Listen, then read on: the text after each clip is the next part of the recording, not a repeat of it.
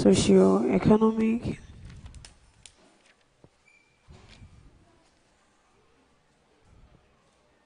and political environment is vulnerable.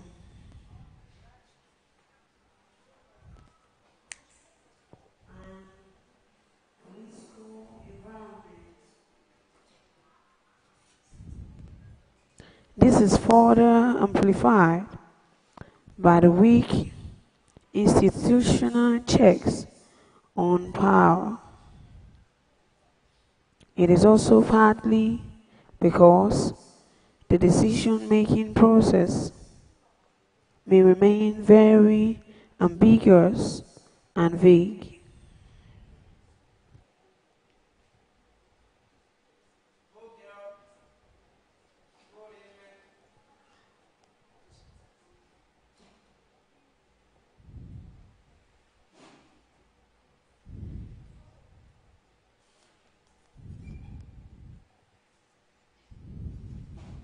Unlike in an accountable government, where corruption is expected to be absent, corruption still strives.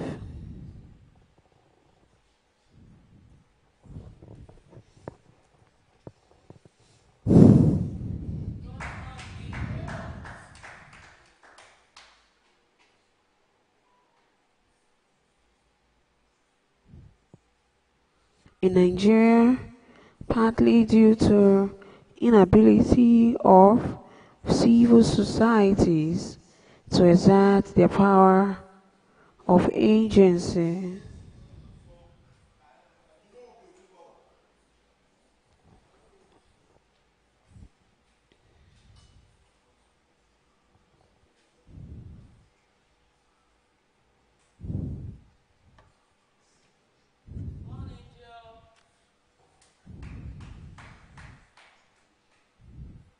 Inequalities in distribution of wealth,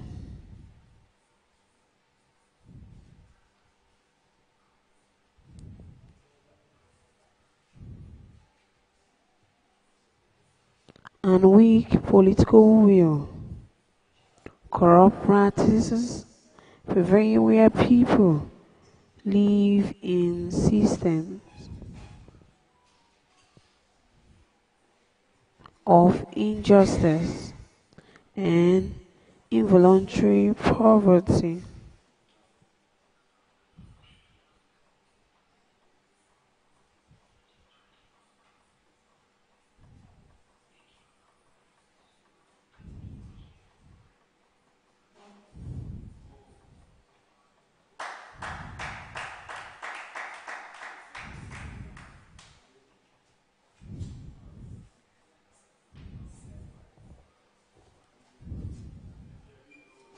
Corrupt practices prevail where people live in systems of injustice and involuntary poverty.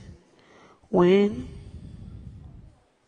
leaders are not accountable to the populace, when value, morals,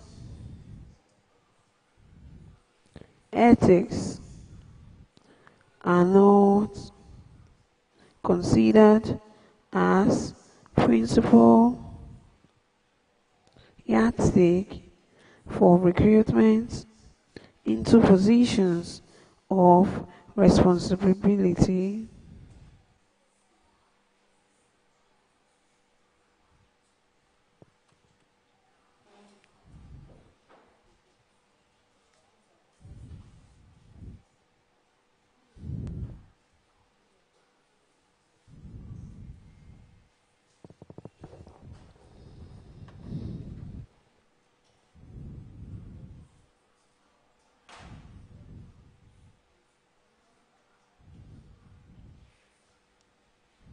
Well, when value, morals, ethics are not considered as principal yardstick for recruitment into position of responsibility.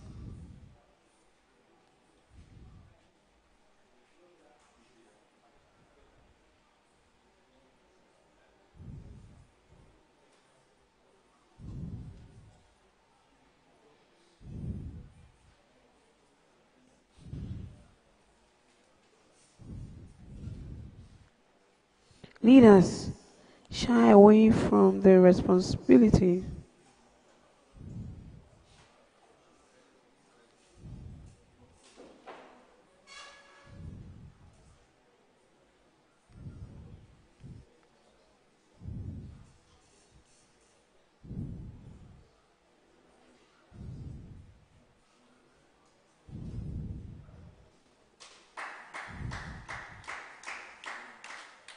They are meant to shoulder, forgetting that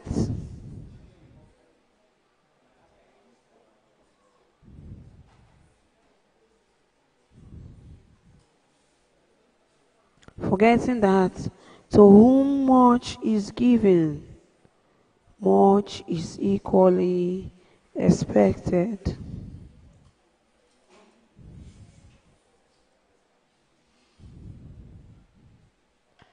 Through the vein of an average Nigerian Matthias Okoye Oyoyo 2008, the system has made it that corruption is enticing and attractive.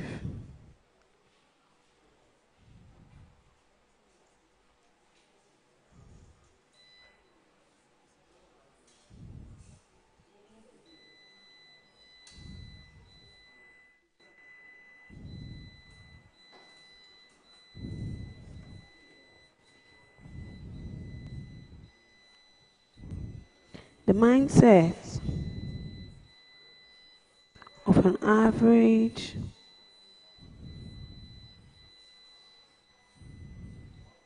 Nigerian is susceptible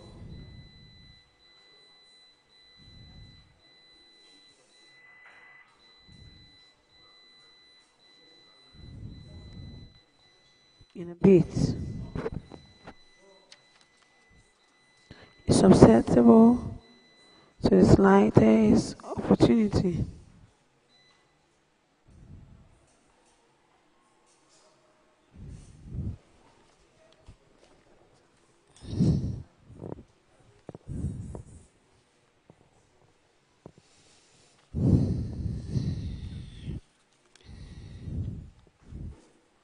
Well,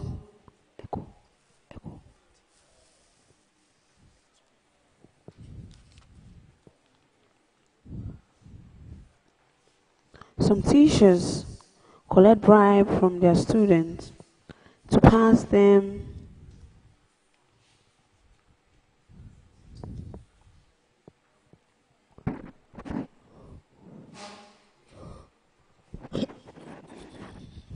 students students want to cheat.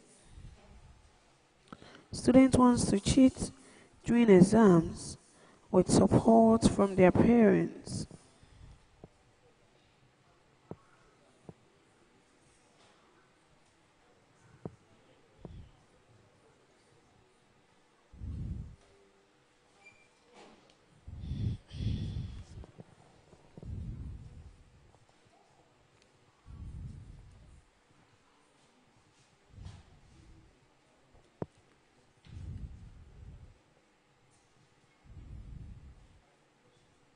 Students want to cheat during exams with support from their parents.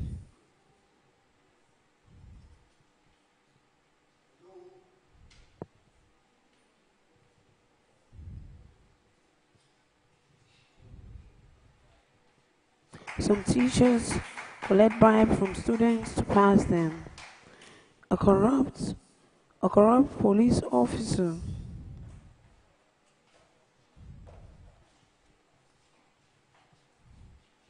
would prefer to collect bribe from a taxi driver with an overloaded vehicle and risk the lives of innocent passengers. Corrupt contractors would rather use substandard products and materials to construct roads or public buildings that will collapse after a few months and pose a danger to the public, most of the state-owned textile company in Nigeria don't exist anymore. The refineries are in state of coma, while long queues continue to bring untold pain to our citizens.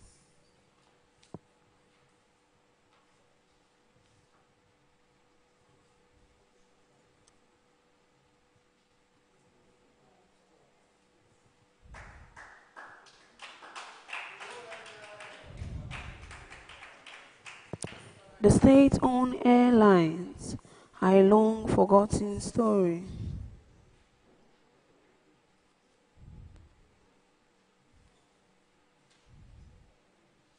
Why?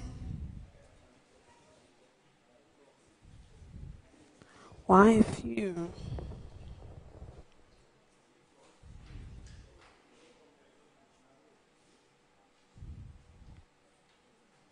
Why few privately managed aircraft are Tokumbo planes?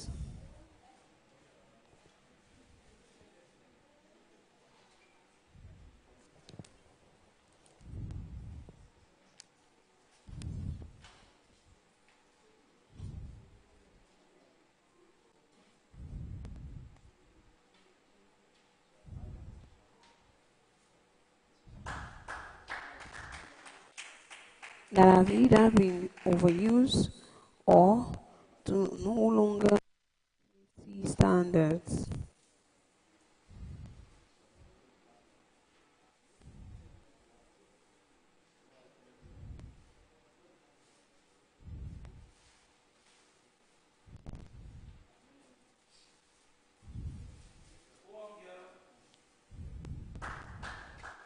In Europe and America, these failures are owing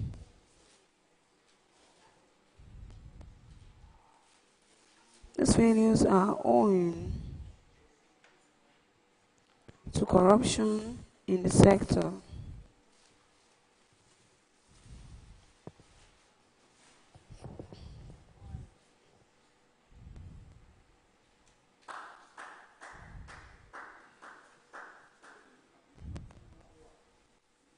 Well,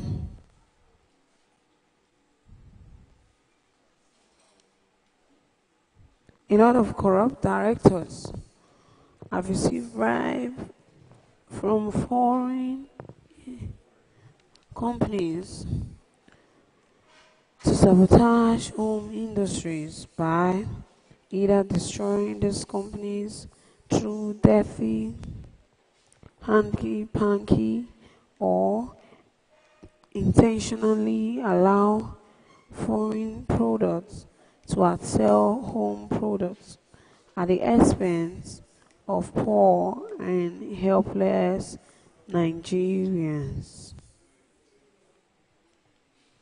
These companies employ an interplay of corrupt deeds.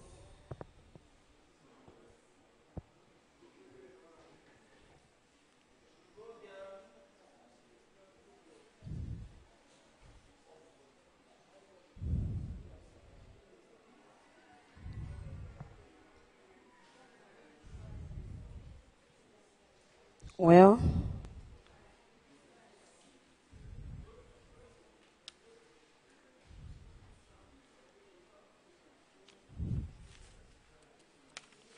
the evils and costs of corruption on in Nigeria. Contemporary Nigeria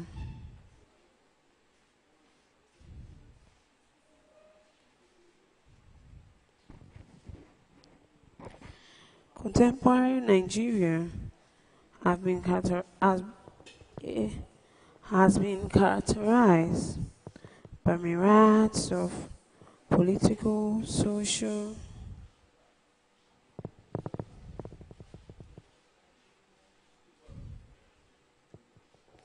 an economic problem.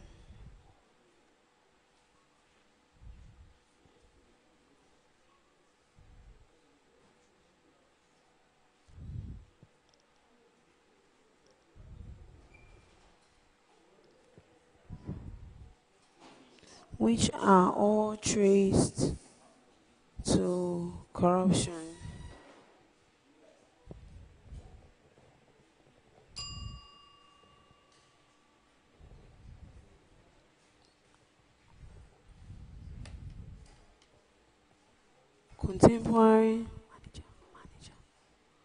Contemporary Nigeria has been characterized by mirage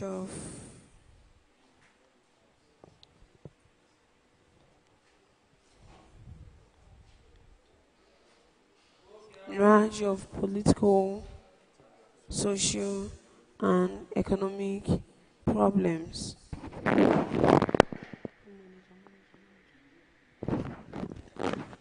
And economic problems.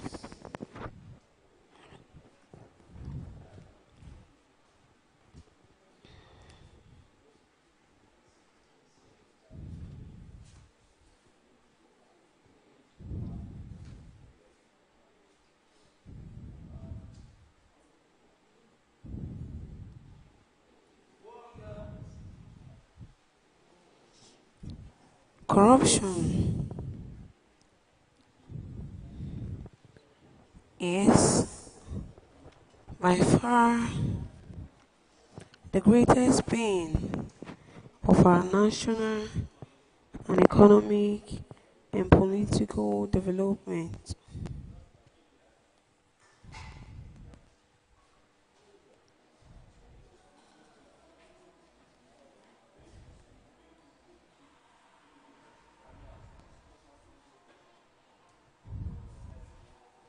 It is a formidable cankerworm that needs to comprehensively address if our country is to regain health and begin to function maximally for the benefit of the entire Nigerian people.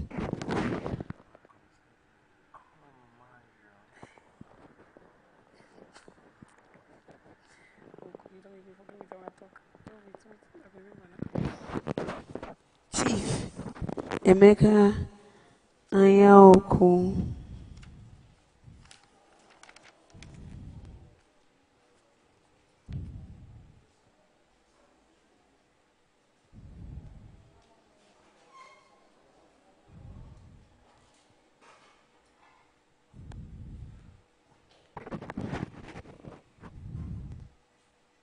Corruption has been the root cause to why millions of Nigerians are living in abject poverty and helplessness.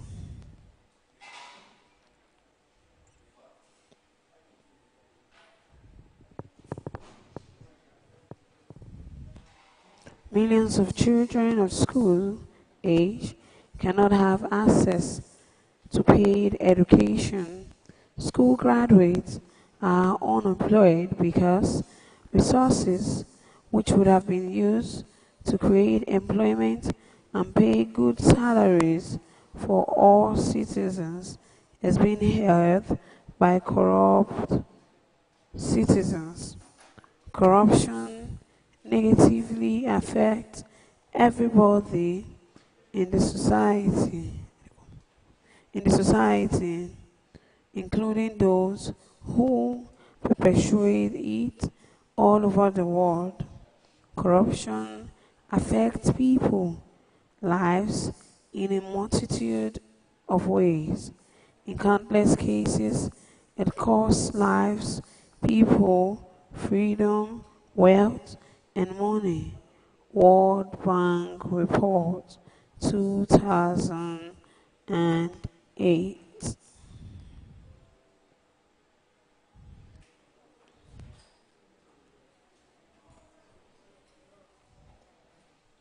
2008.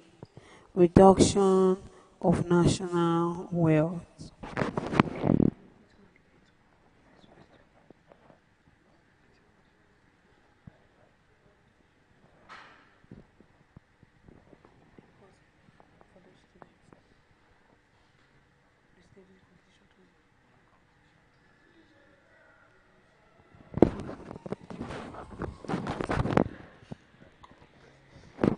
Corruption. Health is wealth.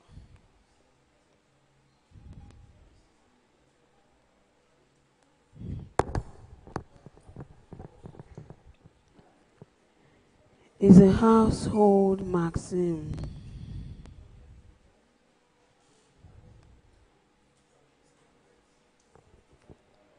Well, thank you. Thank you. Wealth. Mhm. Wealth is a simple way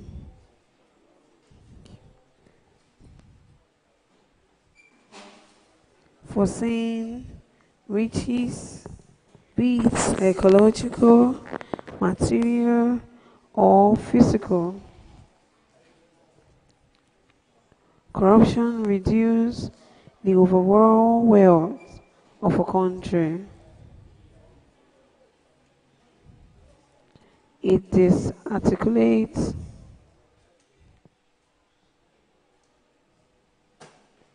the foundation upon which a country and its people can effectively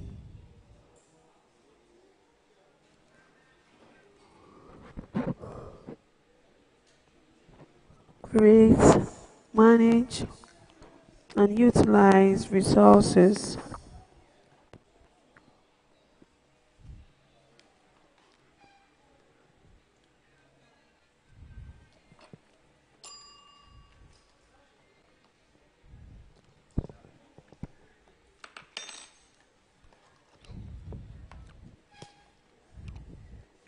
Clean business leads to good records.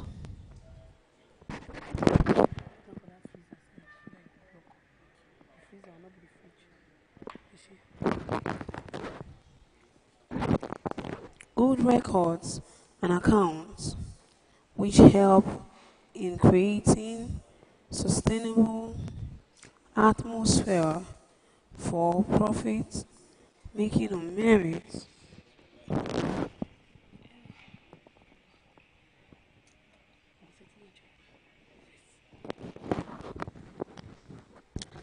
But when business,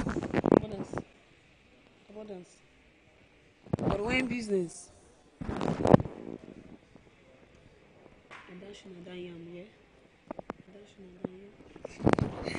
of when business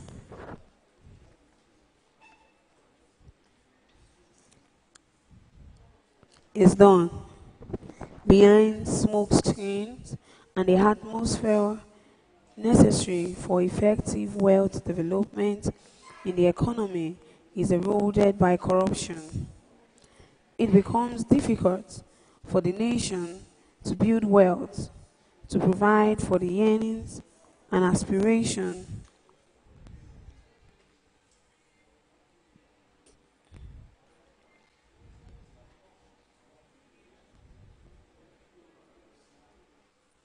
and aspiration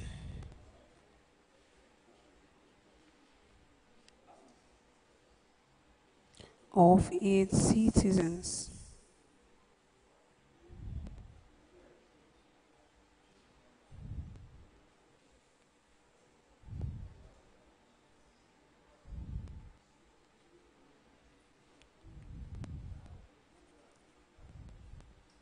When there is corruption in a society, the bulk of wealth meant for development is stolen away by corrupt citizens.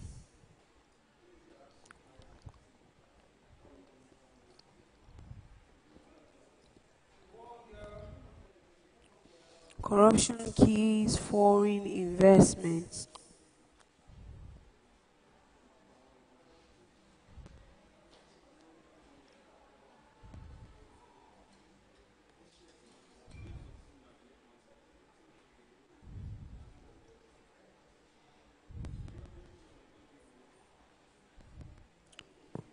Corruption kills foreign investment. Why has the foreign exchange earning of Nigeria decreased over the years?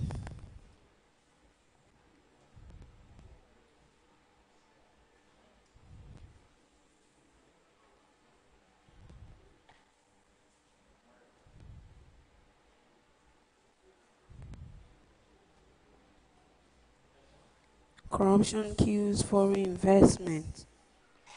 Why has the foreign exchange earning of Nigeria decreased over the years? Why are there just few foreign investors in Nigeria as compared to countries like Morocco, South Africa, Egypt? The answer to these questions are crystal clear. When there's corruption in any country, foreign investment is driven away. Corruption makes the economy porous and vulnerable to high risks, uncertainties, and distrust. Investors don't want to invest in an environment where they cannot forecast the future of their business.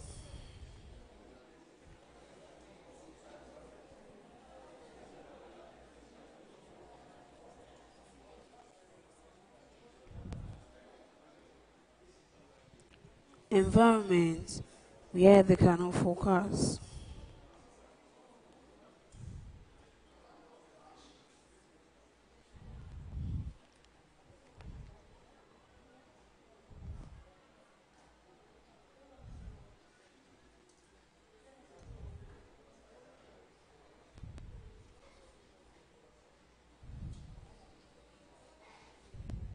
The future of their business.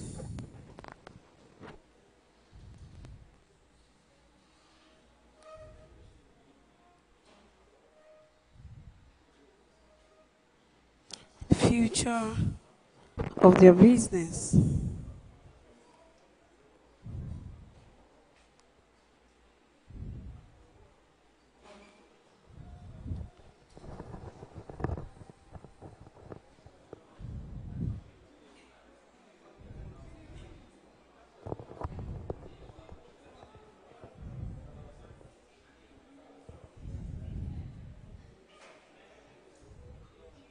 The future of their business with utmost certainty and, of course, assurance. Corruption creates a suspicious business climate that discourages investors.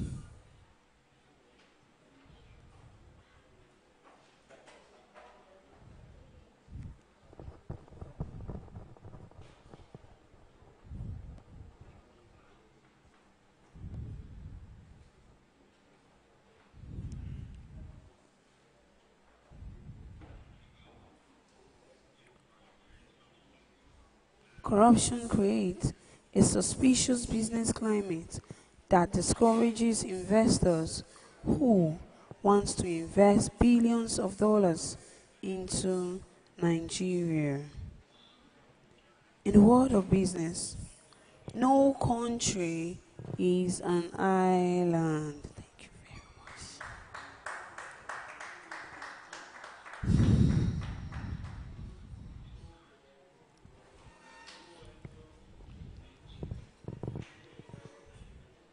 The more there is a corrupt-free climate in this country to lure investors, the more Nigerian gains. It is obvious that youth gain employment each time new companies spring up in Nigeria.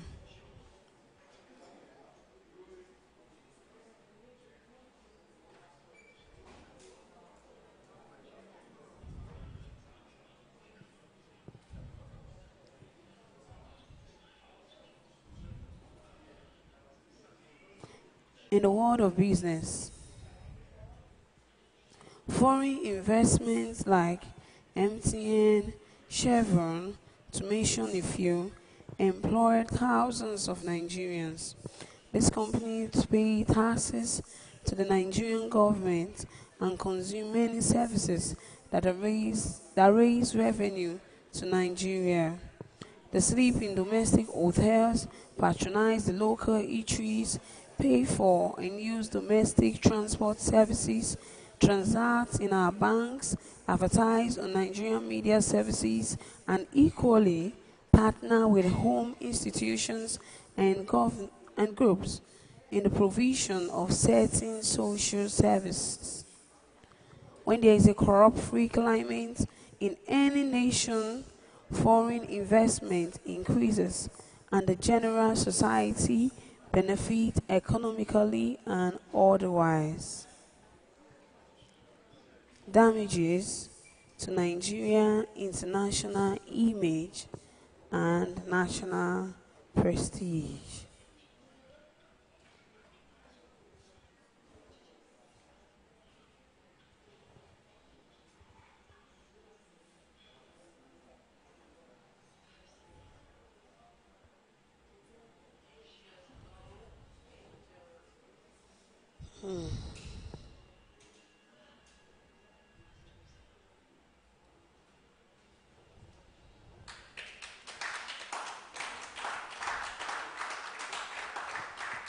No country is an island.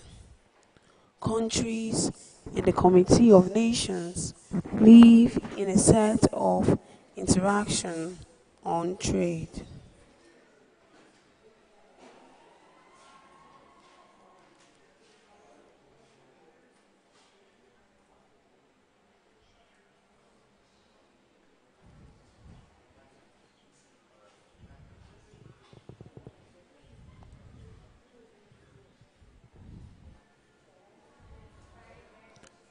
Countries in the Committee of Nations Countries in the Committee of Nations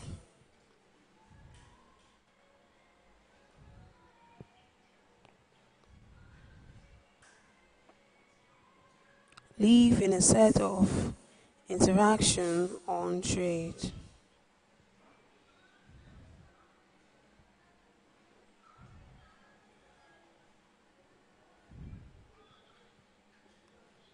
Well, technology, culture, tourism, sports, and entertainment. Because countries want to live in harmony.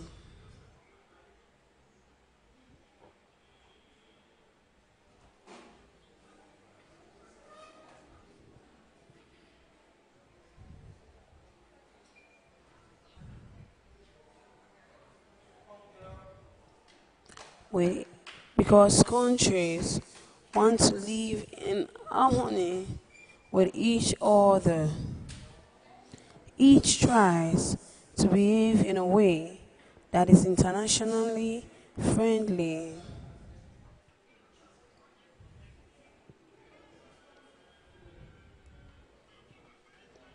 That is internationally friendly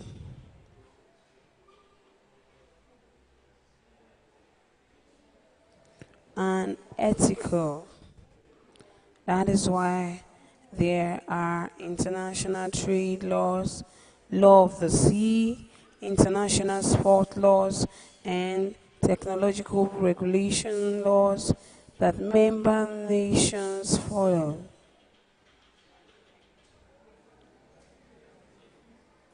In fact, nations have to meet standards in order to gain international respect and dignities.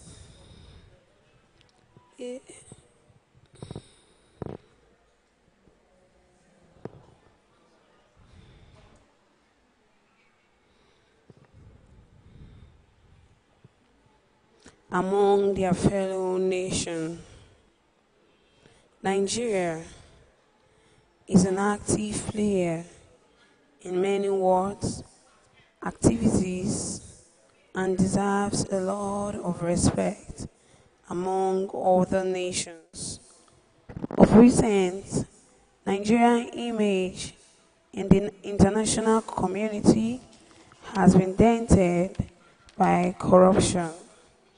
Nigerians face embarrassment at airports around the world because of corruption.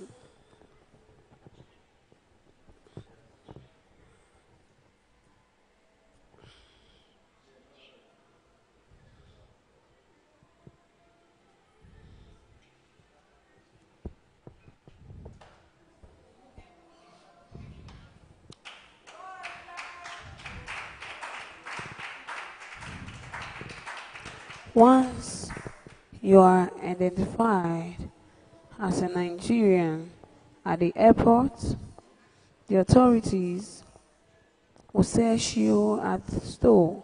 You are a criminal.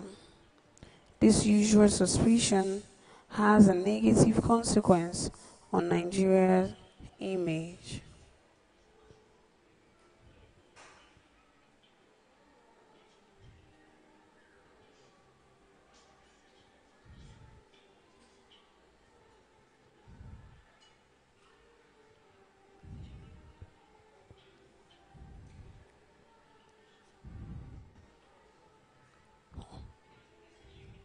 The involvement by corrupt Nigerians in crime like drug trafficking, human trafficking, and 419 activities has contributed in destroying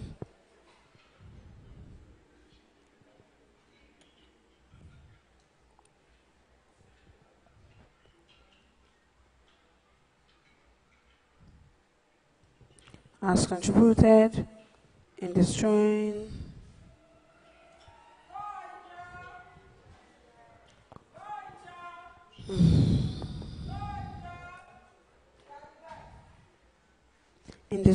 Nigerians' prestige abroad.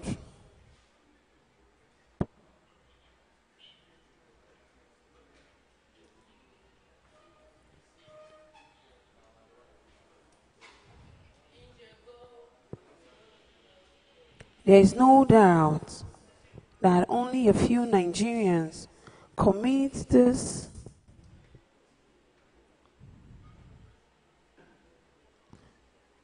corrupt act, but they all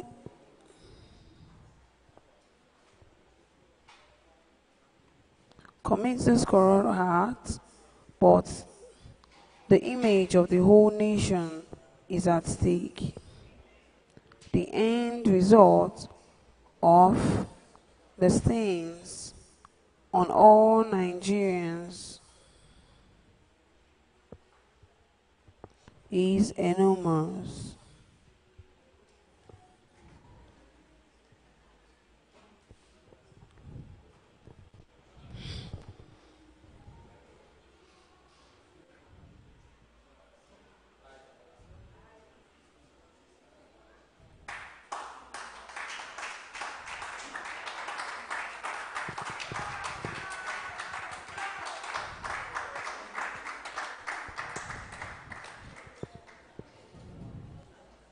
Innocent Nigerians are pointed bad fingers everywhere.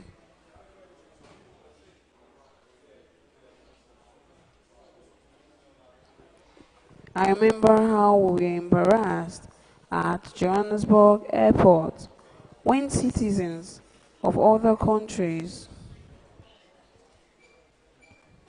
were allowed to board straight, but we from Nigeria had to be delayed at a secret room at the boarding where we were stripped almost naked, searched and questioned as though we were criminals.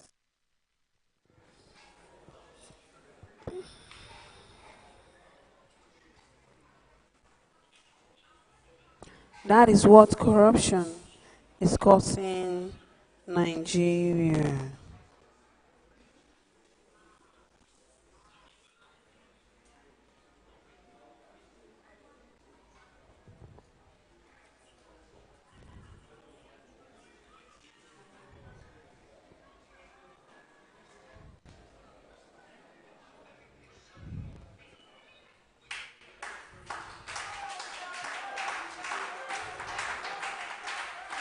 It undermines the contribution of great Nigerians to global technology, economy, and intellectual advancement.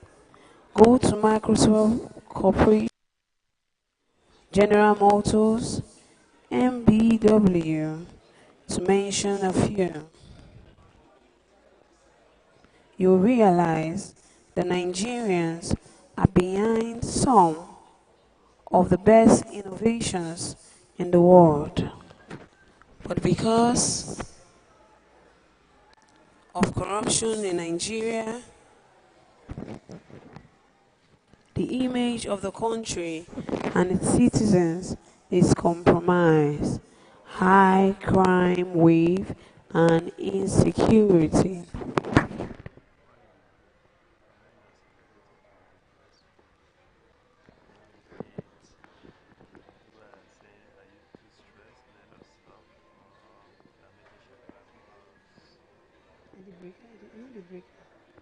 Because I know the rushing. I have 30 seconds in between one word I'm saying. I know the nonsense. I don't need to run. How can I guide the watch this thing? The guy will collapse. High wave, high crime wave, and insecurity.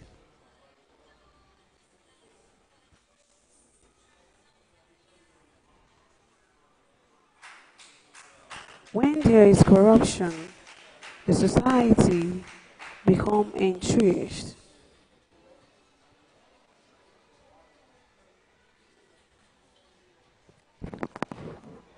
When there is corruption, the society become entrenched.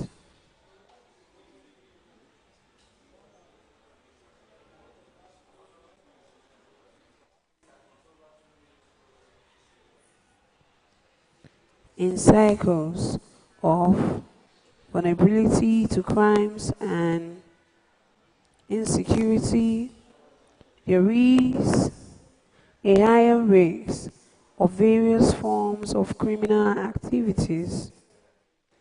Armed robbers with sophisticated guns attacks travelers on highway and homes around the country.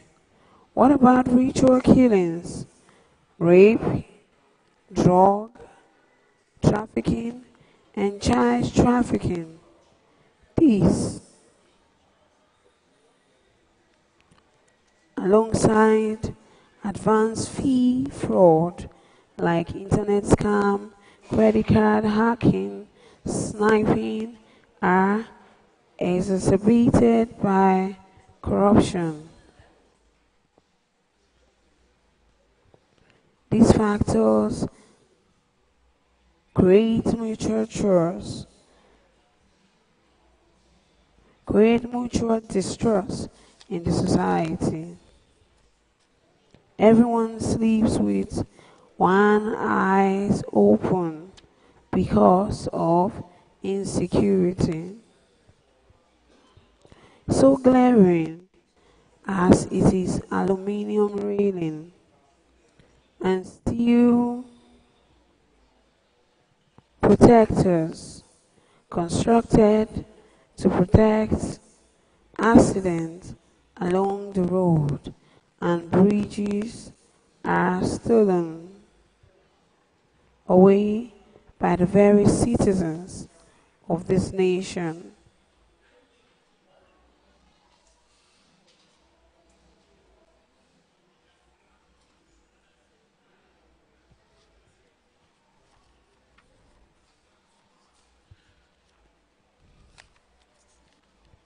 Drainage English covers are stolen away.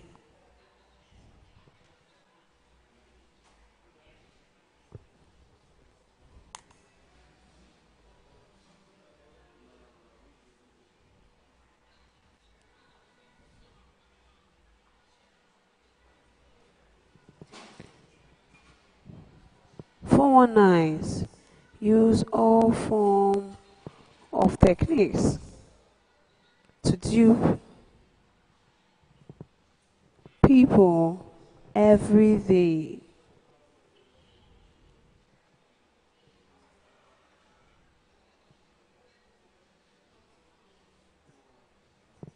People must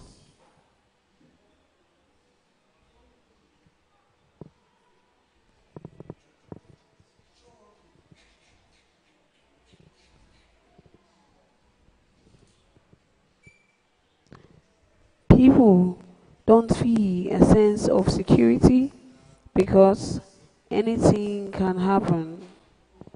Kidnapping,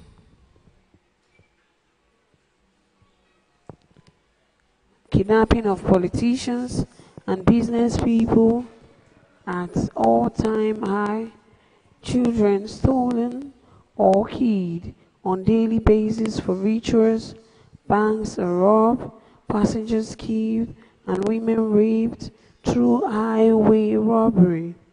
Nobody feels safe in their own country. This disorganizes the society and makes survival very uncertain.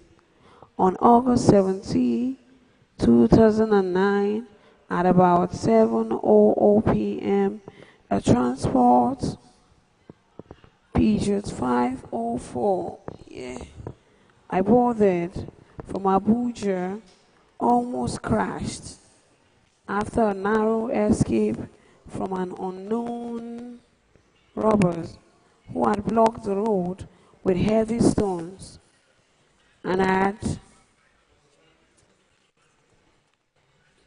storms of trees near the NYC orientation camp.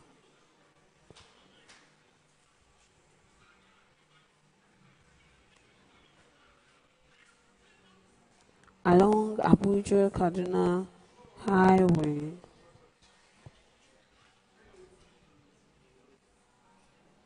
The shocking issue is that a police car was just about a kilometer to that point. This scenario shows how corruption has damaged Nigeria.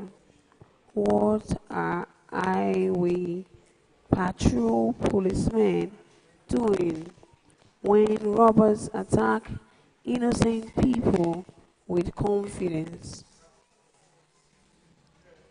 Free survival of corrupt practices create free environment for crime to flourish.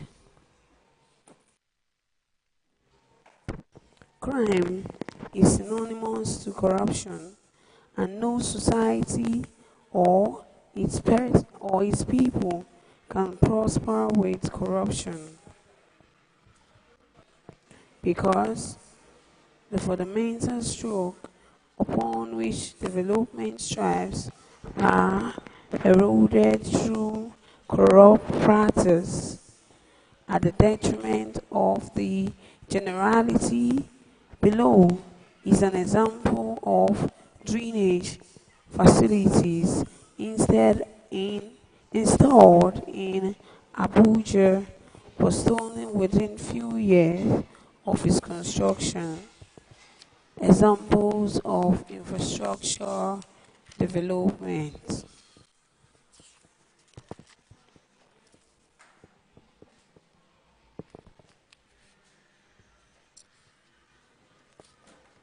Poor electricity supply.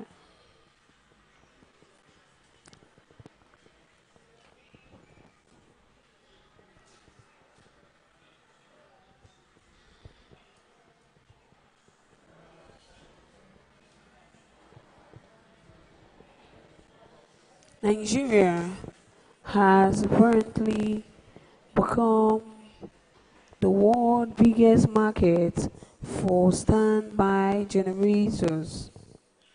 There is, however, no doubt that corrupt individuals vandalize the power-holding corporation of Nigeria high and low voltage cables, aluminium and copper conductors, either to say in black market or sabotage the industry to promote the sales of standby generators. Today,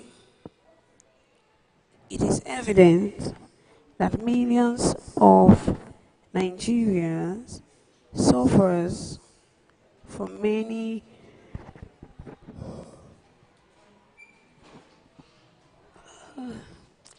from many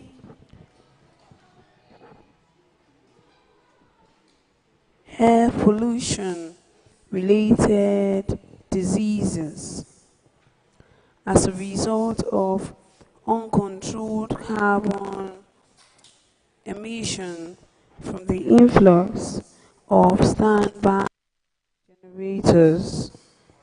Who is to blame? PHCN is to blame for failures to deliver its duties.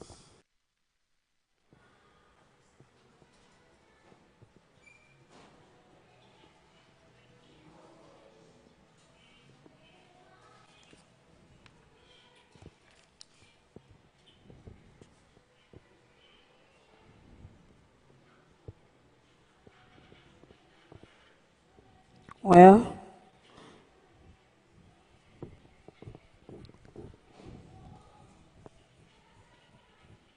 today it is relevant that millions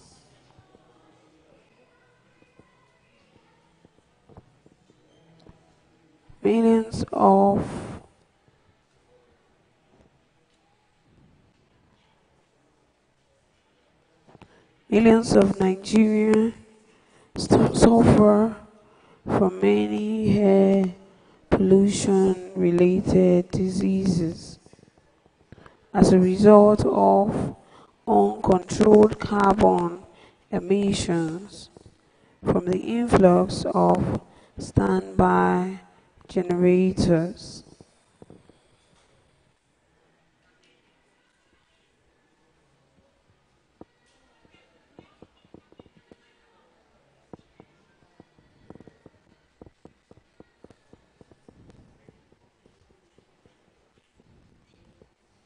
Well, who is to blame? PHCN is to blame for failure to deliver its issues.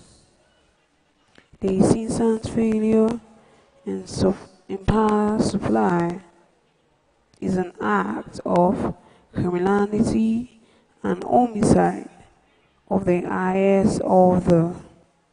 Millions of households cannot make ends meet because electric power, which they depend upon to run either to a copier or a small shop, is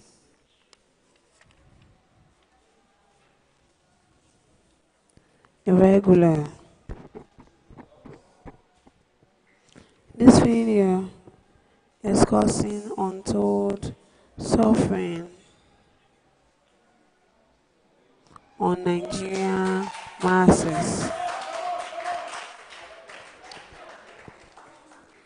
Investors are flying out of Nigeria because of high cost of running their companies on generators. Many Nigerians have lost their lives in hospital laboratories.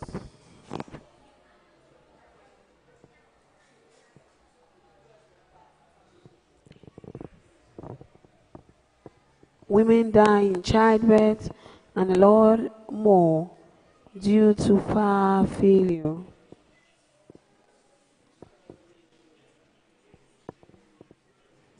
Corruption in the power sector is a sordid story to tell.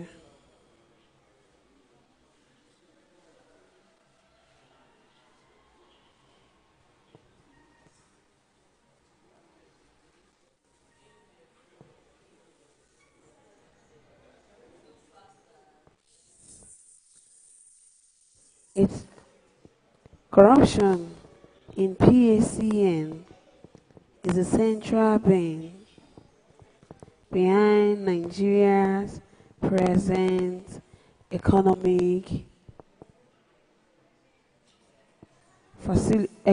woes.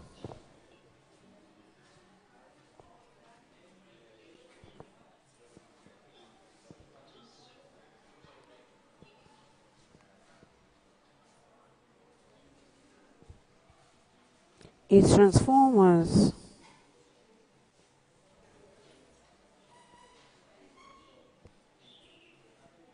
and electric facilities are abandoned in the bushes, making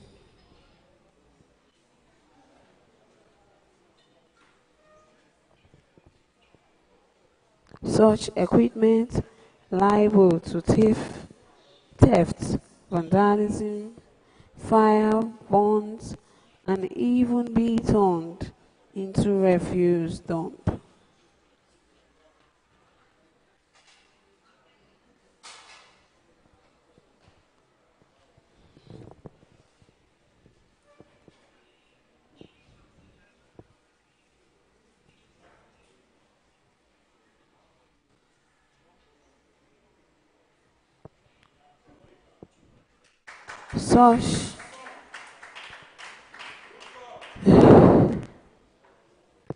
Such neglected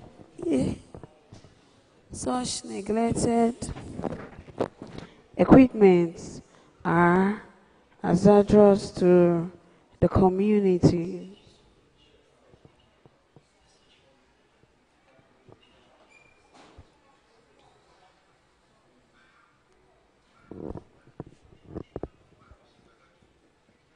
Their properties worth billions to the nation being neglected by corrupt Nigerians who manage PHCN.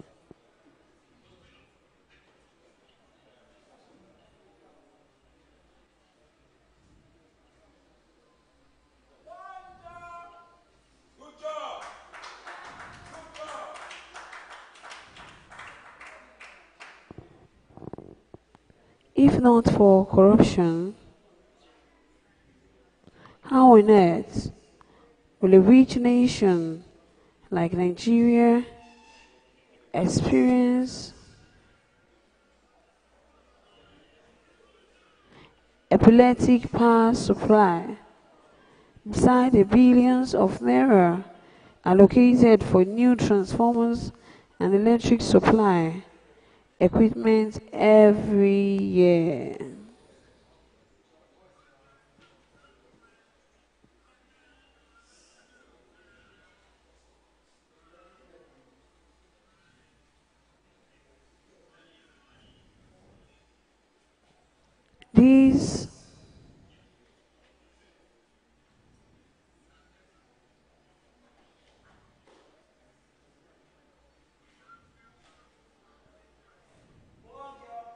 These products get bad in a short time,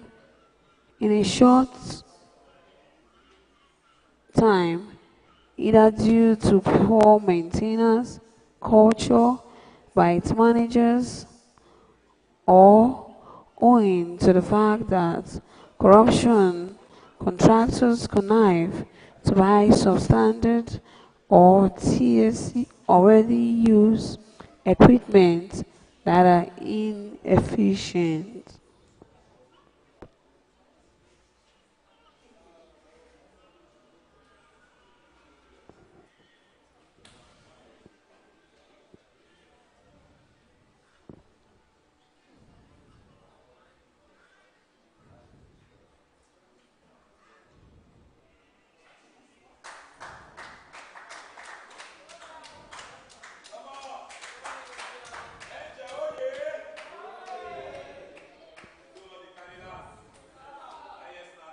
No economy, no matter the intellectual prowess, are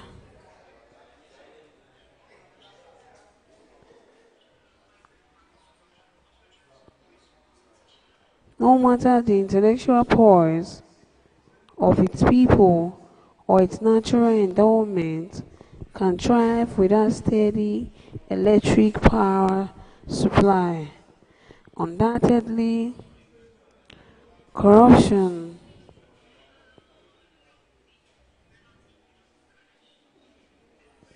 undoubtedly, electric power supply is the backbone of any great economy. The absence of steady power supply in Nigeria is causing the country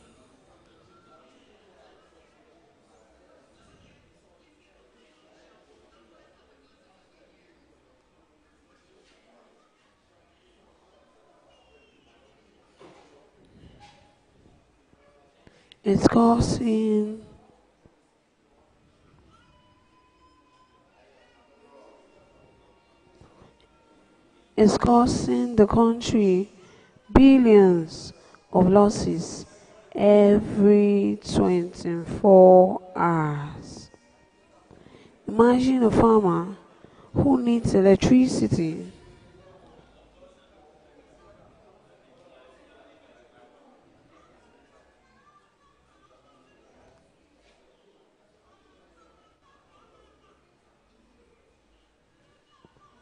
who needs electricity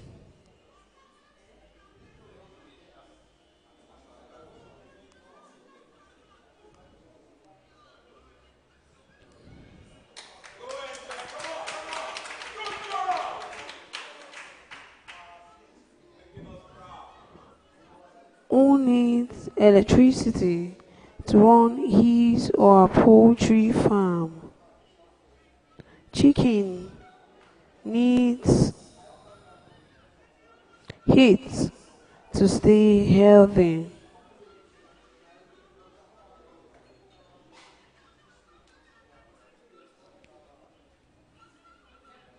What will be the fate of this farmer who does not have access to steady electricity and cannot afford a standby generator to run his business?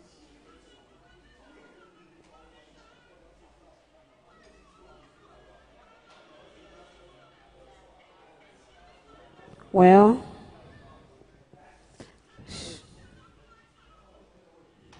he or she is bound to stay out of business.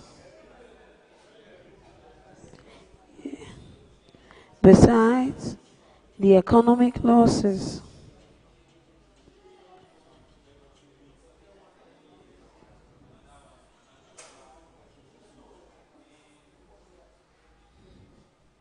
besides the economic losses,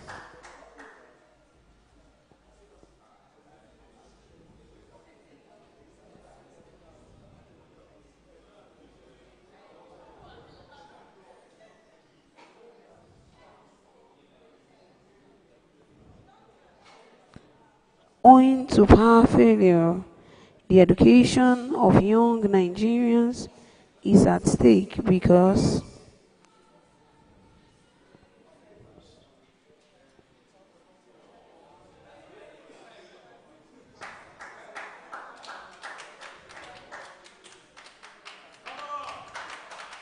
because without electricity, students cannot read or study.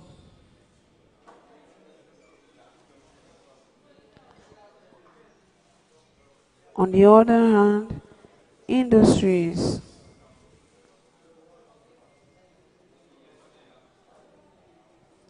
industries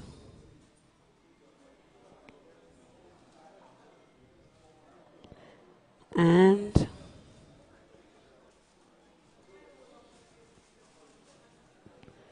industries and businesses cannot operate well.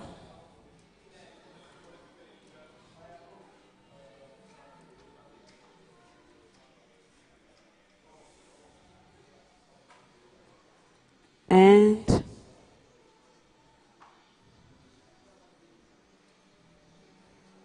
hospitals can perform surgeries.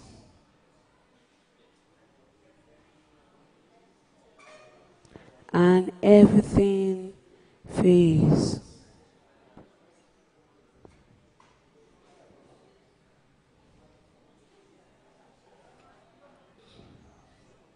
Corruption has handicapped the nation's ability to effectively provide for the needs and aspiration of the citizens, as well attain commensurate development.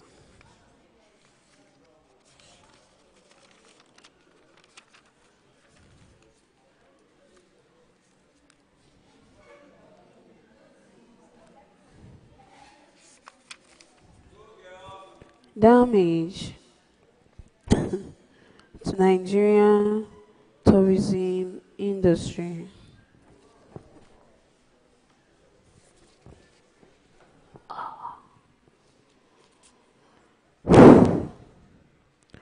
Tourism is a great employer and a source of revenue to many countries.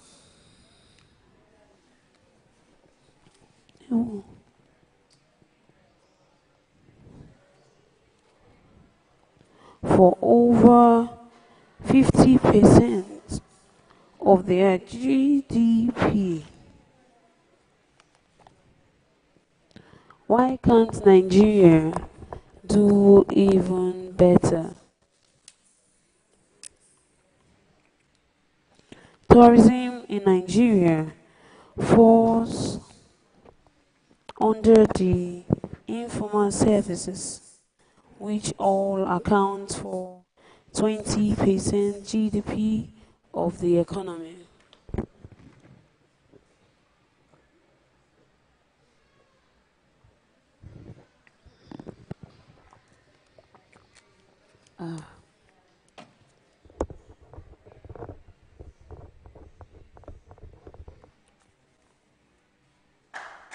A country touristic value is enhanced by its people, politics, culture, and social security.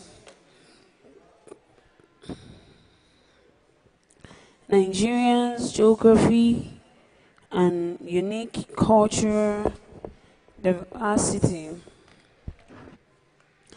is comparative touristic advantage. But good culture, beautiful scenery, and many good things that are known to attract tourists are not enough to invite tourists to Nigeria. Tourists who want to visit a place where their security is guaranteed with armed robbery attacks on our highway, kidnapping, and ethno-religious crises, artificial fuel scarcity, uncontrolled commodities price hike, lost and never found items, poor disposal of debt, unfriendly attitudes towards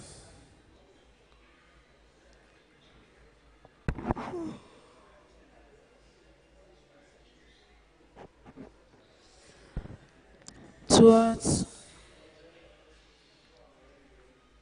unfriendly attitudes of transport personnel and other unethical practices planted by corruption. Damaged this lucrative industry that should create employment for youth and raise income for the economy.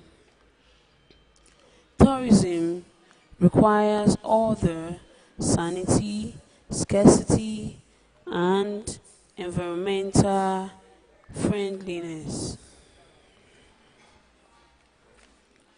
When corruption is absent,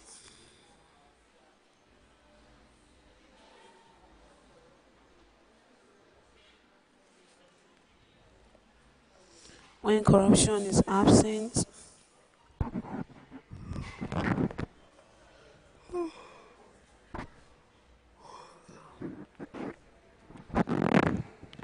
when corruption is absent, tourism flourishes.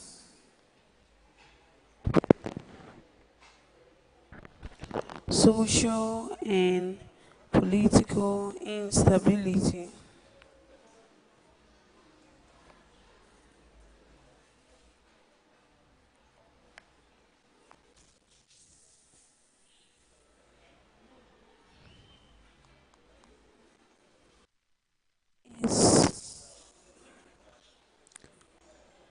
Corruption increases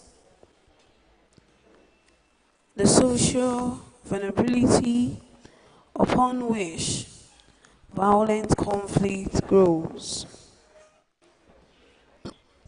When the system when the system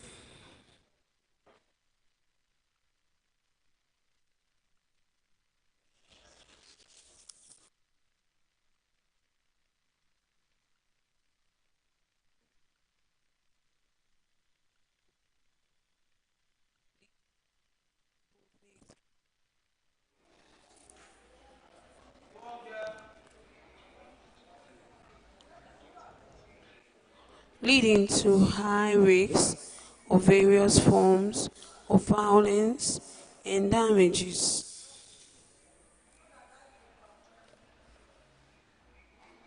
to life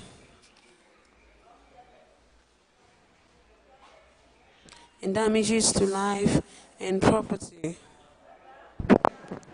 Corruption creates tendencies for citizens with selfish interests to use tribal, religious, and resource allocation issues to fuel instability in the nation. Nigerians have witnessed different types of ethno-religious and resource control related crises which are apparently a result of corruption.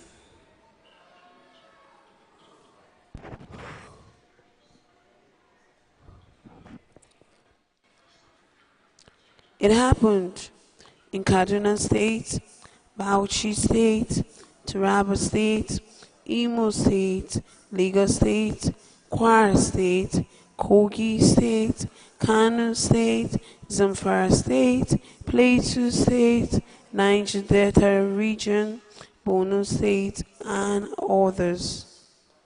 Millions of Nigerians have lost their lives in various preventable violence in this country.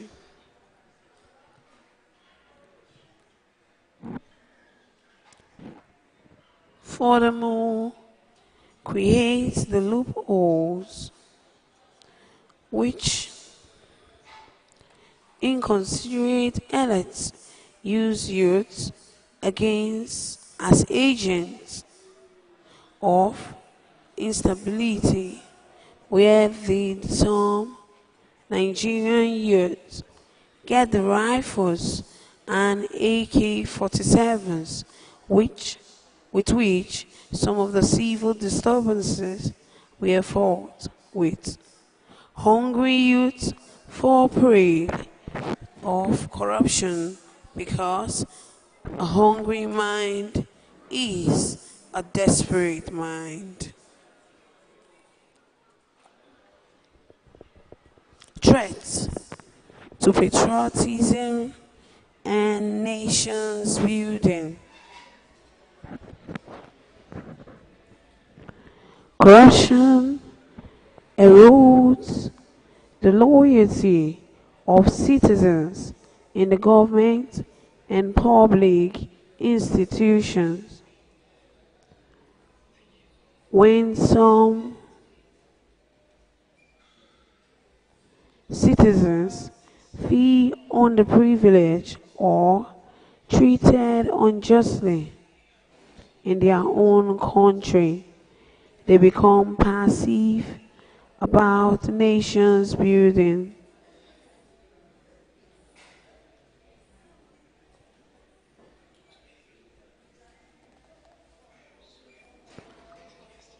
When citizens lack access to basic needs, they become aggressive at government policies. Corruption causes unscrupulous citizens to loot national wealth, and a general sense of frustration and apathy grows.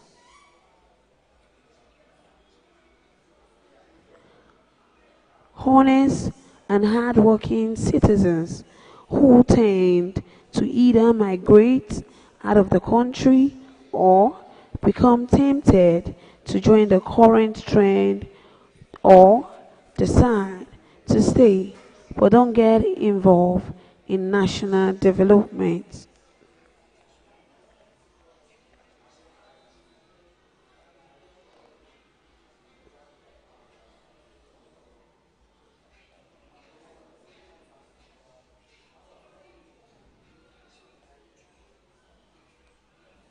When citizens are not patriotic to the nation, there is no mutual love, no dedication to development, no strong will, no enthusiasm, and they turn to neglect government property. For every nation to develop, it needs patriotic citizens. Corruption is a threat to patriotism because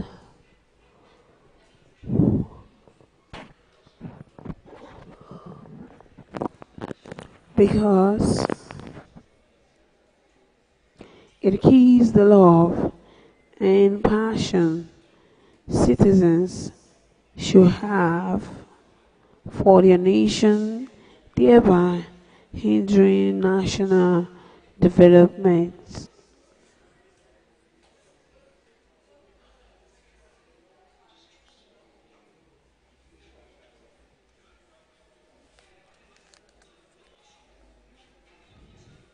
Man by nature is selfish. According to the Marxist, man wants to accumulate too much wealth, security, comfort, and luxuries to gain too much power. But power without limits is chaos, and a commodity without equity is a chaotic one.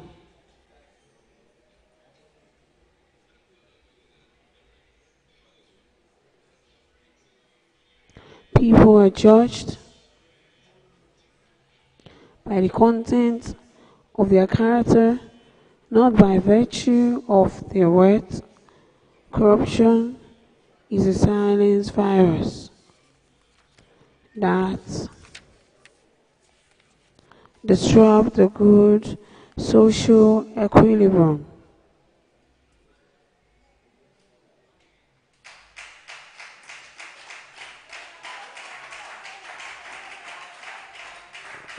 In societies.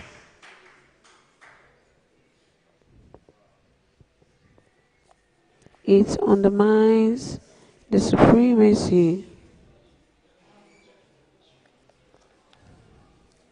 of the rule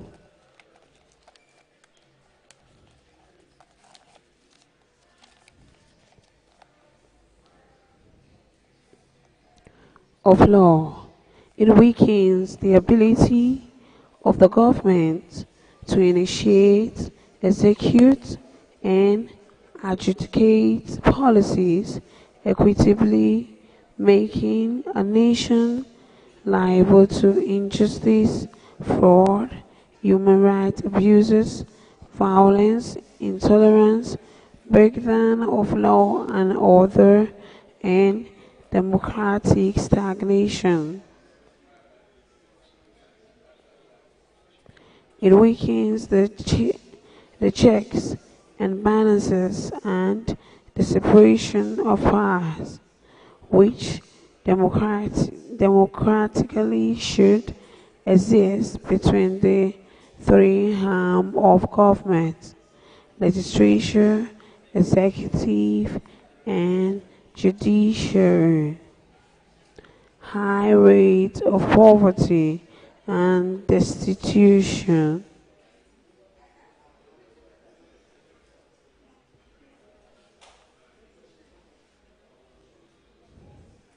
Nigeria is so rich, yet so poor.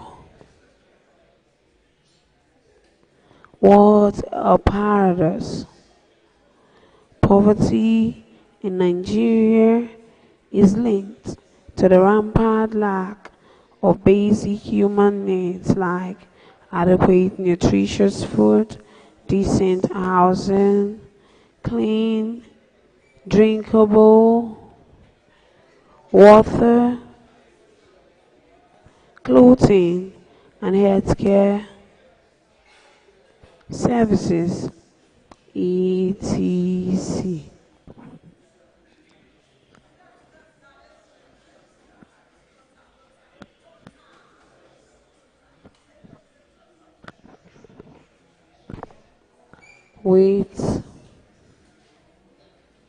With increased rate of poverty, many people become victims of malnutrition and epidemic diseases. Nigerian natural resources are estimated to surpass the wealth of all the nations of West and Eastern Europe put together. By Nigerian is recorded as one of the world's poorest countries. Poverty has brought untold hardship as inflation increases, unemployment escalates, and essential commodities so expensive for low income earners.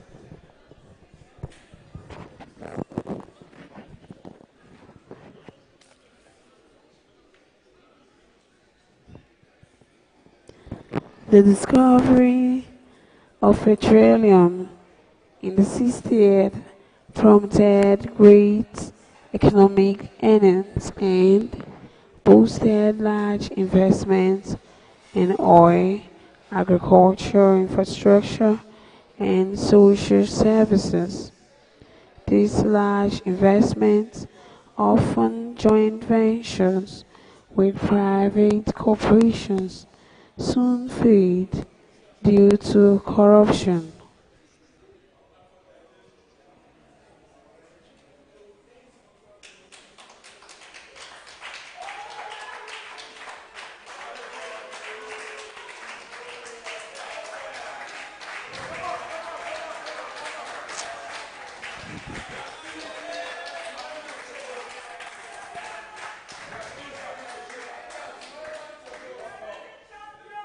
By 2006, Nigeria's gross domestic product (GDP) was $115 billion. The GDP has constantly slumped, partly owing to corruption in economic management and dependence on the oil.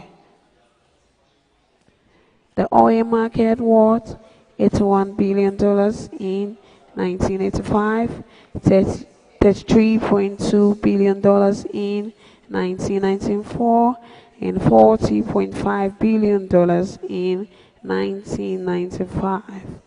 In 2006, Nigerian GDP per capita was only $797, among the lowest in the world.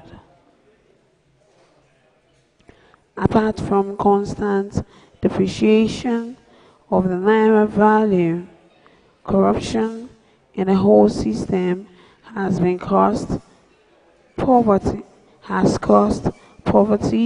to hit Nigeria economy, notably with cutbacks in services and increase in fees for basic goods and services.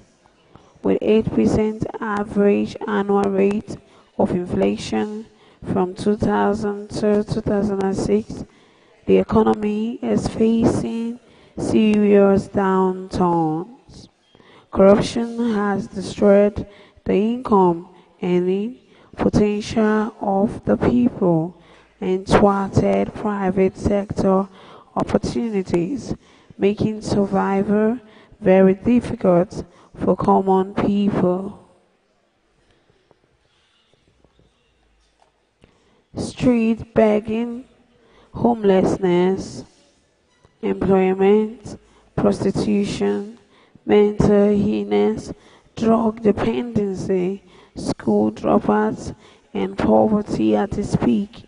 Poor parents cannot afford food for their children, not to talk of paying school fees.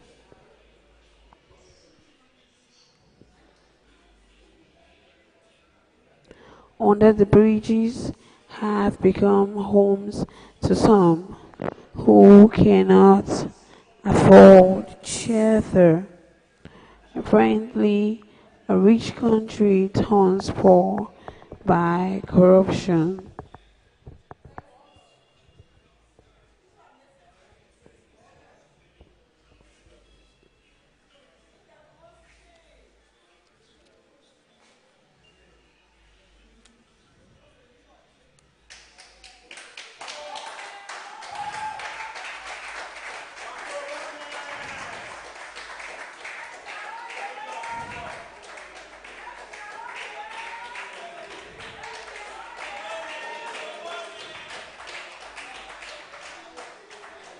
Without doubt, wasteful national spending. Without doubt, corrupt practices distort the way government uses its money. Resources which the government can judiciously use to initiate and execute new developmental projects for its citizens are otherwise used to repeat failed projects.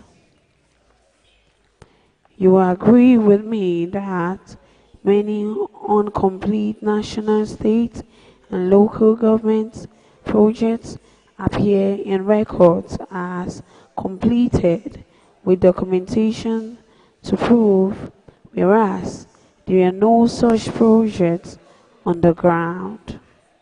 This is because some projects were executed by corrupt contractors in partnership with corrupt directors, where a director awards a contract to his or her company,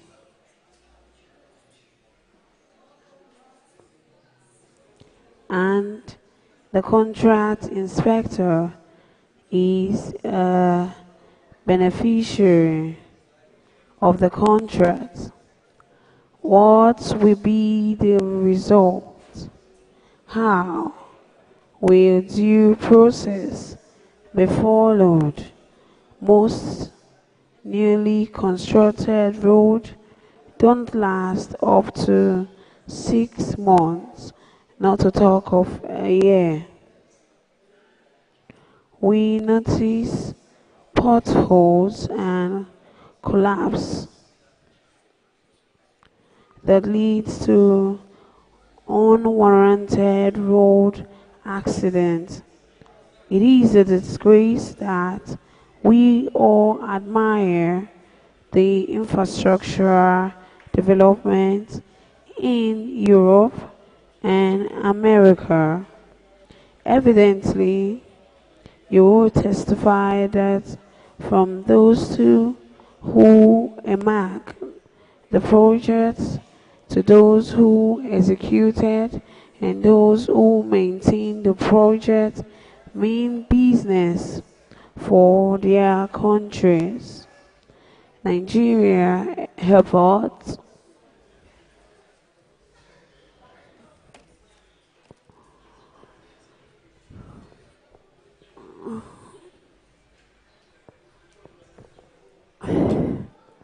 Nigeria airports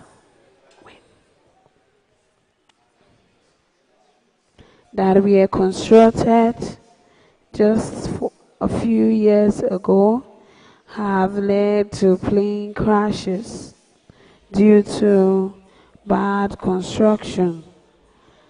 Look at the statistics of deadly accidents on the Kaduna Benin Garrick Highway to Lagos, Enugu Port Harcourt Highway, Kefi Lafi Akwanga Makurdi Highway, Kaduna Bauchi Gombe Yola Highway, to mention just a few.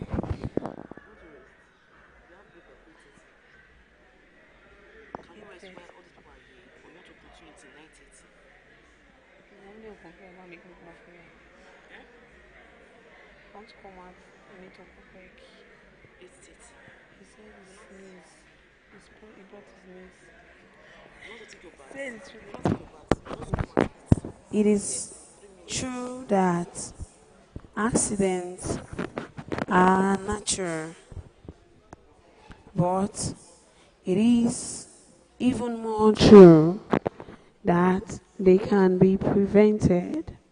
The high rates of accidents on Nigerian highway are a result of poor planning of the roads, poor construction, poor maintenance, reckless driving by road users, and poor implementation of highway laws. Money that ought to be used to construct new roads is being spent to repair badly constructed ones.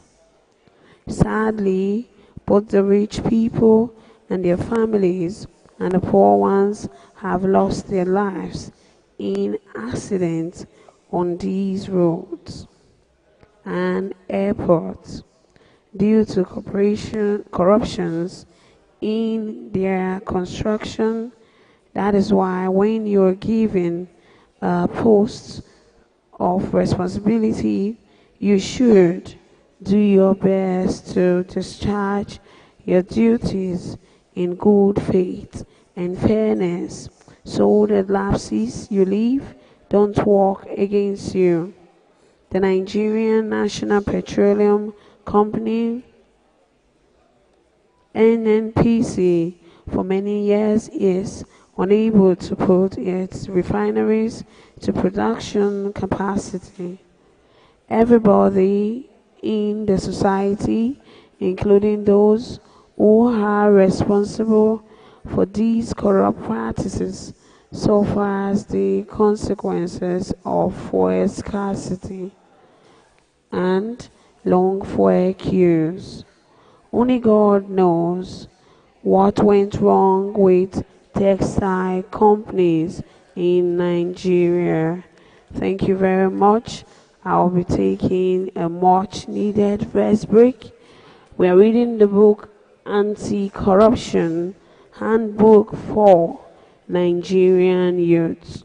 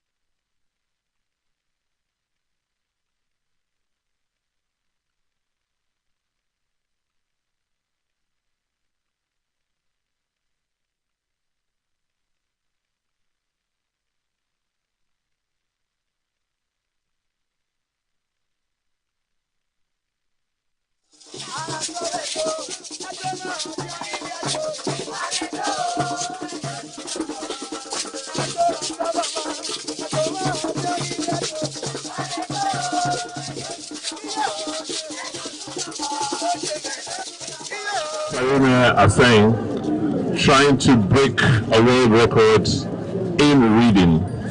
It just ties in with what we have preached and the work we have done over the last 7 years in Edo State, trying to reenact education, particularly basic education, trying to develop a reading culture for our young ones and children in this state. To see one of them now taking it to another level, to try and get the world to see how well Edo young people are doing, how aspirational they are, and how competitive, globally competitive they have become. I believe that there can be no greater reward for our administration than what this young lady is doing, and so we are here to support her, and I want to ask all of you to support her because she's going to break the world record in she has broken the world record in reading, and what a record to break. And here we have Professor Damas Woko. Most of you may not realize he's one of Africa's greatest architects today. One of his seminal works is the Bakenzwa Cultural Center, which is one of the 1001 buildings you must see in this world before you die.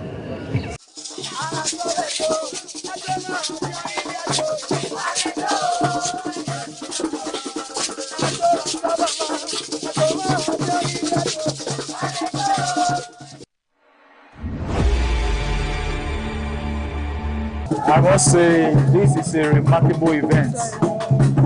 We know there have been a lot of records breaking. For this kind of record, the kind of record that we've never experienced before in Edo State. So I'm so happy that we have an Edo indigene who wants to break this record. As of now, she has already broken the record. And I believe other people will still come to break his own record. They will not be saying he has set a record that somebody else has broken. So we believe that after today, most people will want to emulate this kind of record. I'm Honorable Bright Iyamo, member representing Osariemen Asein constituency, Edo State House of Assembly. Thank you.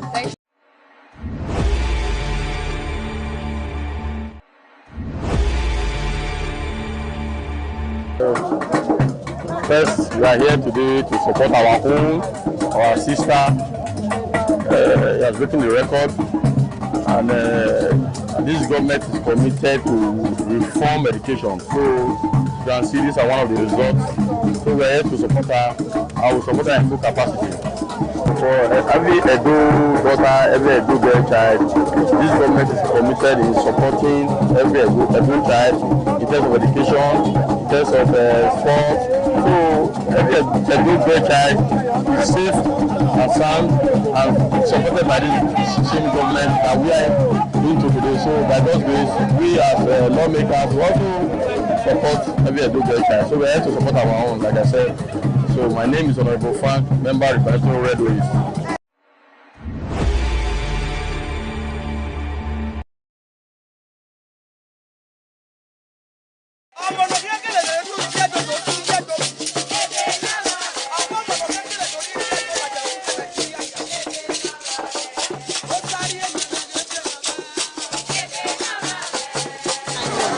You see where we don't get for education now. Some years ago we did number 28 for Nigeria. Now we enter number 1. And so we take and go number 1 for Africa and the world. You know, we get to educate ourselves to Edo State so that the new business we will bring come, they will find skill. Anybody where they do business for Nigeria will find skill inside Edo State. And so education now the number 1. Anybody where they be educated, you won't be ignorant, you will know work, you will know book, you will fit talk well, you will fit argue, you will fit think. Now education they move everybody to the next level. Now education carry all of us this way we say. So that education, we don't go joke with that. We cannot joke with it. So where we deal with education now, we go improve them. Our universities, all the 3 universities we get for the state, by God's grace, we go even raise them to higher standards.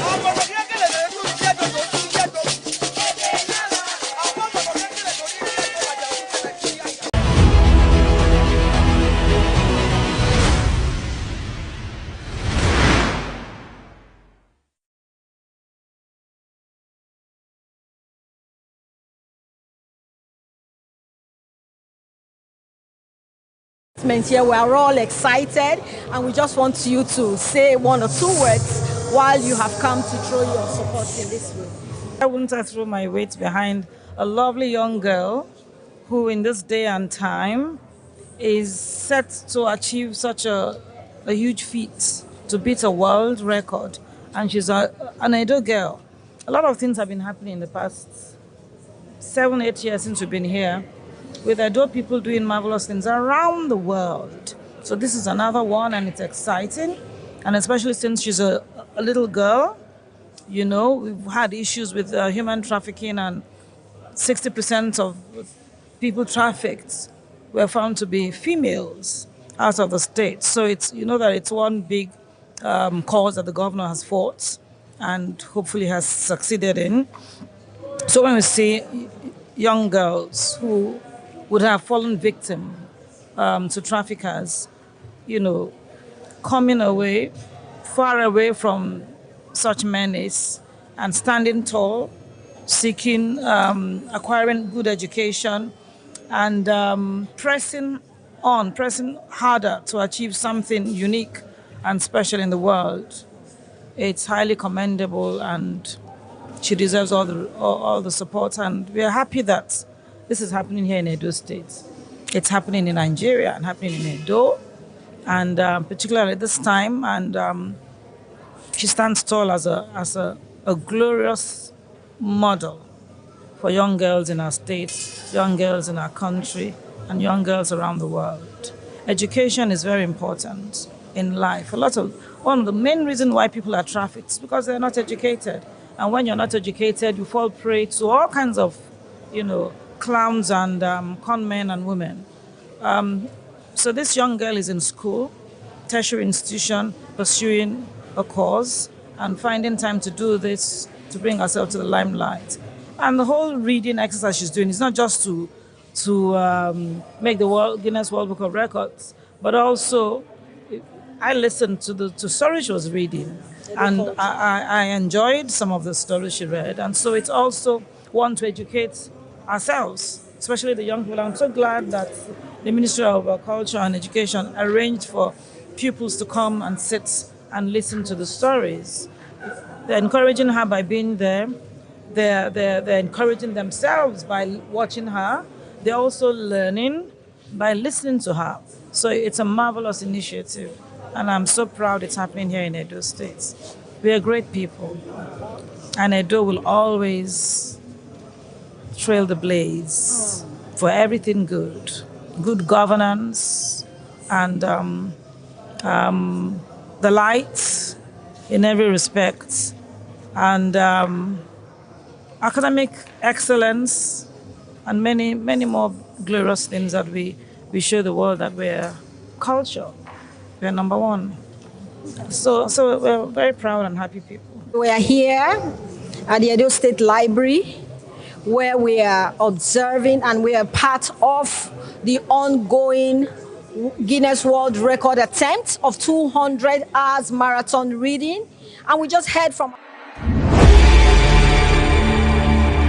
My name is MC Casino, aka Olino, the only words of wisdom comedian of the Federal Republic of Nigeria. I'm a comedian, content creator, master of ceremony, and also a showbiz personality.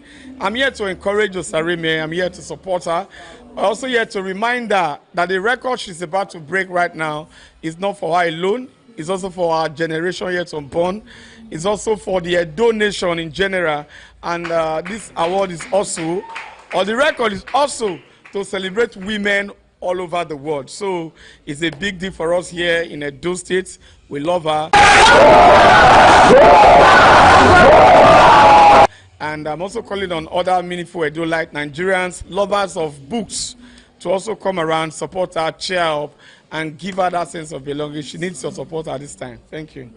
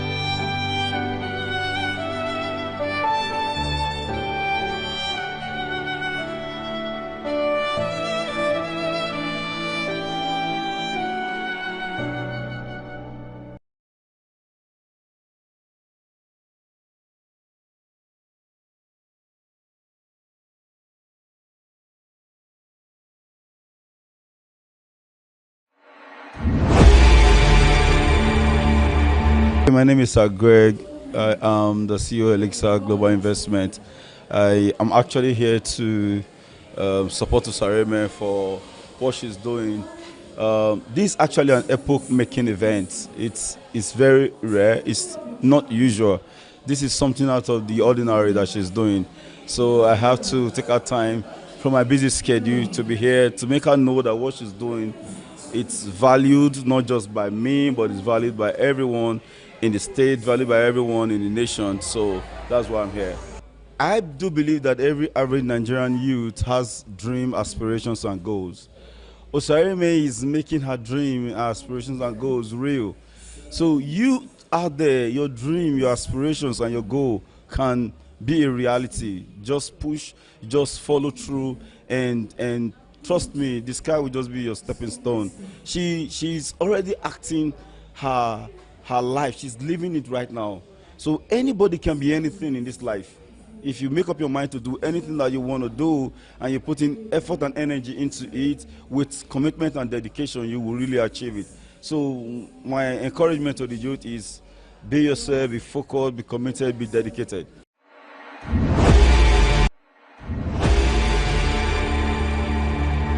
I must say this is a remarkable event. We know there have been a lot of records breaking. For this kind of record, the kind of record that we've never experienced before in Edo State. So I'm so happy that we have an Edo indigene who wants to break this record. As of now, she has already broken the record. And I believe other people will still come to break this own record. They will not be saying he has set a record that somebody else has broken. So we believe that after today, most people will want to emulate this kind of record. I'm Honorable Bright Iyamo, member representing Osariemen Asein constituency, Edo State Assembly. Thank you.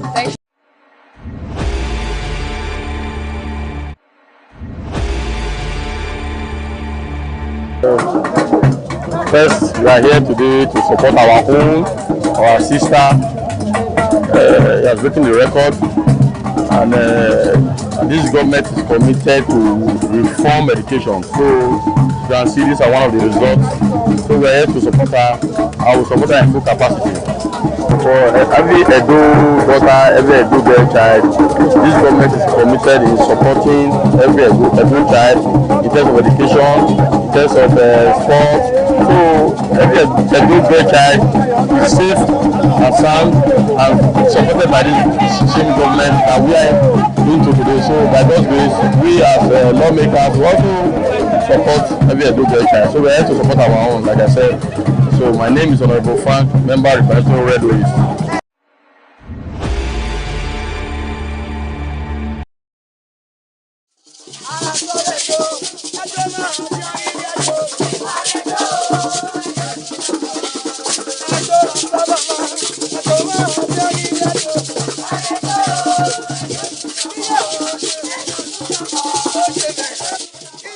Osariemen Asein trying to break a world record in reading. It just ties in with what we have preached and the work we have done over the last 7 years in Edo State, trying to reenact education, particularly basic education, trying to develop a reading culture for our young ones and children in this state. To see one of them now taking it to another level, to try and get the world to see how well Edo young people are doing, how aspirational they are, and how competitive, globally competitive they have become.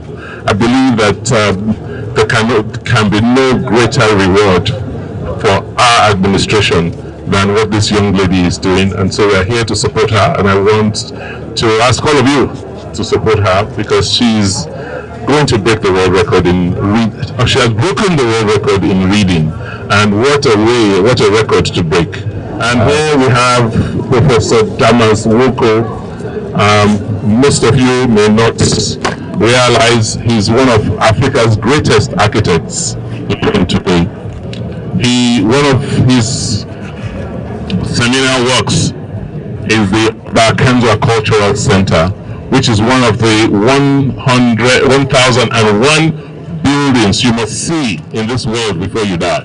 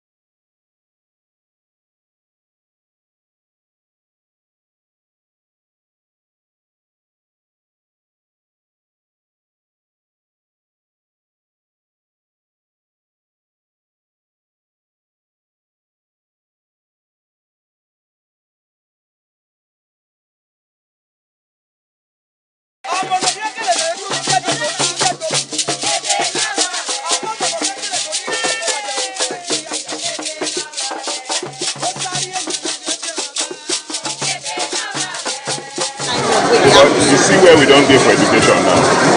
Some years ago, we did number 28 for Nigeria. Now we enter number 1. And so, we go take and go number 1 for Africa and the world.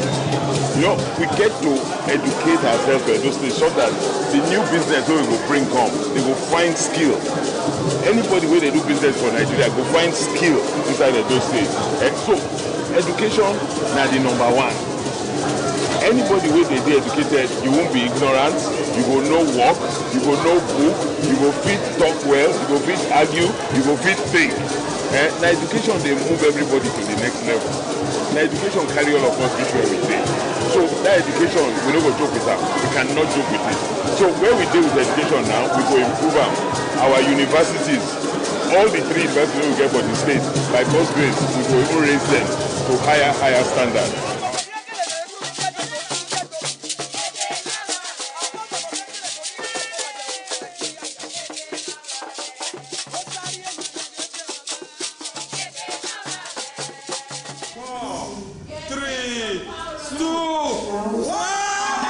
Ancient city is calling.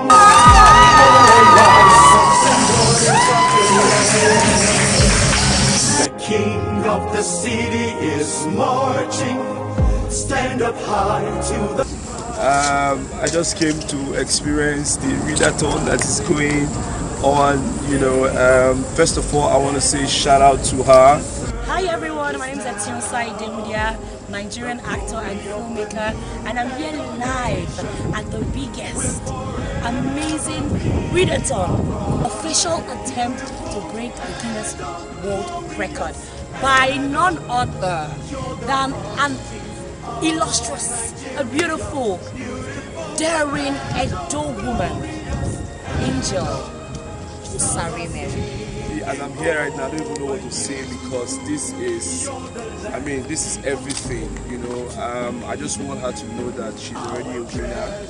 It's not easy for her to even think about it. I mean, I've not been, you know, she's been reading and, you know, that's good for the culture, that's good for the Edo people, I mean, for her to even attempt it. I must say that I'm so amazed at what I saw. I mean, the enabling environment where the lady's reading. Big shout out to the Edo State government for making her dreams come true. And my oh my, Angel, whenever you see this, I want to let you know that you inspire me. Like this is huge. I don't even think I can do it. So my respect for you is like this right now. Homo, if you are in Benin City, you can support Angel Osariemen. Please come through. She needs the support. So I want to say big shout out to her, big shout out to everybody that is supporting her. 4, 3, 2, 1.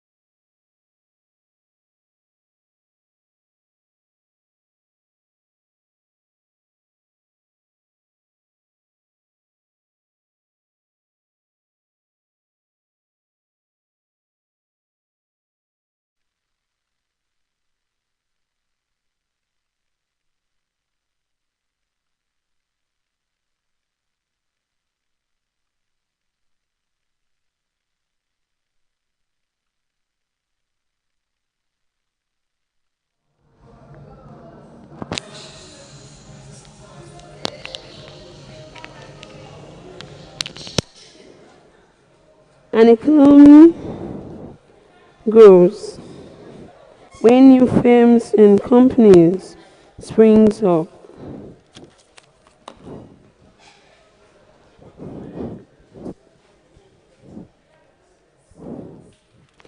And old ones are maintained.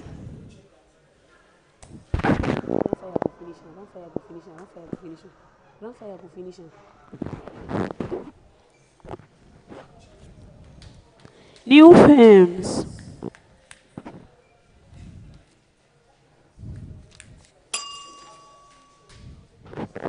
need to pay for license, permits, and tax.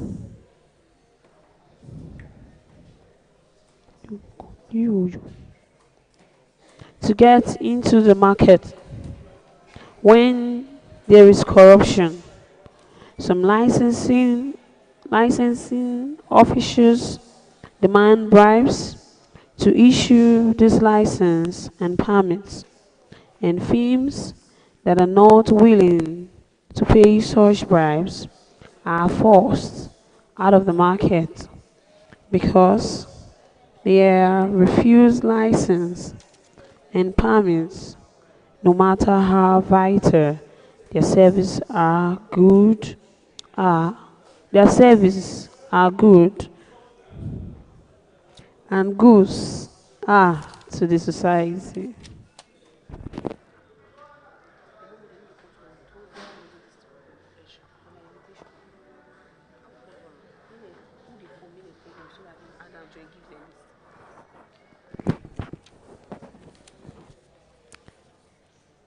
As a result of rent sinking, a few companies bribed their way into the economy.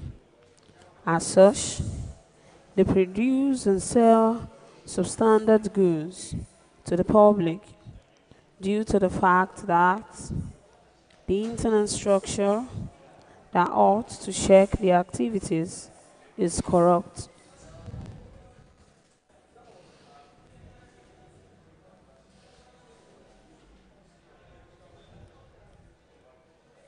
Rent sinking affects consumers negatively.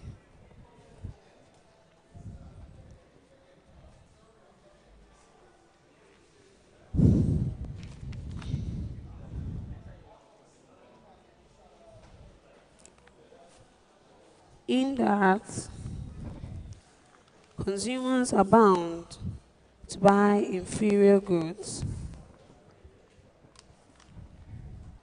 at high prices. And that is exactly why prices of basic goods and services get higher every day, making life difficult to common Nigerians.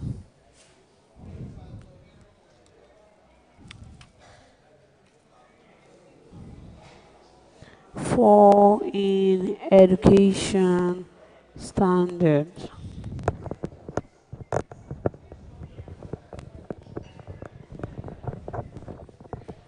Education is the most important tool for development in any community.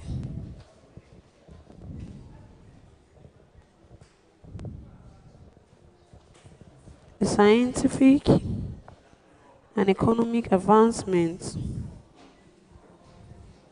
of the developed nations of America, Europe, and Asia is directly a result of qualified education.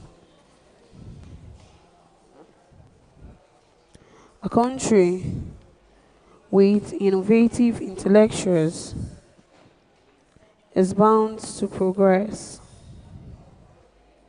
Genuine intellectual development is important for Nigerians' development.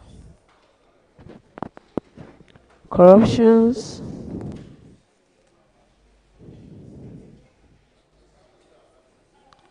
damages the education standard of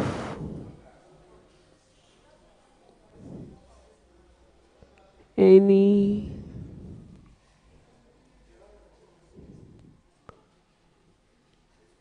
nation by spreading unethical and immoral practices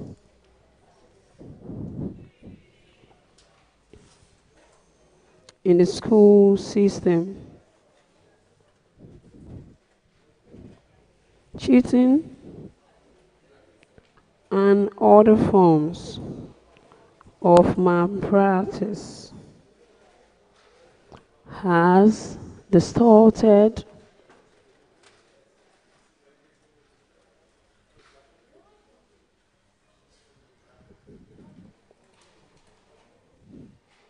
our educational development.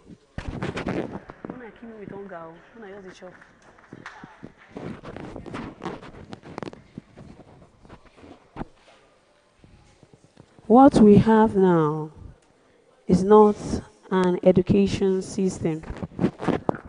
Even you are host people who join them. Who just dey phone, they join them, they do bad.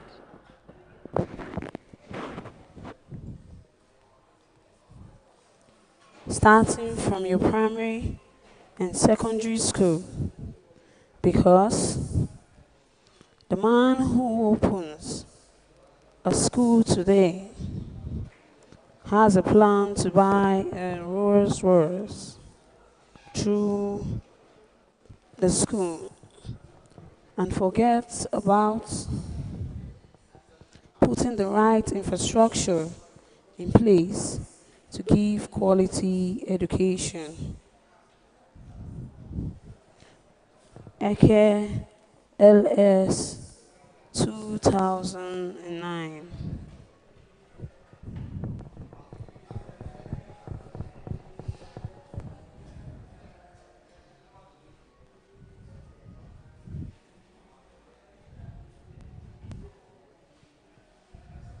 Dependency has taken away the genius of many young Nigerians. Some cannot write examinations on their own. They prefer to pay someone to impersonate,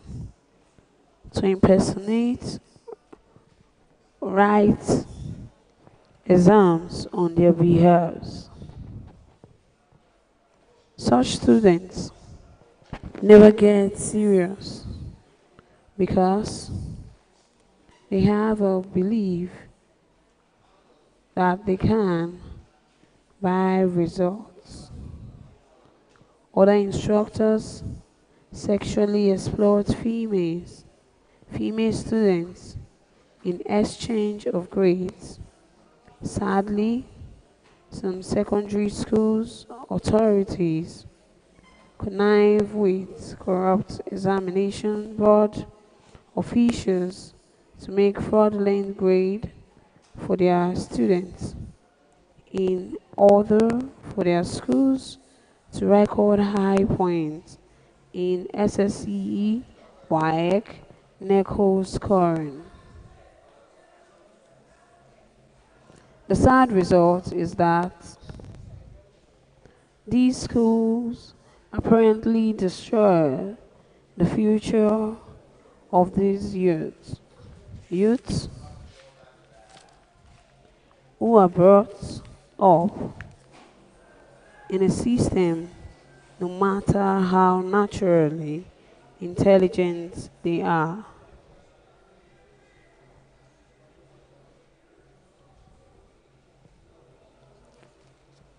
They will grow up to be corrupt. Many graduates have excellent certificates, but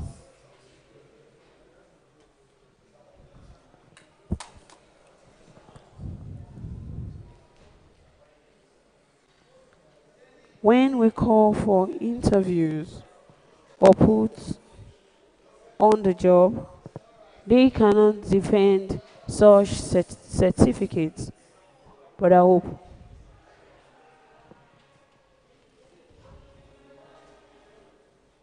I know a good number of youths who suffers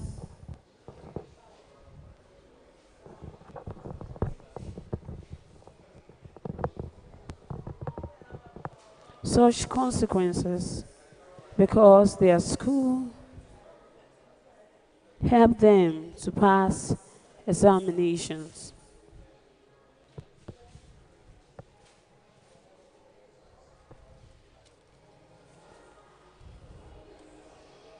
I know students that got admissions into Abu Zaria in 1999 to read human medicine, but were withdrawn from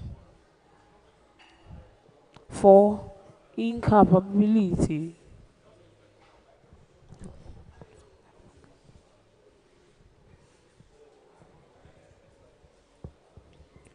Many are withdrawn every year from Abu Zaria.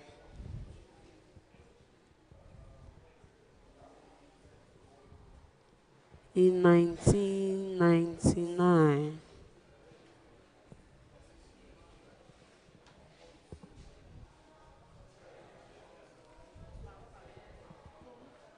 To read human medicine, but were withdrawn. A good number of my classmates left.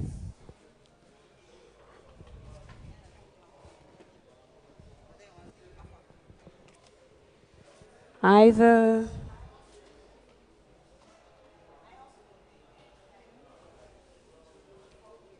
on their own or because the university withdrew them for weak performance.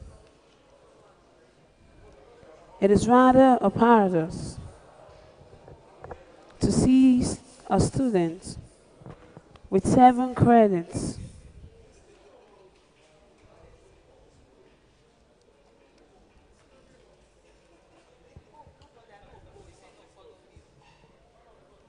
or more in the SSCE WAEC or 250 point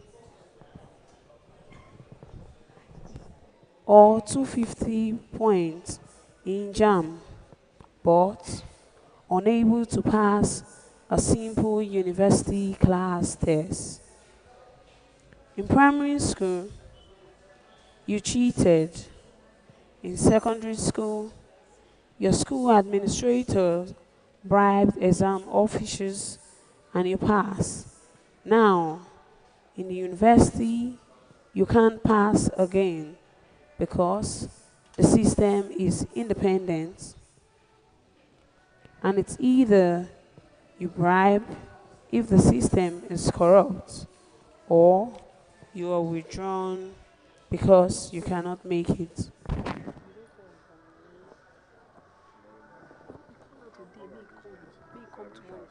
You don't get the number. Hey, is that man swear for us? No, so I'll call him this night once I reach. I pay me that man day tomorrow. Inform my official. Say now tomorrow be that thing we gonna tell now. Undoubtedly, thanks to the Ministry of Education for introducing new techniques to avoid exam malpractice. Undoubtedly, education remains the greatest weapon against ignorance everywhere in the world.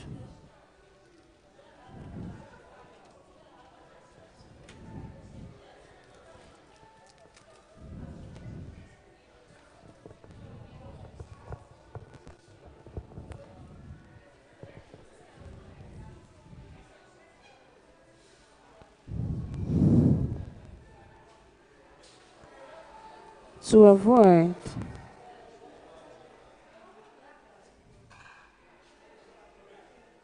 Innovative youths are making cutting edge advances in different entrepreneurial pursuits. Software developers, programmers, analysts, and business experts are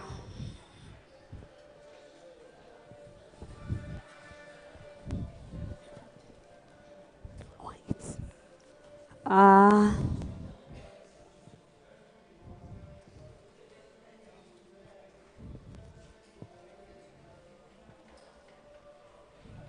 making cutting edge advances in different entrepreneurial pursuits. Software developers, programmers, analysts, and business experts are people who did what true learning requires.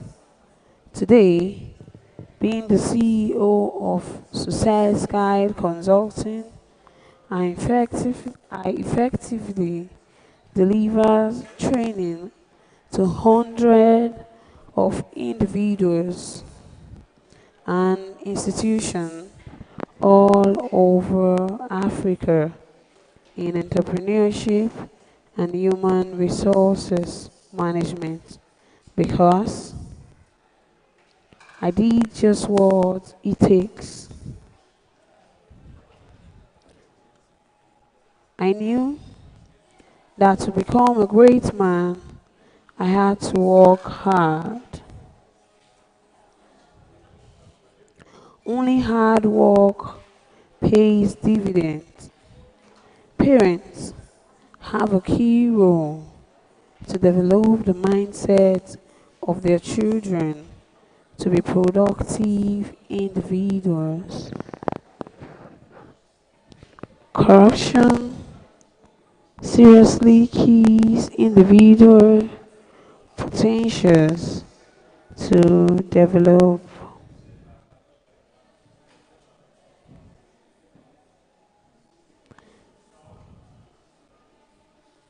The National University Commission (NUC)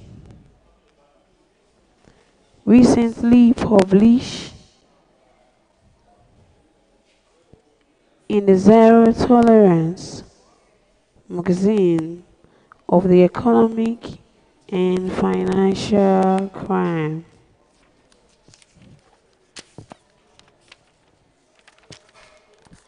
Economic and Financial Crime Commission EFCC. 45 years higher institutions said to be operating illegally in the country. How can illegal educational institutions provide good education?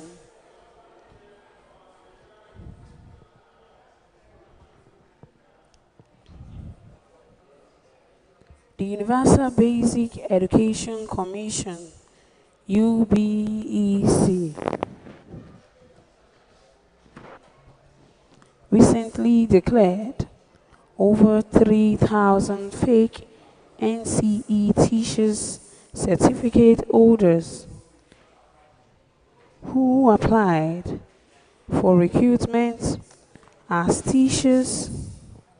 If teachers with fake certificates find their way into teaching, what will they teach their pupils or students? They will surely train doctors that will only know how to keep patients, engineers that will blow up machines, and of course, directors and managers that will only know how to mismanage state resources and properties.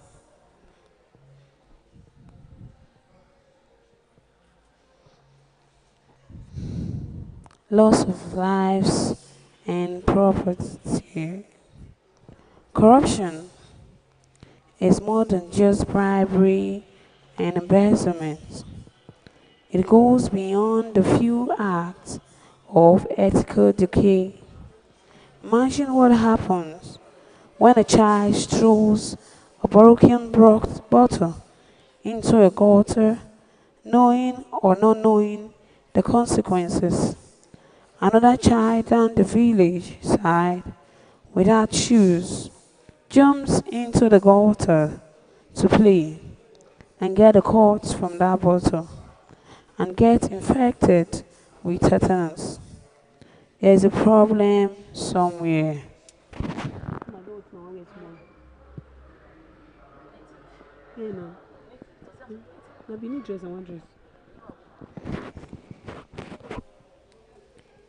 Is is the parents? Who do we blame? Is it the parents of the young boy who did not teach his child how to dispose rubbish properly, or the government department for environmental sanitation, which does not teach the public how to dispose dirt properly?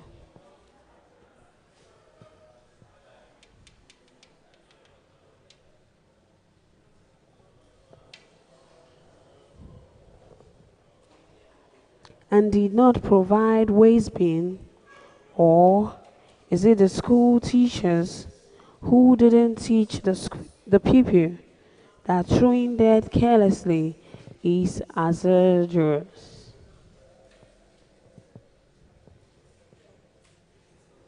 Or do we blame the parents of the child who sustained an injury from the broken bottle in a gutter for not abating the child from playing in the gutter and for not providing shoes to the child?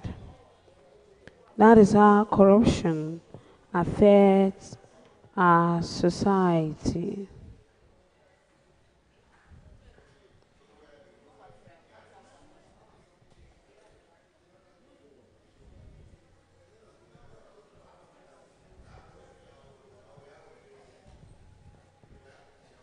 It starts from little things and mindsets into a very big problem that later endangers the life of everyone. Consequences of corruption acts affect the government as well as it affects individuals. We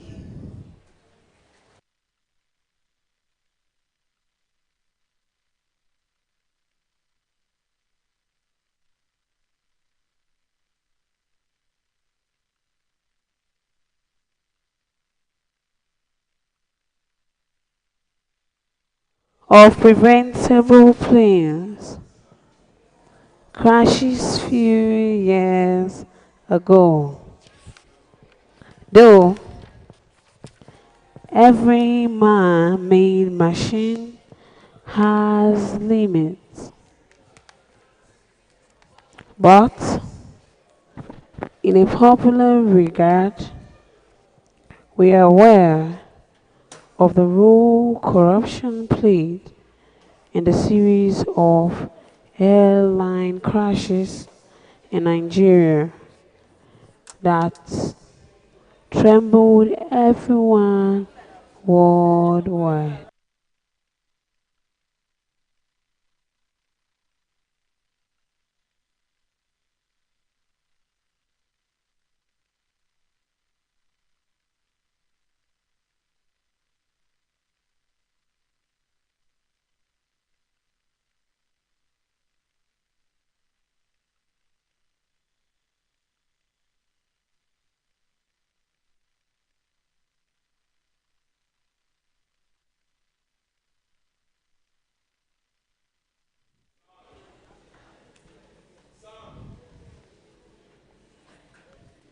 According to BBC, former President Olusegun Obasanjo angrily criticized the aviation officials live on television, saying corruption had tainted the sector, causing deaths and great losses to the nation. He said, there are a lot of corner crossing at the expense of precious lives of Nigerians.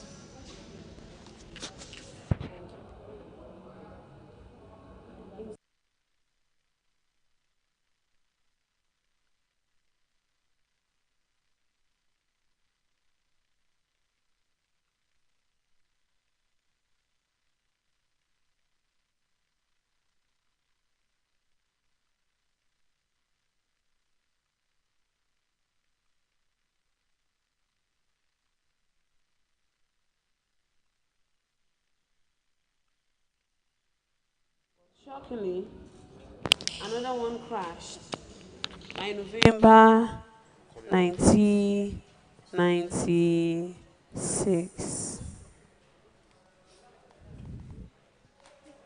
in which 142 people died. It was a Boeing 727 airline that plunged into the lagoon.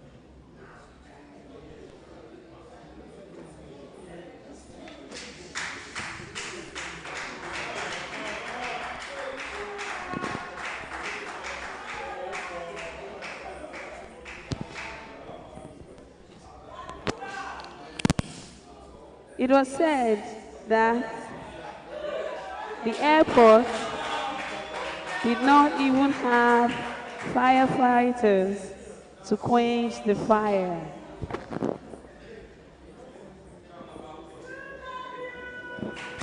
To quench the fire.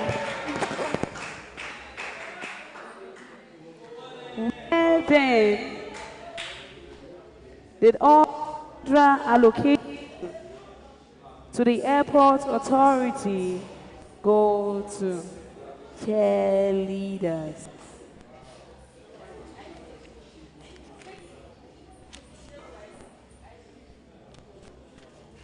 Oil bunkering.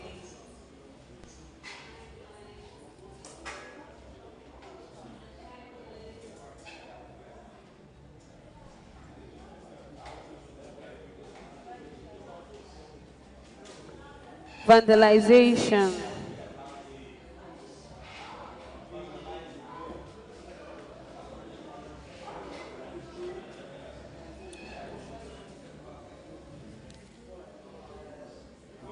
Oil bunkering and pipeline vandalism.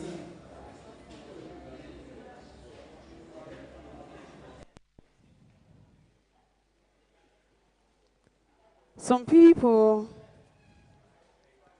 have argued that the discovery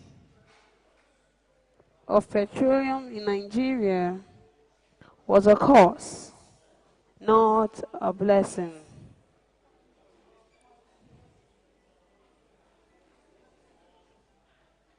Well,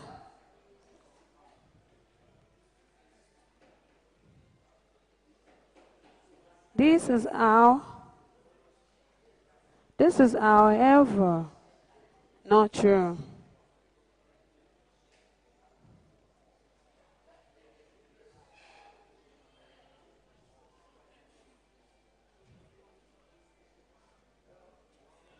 But corruption in the industry might make one to subscribe to that analogy.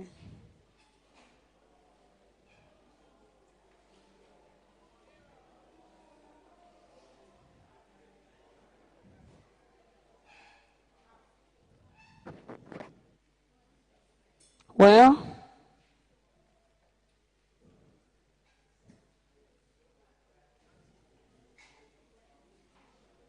hundreds of able Nigerians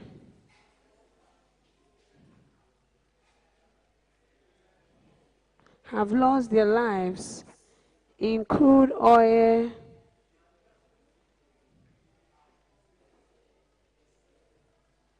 pipelines explosion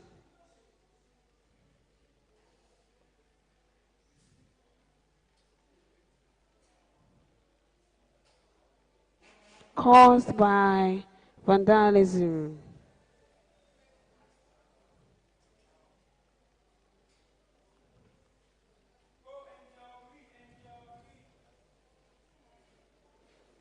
In an attempt to steal oil by vandalizing the pipelines, it either results into fire that burns up people,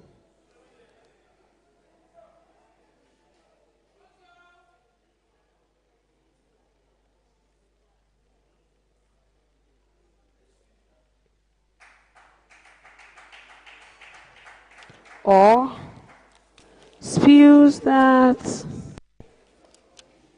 intoxicate, or spills that intoxicate the victim and damage it.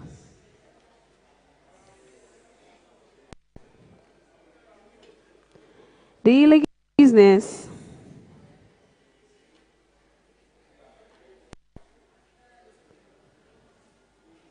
of bunkering and pipeline vandalism is a birth child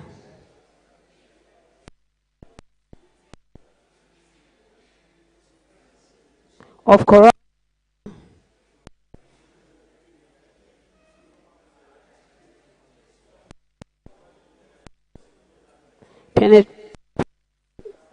perpetrated by some Nigerians and illegal foreigners.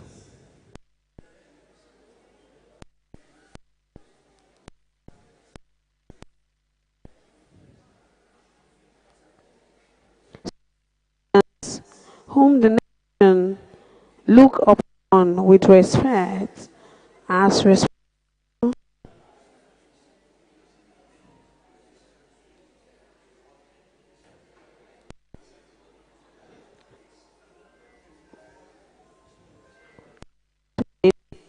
are masterminds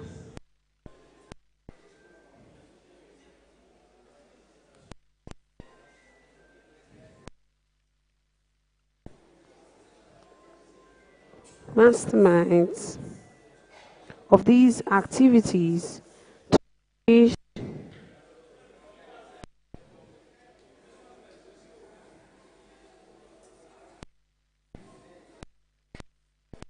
They make huge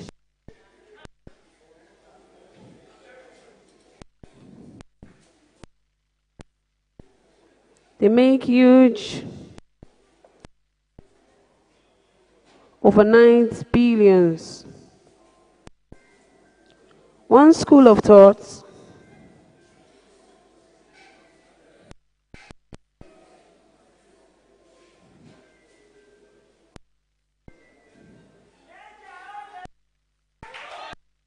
one school of thought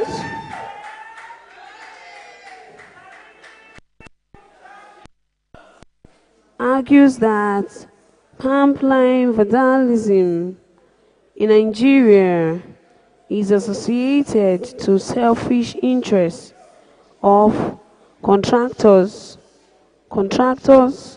who are hungry for contracts to repair vandalized pipes.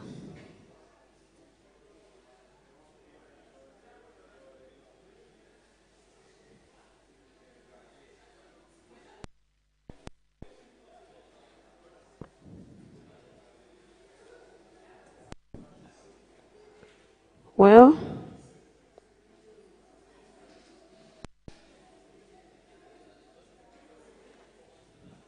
innocence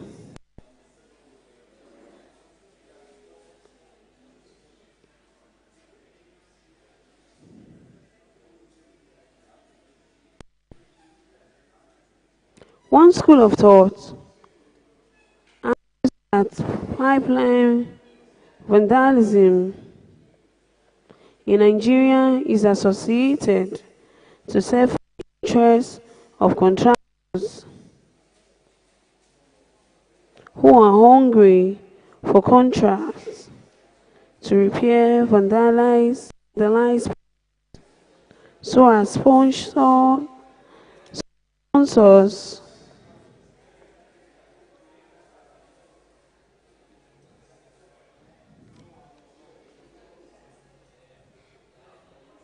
so as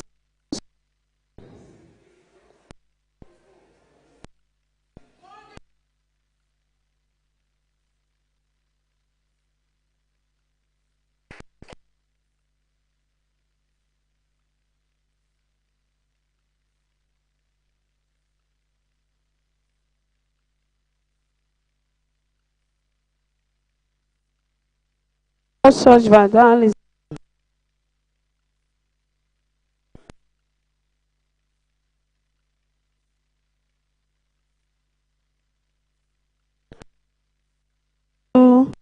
so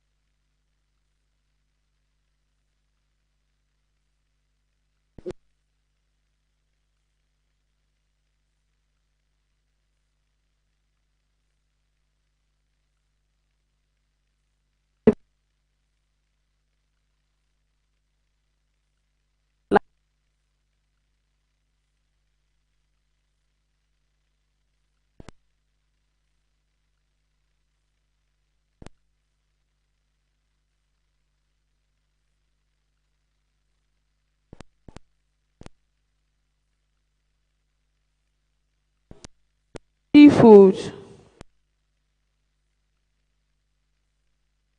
oil peas pollutes the sea. The by oil spills with food crops causing food shortages.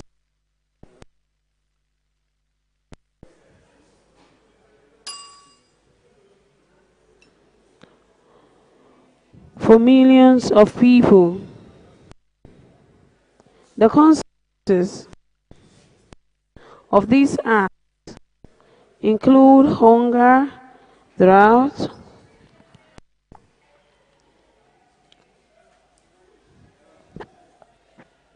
misery, desertification,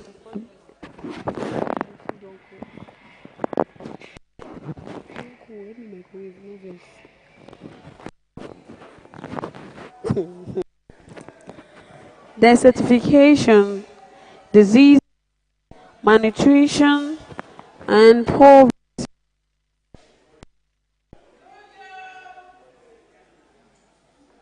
Corruption manifests in diverse ways and causes many social and environmental loss.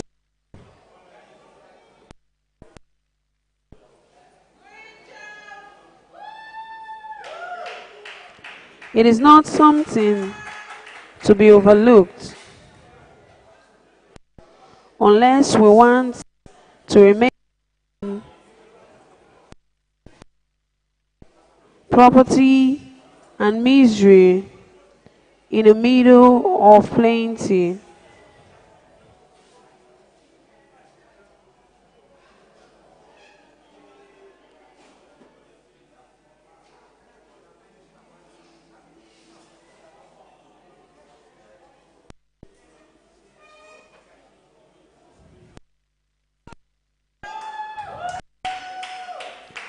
A vandalized palm plane in Lagos killed over 200 people.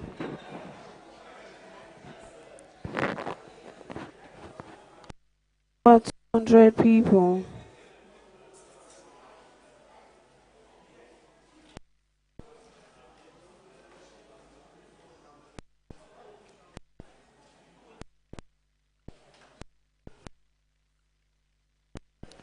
Leave 100 or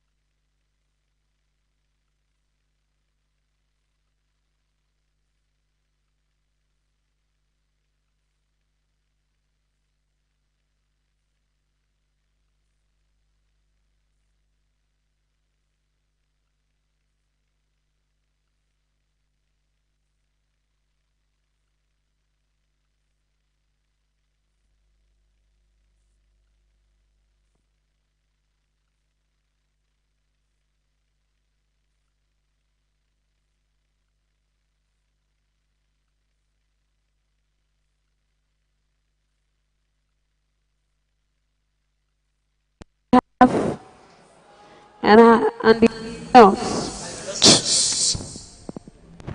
live side by side.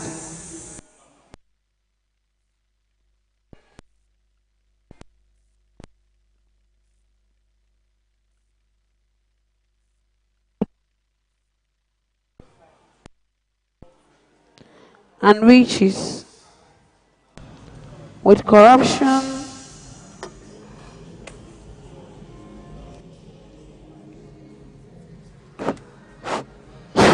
with corruption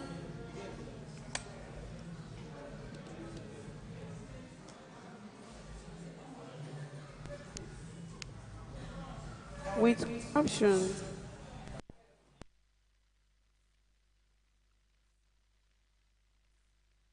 proper sectorial linkage for society.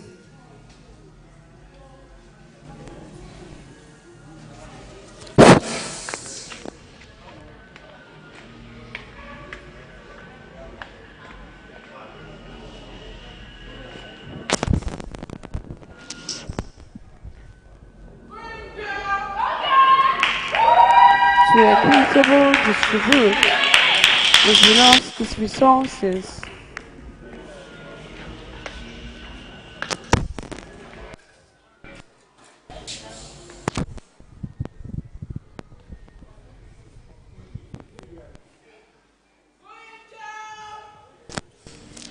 Its absence, apart from the present uncontrolled overpopulation, corruption too high, the unequal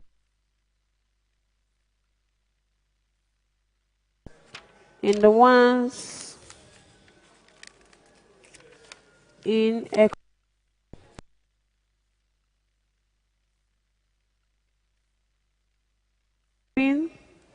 inadequate education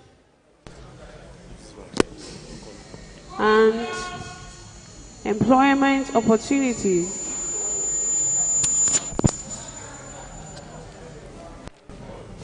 environmental degradation,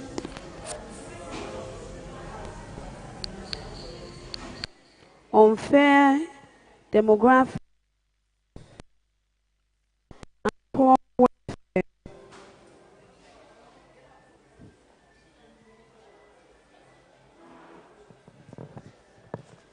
and poor welfare incentive. Any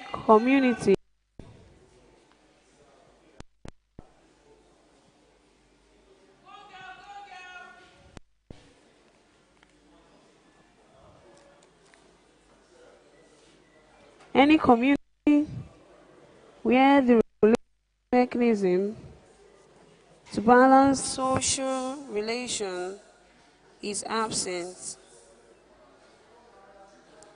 there is bound to be large inequalities. Corruption exacerbates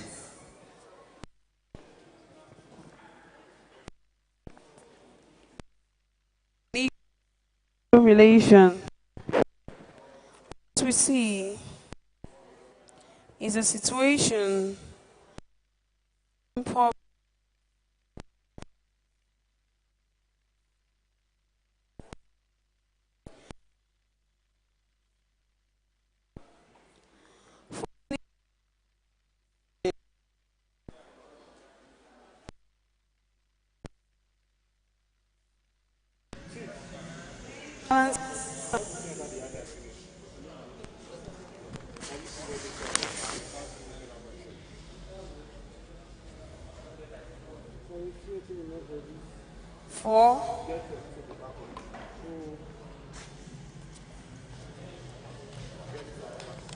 any balance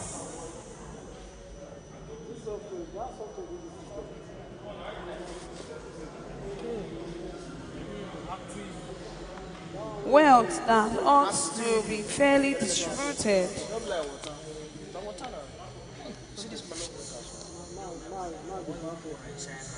Wealth that ought to be fairly distributed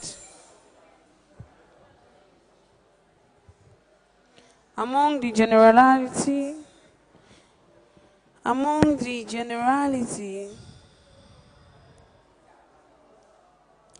through genuine income earning channel is embezzled by few individuals, thereby reducing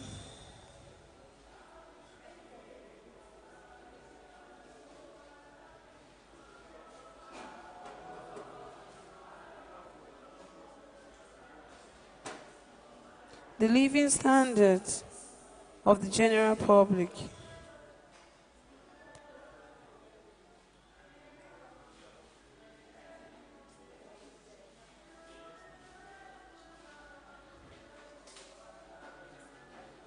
This creates a continuous cycle of poverty.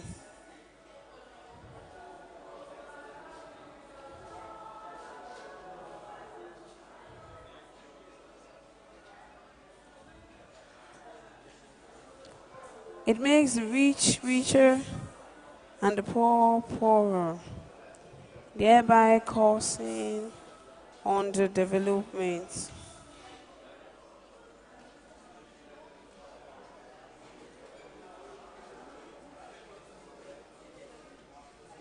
That is why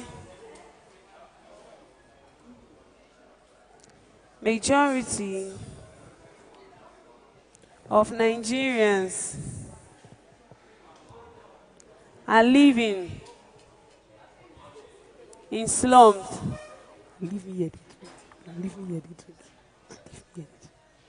In slums and congested settlements. And congested settlements. Where they are exposed to epidemic diseases like cholera, meningitis, polio, typhoid, malaria, etc.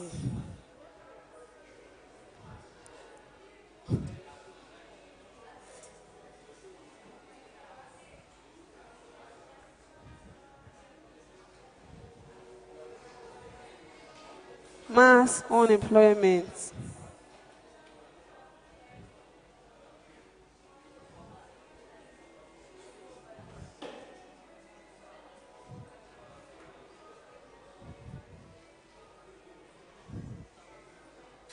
Apparently, millions of young Nigerians are unemployed.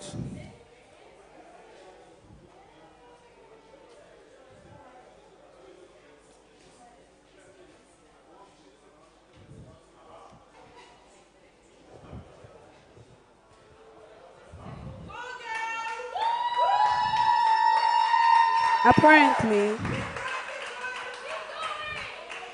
though government is not the only source for employment, corruption has hindered access to social services and employment opportunities.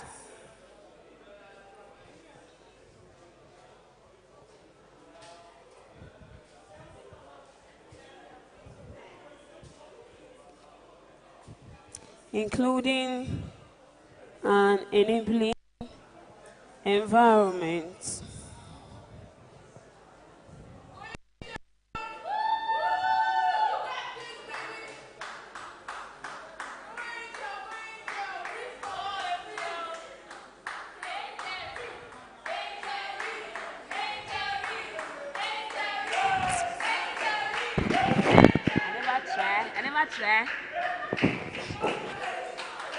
Including an enabling environment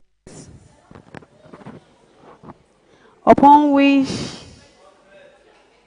self-development can thrive.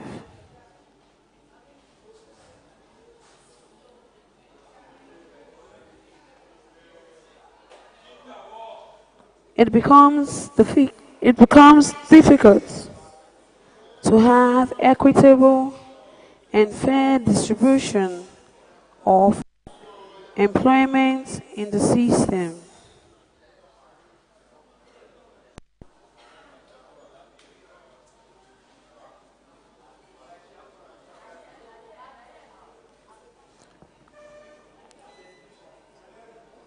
Employment in the system.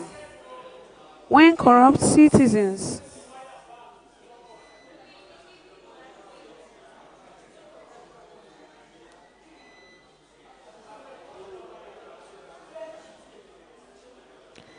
when corrupt citizens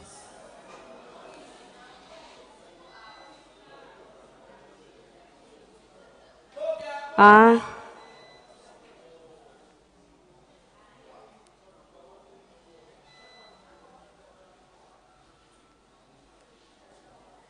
when corrupt citizens swindles public funds that ought to be invested into income generating ventures, unemployment escalates.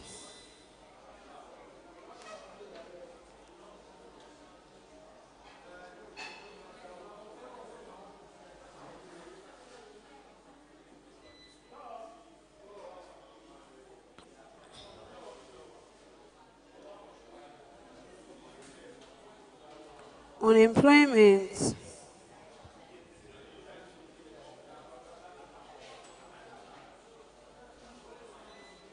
as a result of that, many impatient youths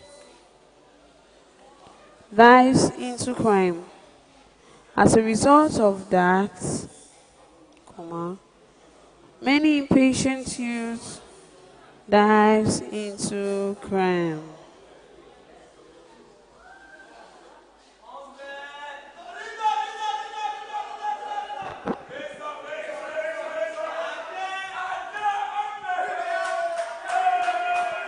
Like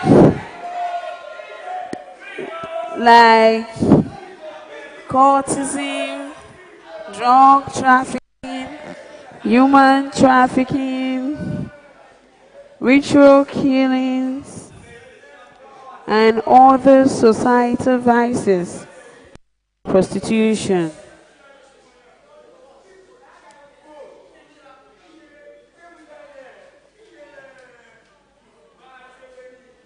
Like prostitution.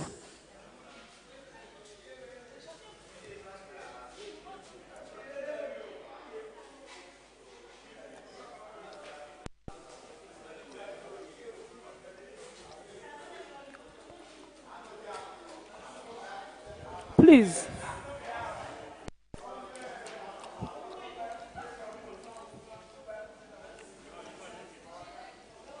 Corruption, obviously,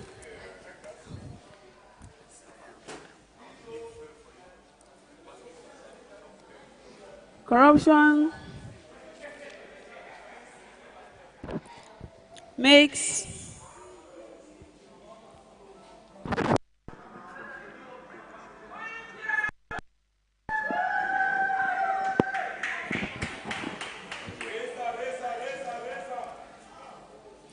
corruption makes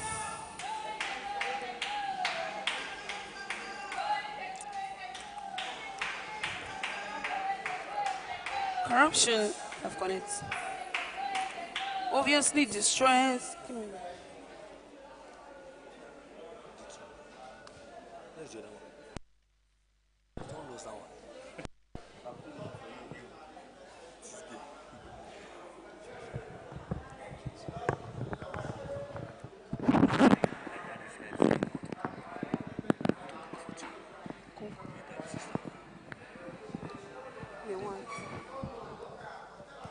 What? The entrepreneurial ecosystem of a society.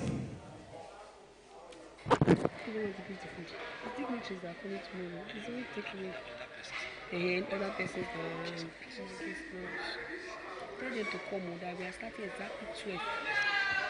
Before 12, tell them. The entrepreneurial ecosystem. Unity. The dress code is native. Benin. The entrepreneurial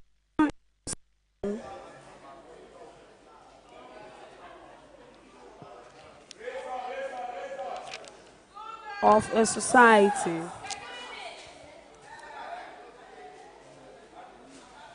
Misallocation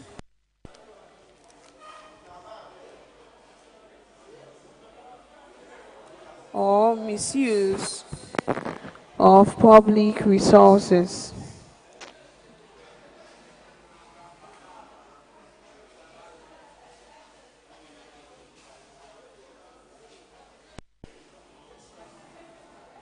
Corruption causes the diversion of public resources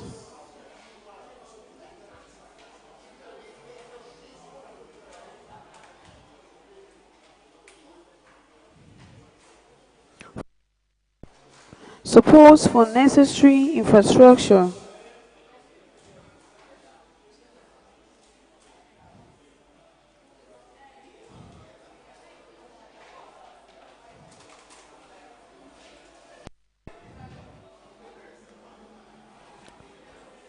projects such as schools, hospitals, and roads, or the supply of electric,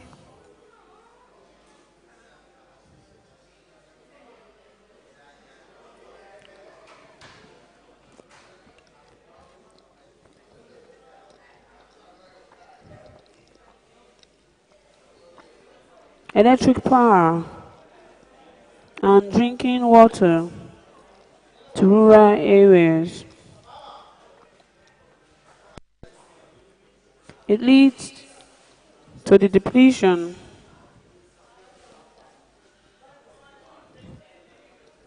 of national wealth and consequently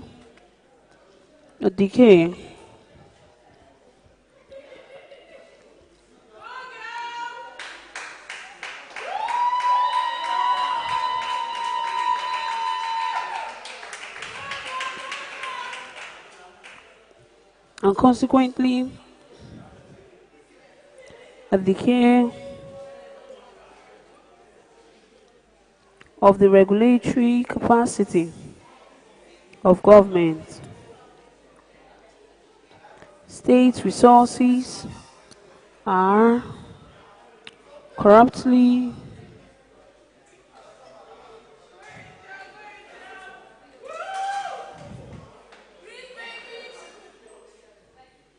directed to projects that benefit only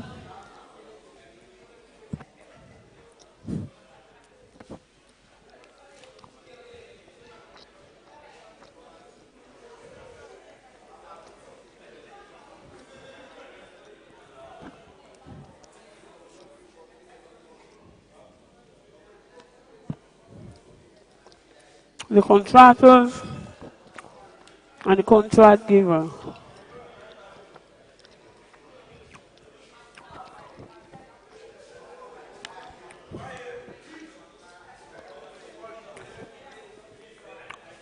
The contractors, contract giver. Corruption.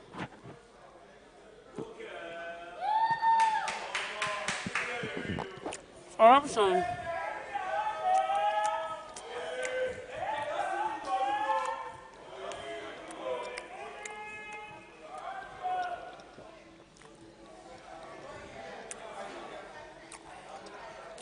As a result, this reduces the amount of money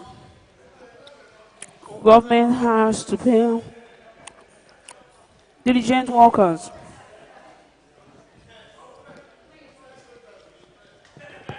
and provide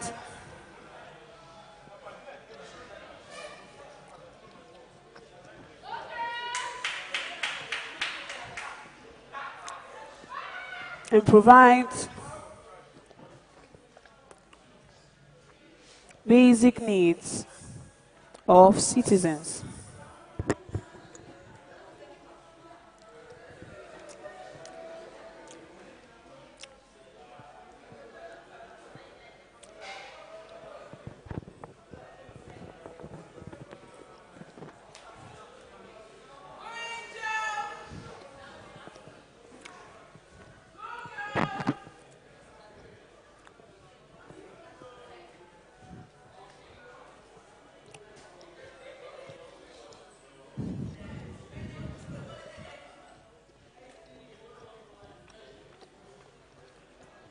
As a result,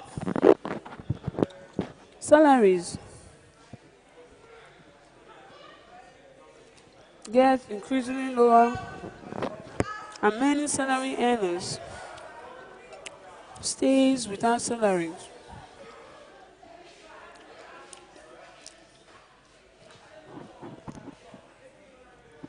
Or accrued benefits for years.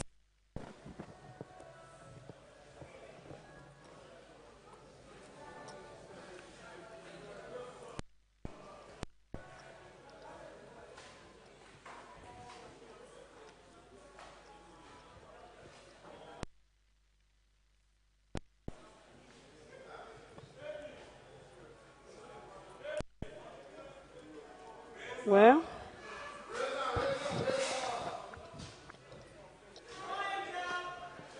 pensioners cannot reclaim their gratitudes because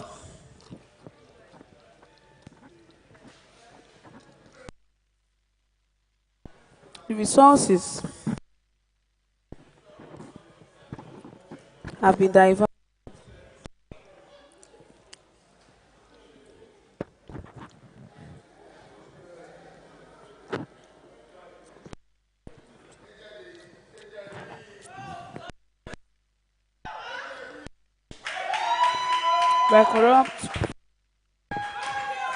By corrupt officials.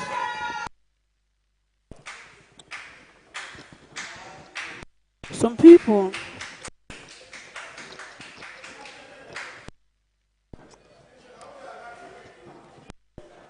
keeps their bulb lighting for 24 hours.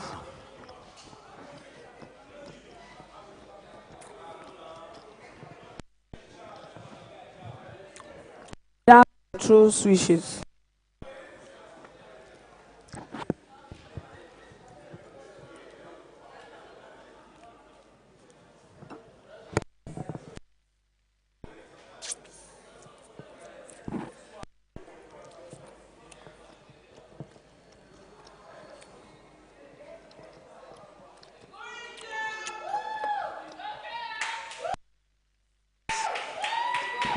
Some owners of businesses like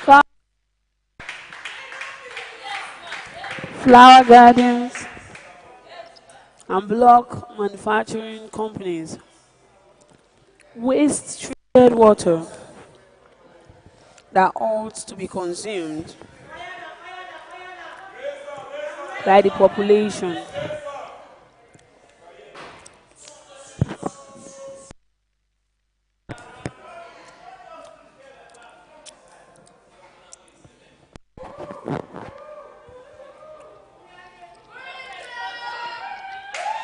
Other waste to public resources include the dumping of equipment like cars, computers,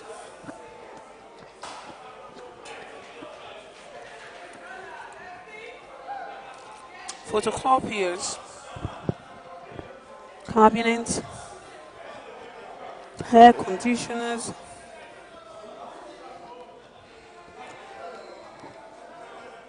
benches, and tables.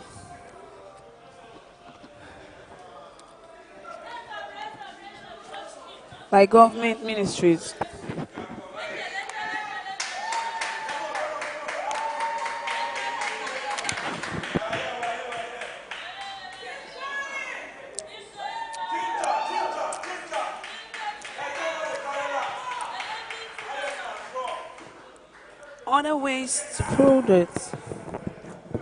Other waste to public resources include the dumping of equipment like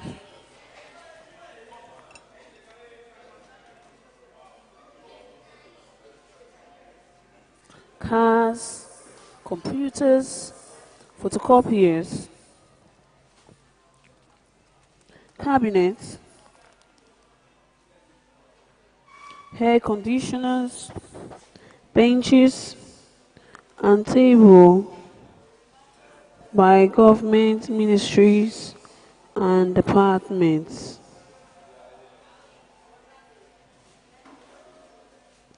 In reality, these equipments can still be put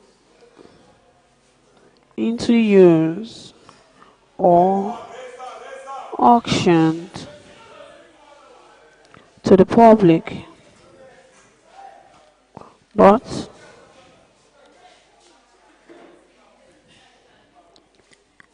they are left to waste. This is also evident at state ministries, where huge amounts of properties are abandoned to spoilage.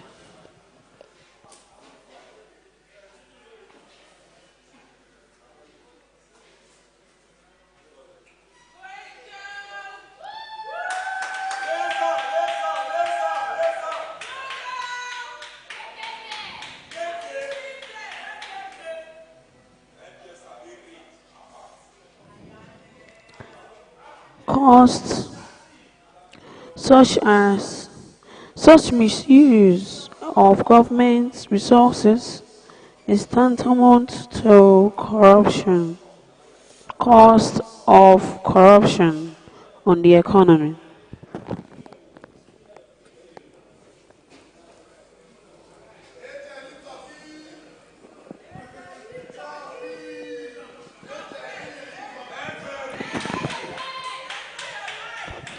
Cost of corruption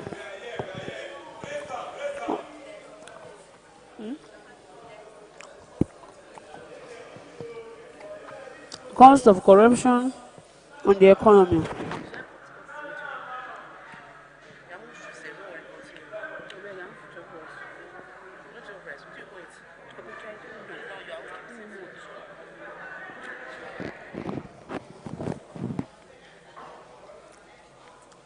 Economically, corruption truncates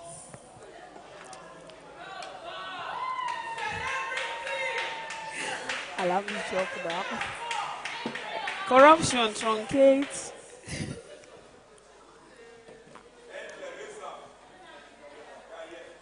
the development of fair market structures, positive competition, and fair profit making.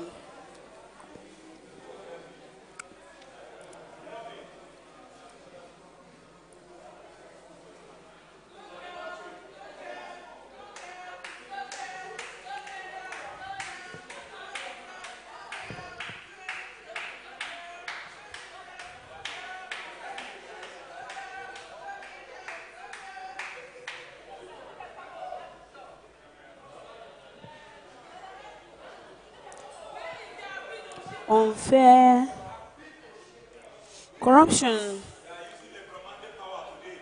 depletes the economy, causes capital flight, inflation, unfair competition, unemployment, and poverty.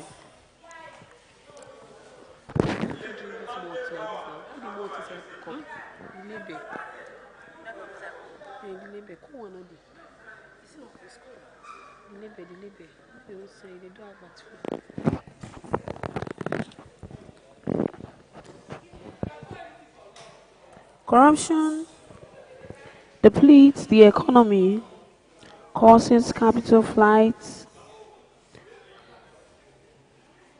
inflation, unfair competition, unemployment, and poverty. People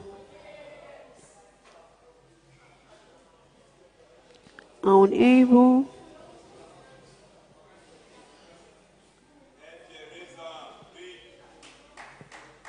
people are unable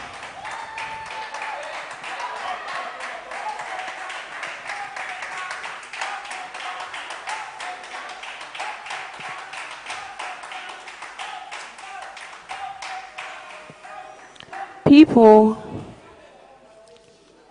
are unable to get a fair share from the economy. The conducive business climate necessary for en- engen- engendering equitable flow of profits to our sector of the economy is eroded by corruption.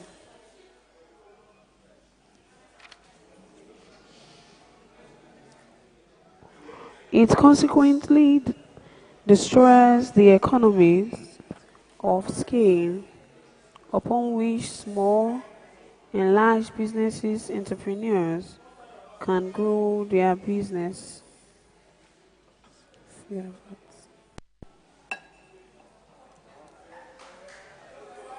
Thank you. Can grow their business.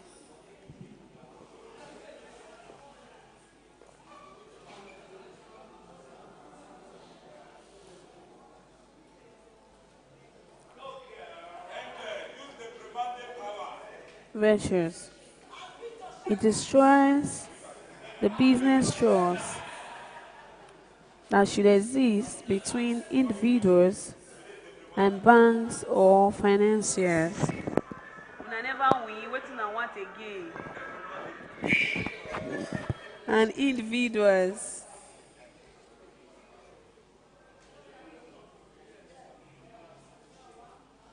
and banks or financier. It was and financier in an uncorrupted economy. An entrepreneur, an entrepreneur needs just a business plan to obtain a loan.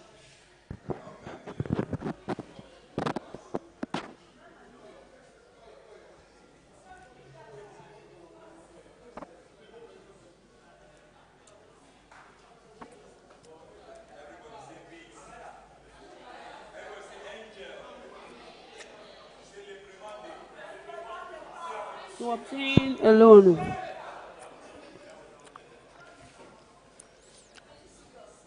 But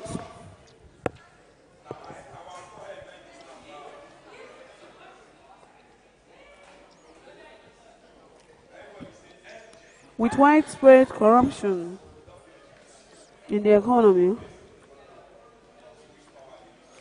whether you have a good business plan or not,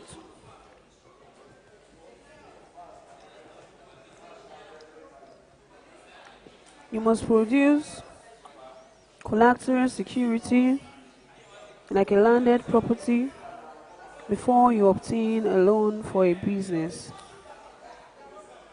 This creates a suspicious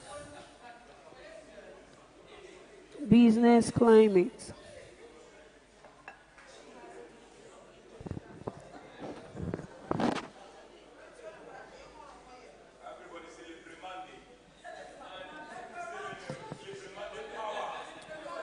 Business climate. Business climate.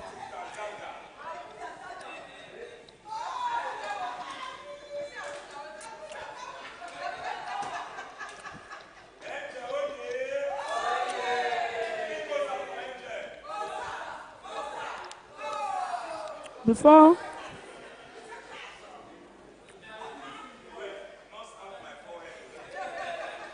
in an uncorrupted economy, an entrepreneur needs just a business plan to obtain a loan.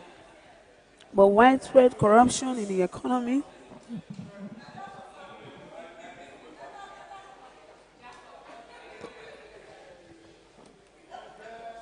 whether I have a good business or not,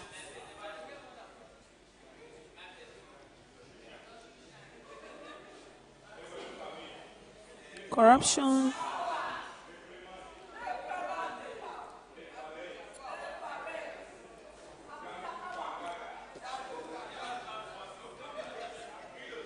corruption, you must produce collateral security like a landed property before you obtain a loan for a business.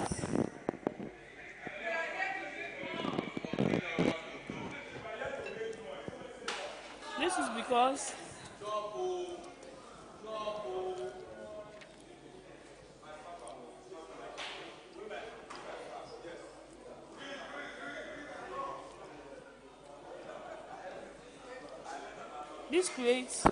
this creates a suspicious business climate.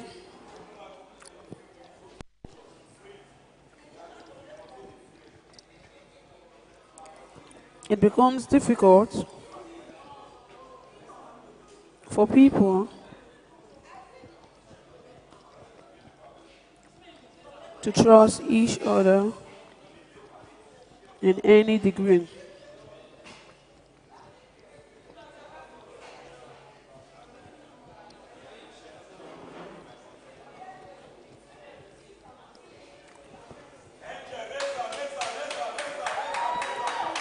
In any deal. Business is about trust and building an economy.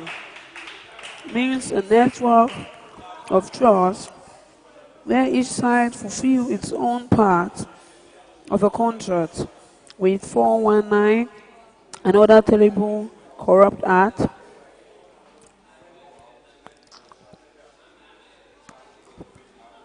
It becomes difficult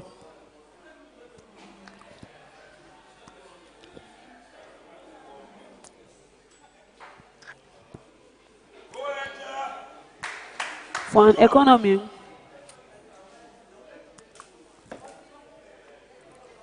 to attain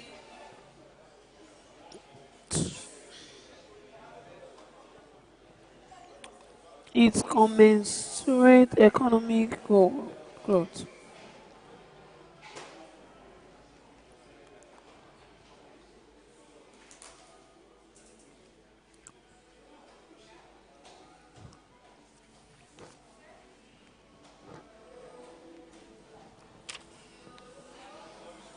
Political cause.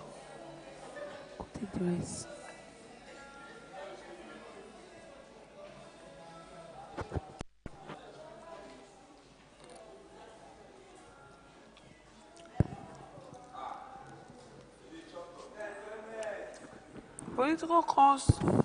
Political cause of corruption. Corruption touches all aspects of the society. Politically, corruption hinders democracy and the rule of law. When there is corruption in the system, there cannot be good government.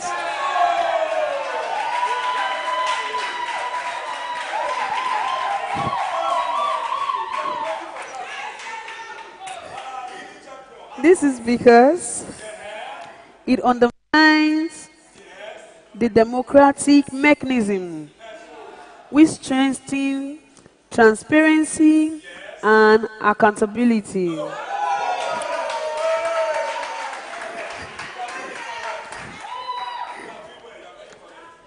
When institutions are corrupt, they lack accountability, and their leaders lack legitimacy. I don't speak English. They lack legitimacy. Corruption destroys the guarantee to proper check and balance in a society.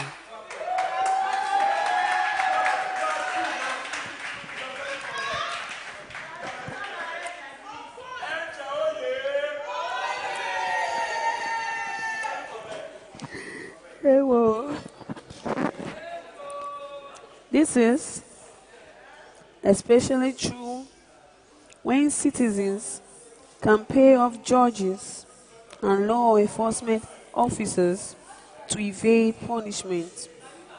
Corruption destabilizes government's ability to effectively and efficiently provide for the needs and aspirations of citizens.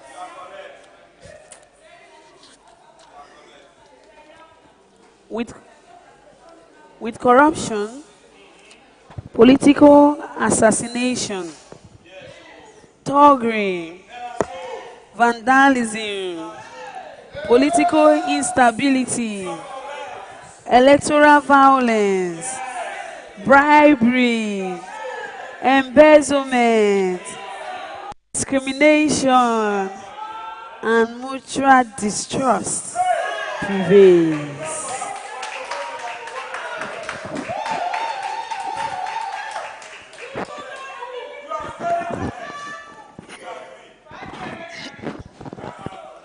Corruptions destroy the trust that should exist between government and the citizens and among the citizens themselves. Environmental costs of corruption.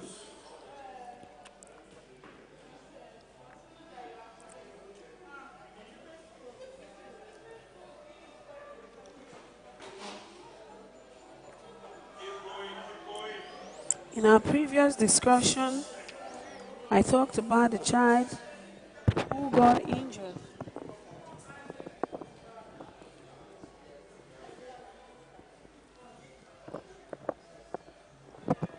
Who got injured from a bottle.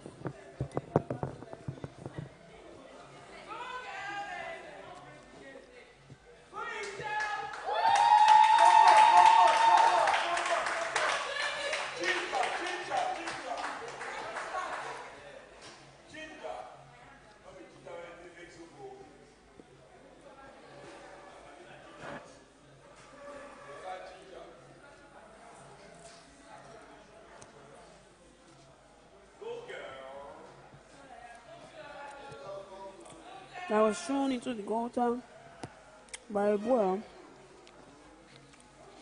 who absolutely did not know what he was doing.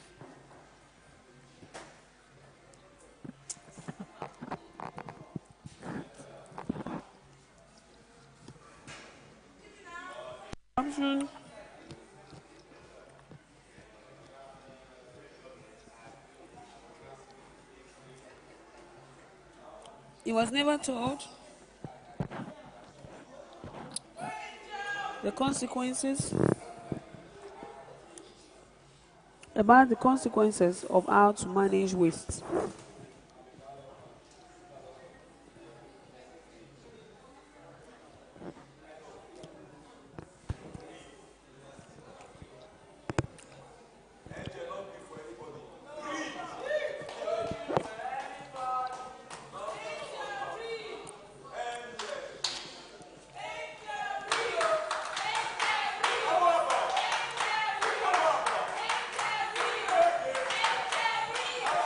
Because nobody taught him how to dispose waste, who suffered effect. Somebody somewhere who was not also taught that it was harmful to play in the gutter or around rubbish at the kickback. From the angle of education to that of religion, an angle of education and government, corruption touches the lives of everyone, whether you like it or not. Man survives on his environment.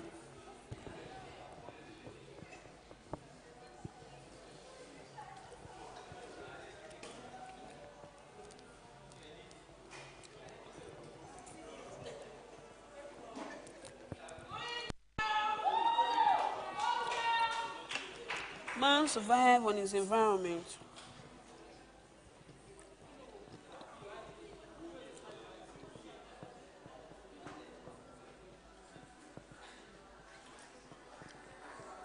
Or otherwise, to a large extent, determines how we survive as a nation.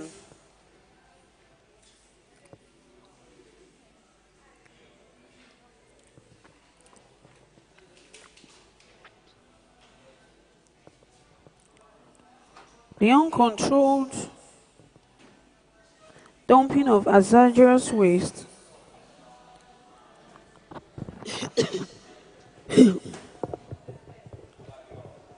in and around our cities and villages,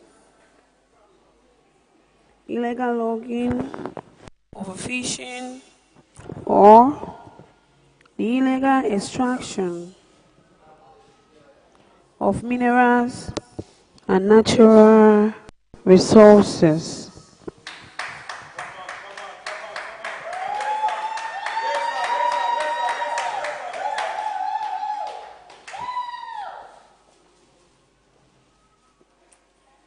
Natural resources.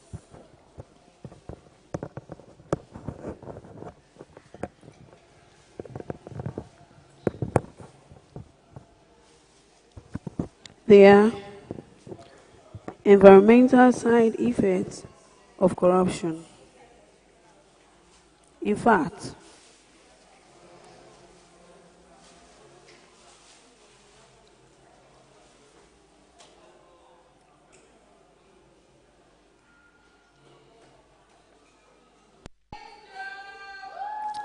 no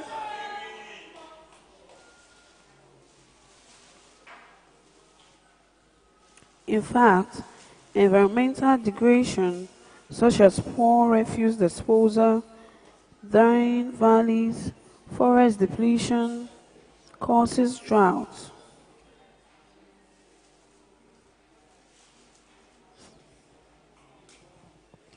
Causes drought.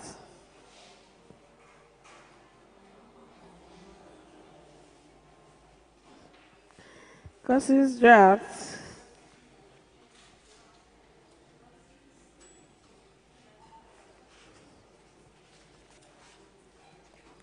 Pollution, hunger, and epidemic diseases.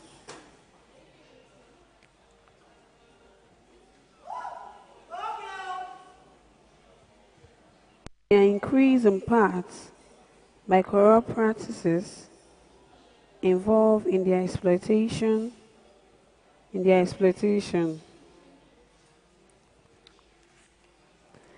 These conditions threatens our livelihood in multiple ways.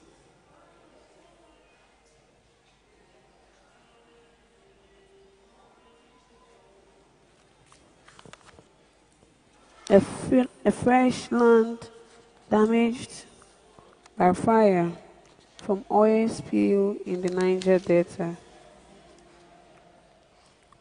Environmental protection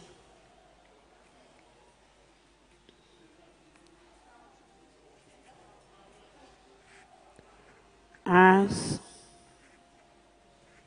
become a serious international concern.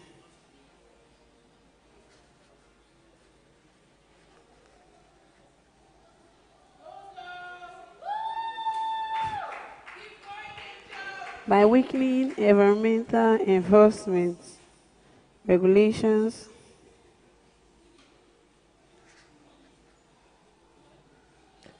and procedures, there is an excess of careless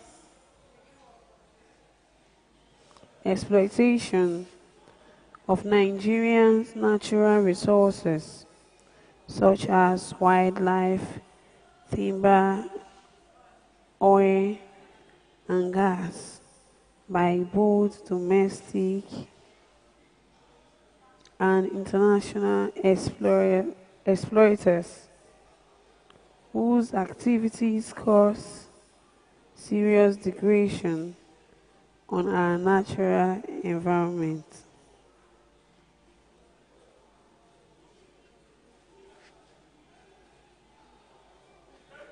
Now, the extinction of habitats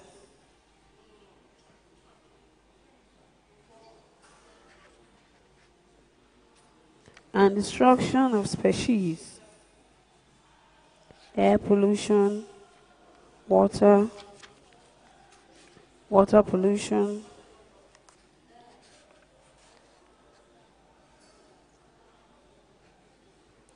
uncontrolled population,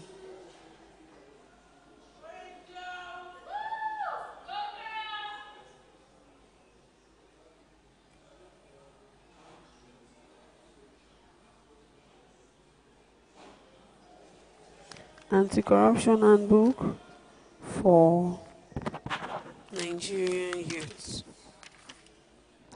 Uncontrolled population growth, global warming, and depletion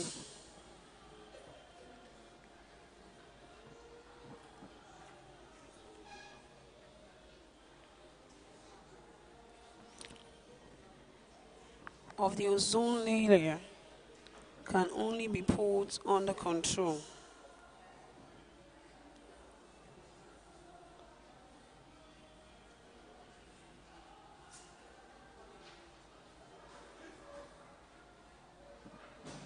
when the system is corrupt-free.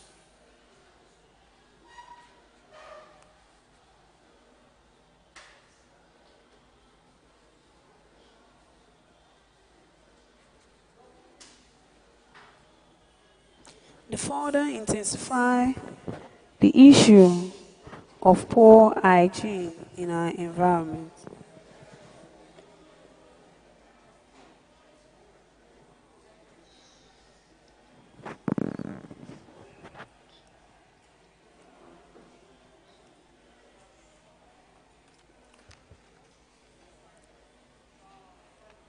one can clearly see how the beauties of our cities are distorted by shabby gutters, dirty streets, and unkept public facilities.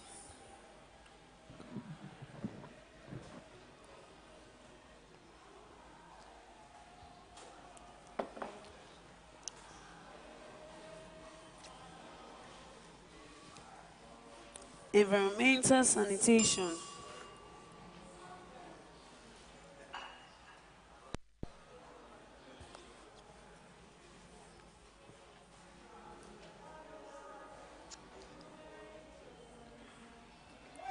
maybe I can wash your mouth and help me with that uncle.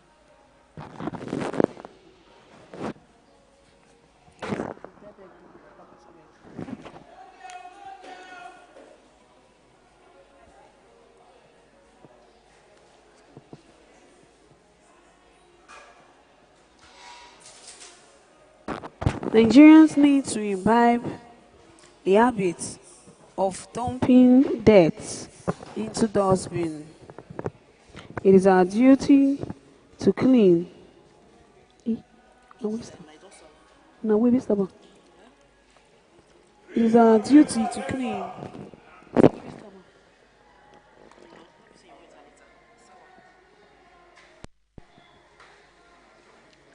finish.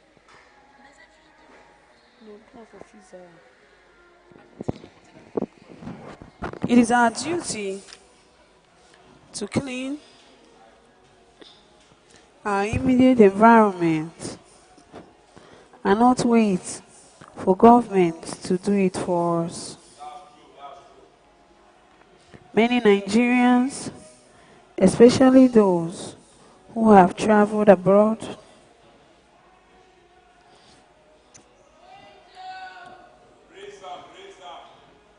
make comments about the clean streets, hotels, airports, stadiums, and homes.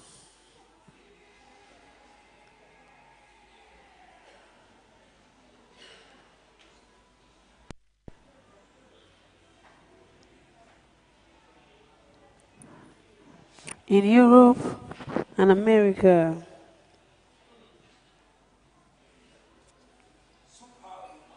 as if those places just became clean on their own.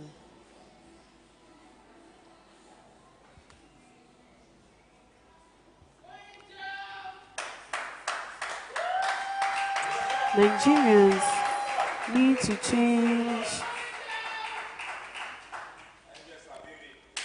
need a change of mindset.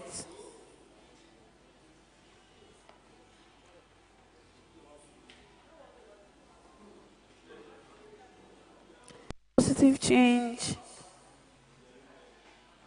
must be made. Positive change must be made in order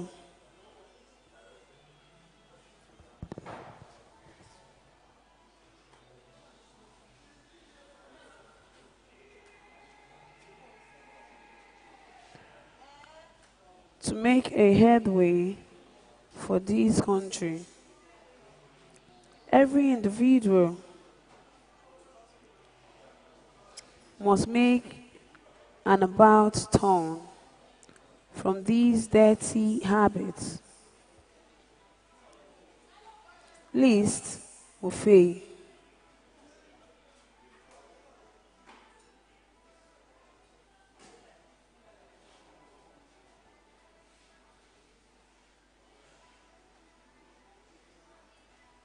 We fail to develop into an advanced country among the developed economies of the world. It is quite unfortunate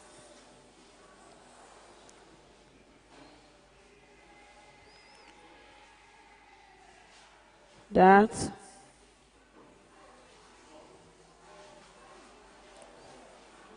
very few streets in this country has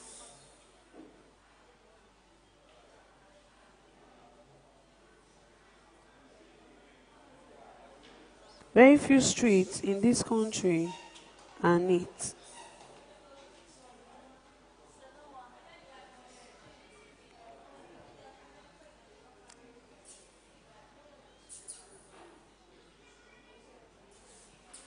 Are neat.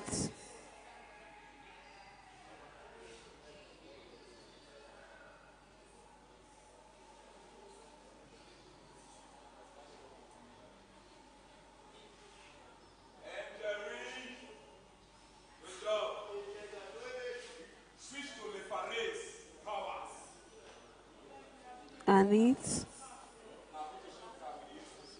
least will fail even in the Federal Capital Territory. That is the fastest growing city in the world.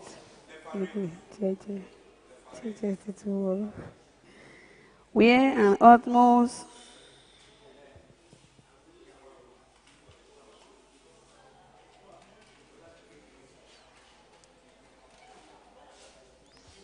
where an utmost example of the giant of Africa, which is Nigeria, represents, could it be seen, but will find it very dirty, gutters, unclean streets, uncontrolled urinating corners, indiscriminate dumping of refuse, and excreting around street corners.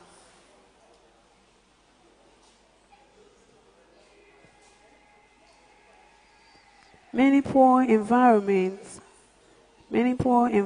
habits are apparent around many cities in this country.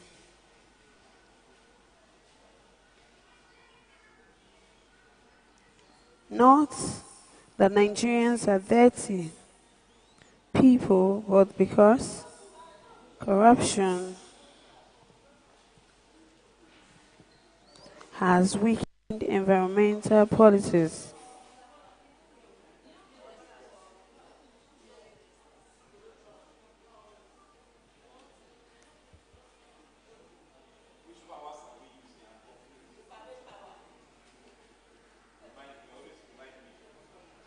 Weakening environment policies and resources.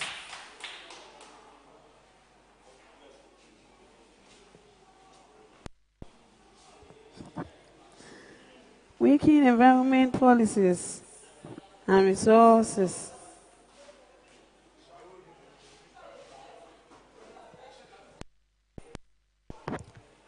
Even education program to sensitize the public are not well passed across by those who are given such responsibilities. Development is more than just building big mansion.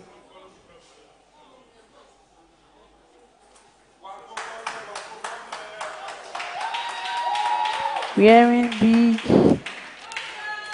and expensive clothes or driving in executive cars or luxury cars.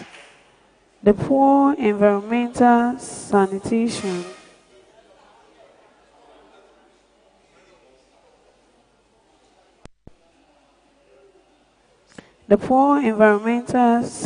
sanitation noticed on our streets and public premises is an indication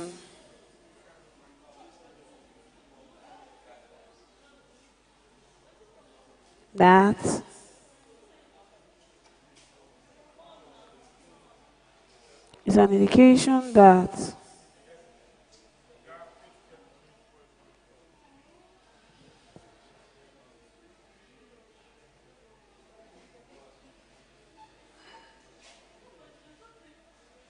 when that something is wrong, when there is corruption, no matter how good policies are to the people,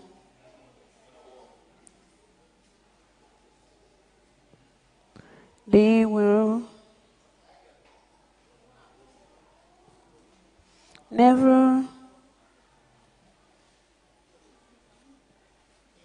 be fully implemented.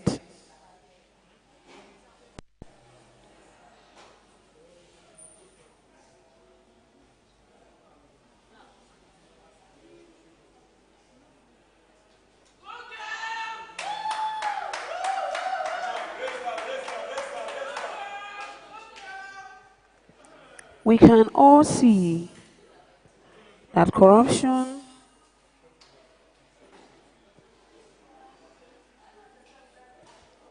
is telling on this nation and in no small way.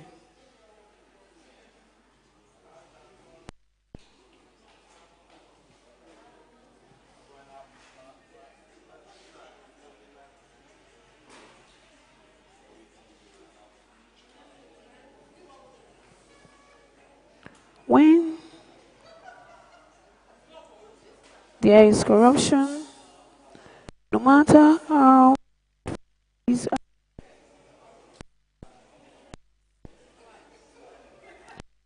when the system is corrupt, everything goes down.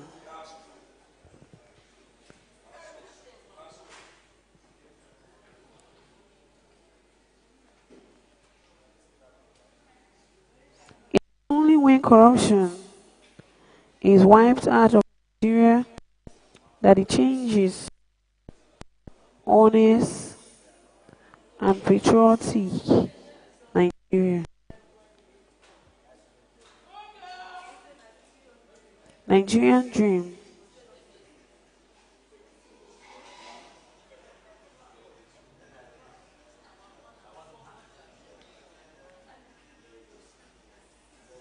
It is only when corruption is wiped out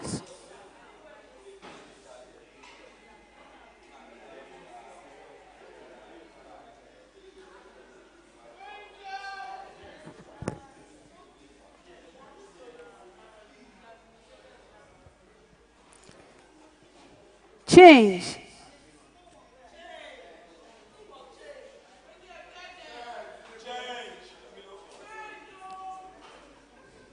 is the most constant thing.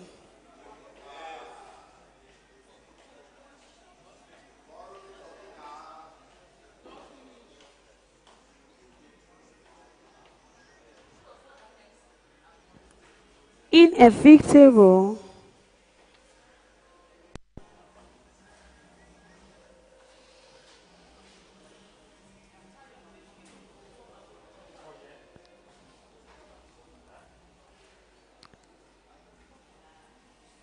In in human life.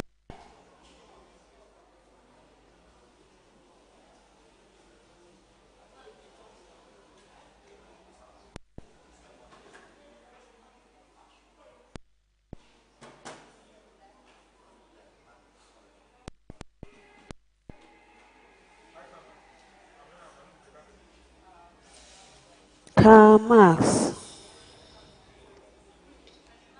For there to be any meaningful development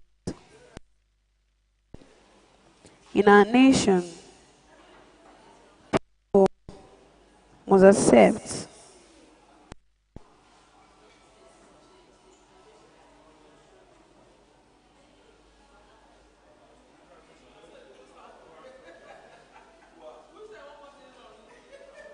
to throw away some old habits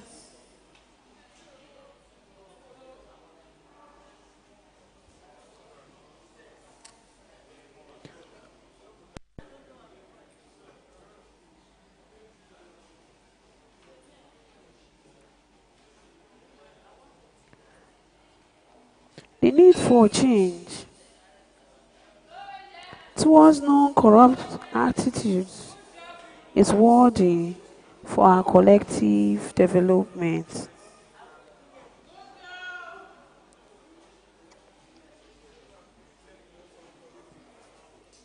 Always carry out whatever assignment shouldered upon you, as if someone is watching at you.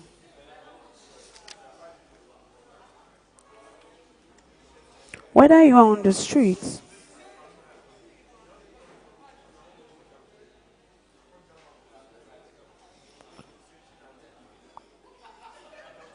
it is evident that the recent flood in Lagos that killed hundreds of lives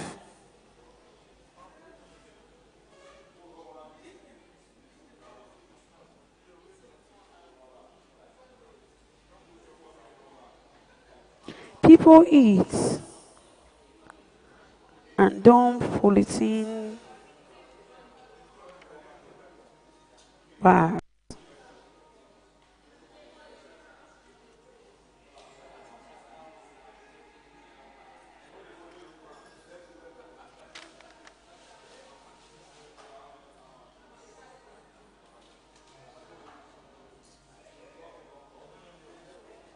The way we manage our environment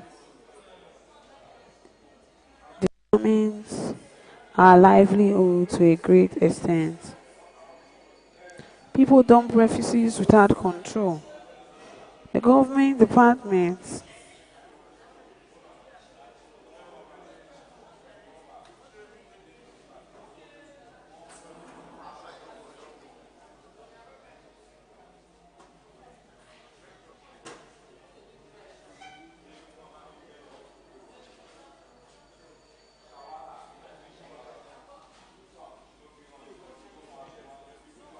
is also not performing its duty.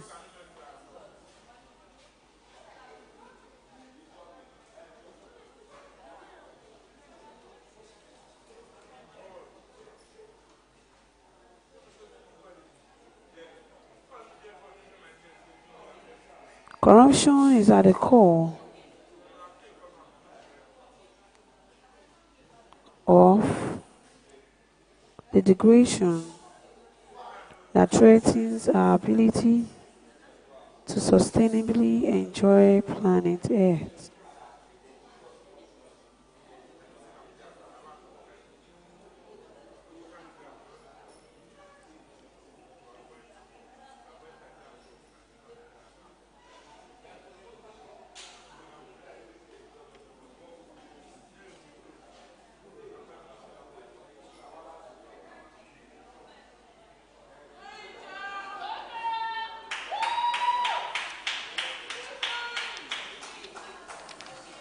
Chapter 5.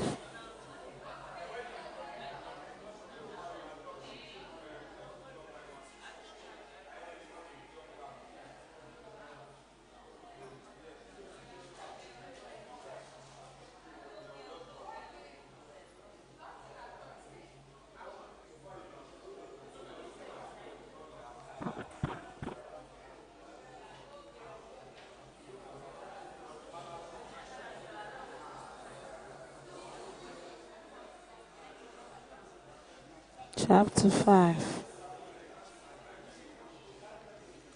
Micro measures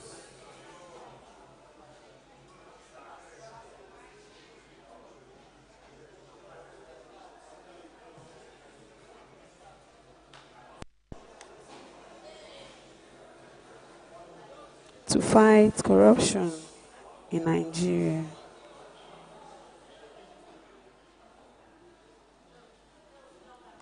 An important measure towards reducing corruption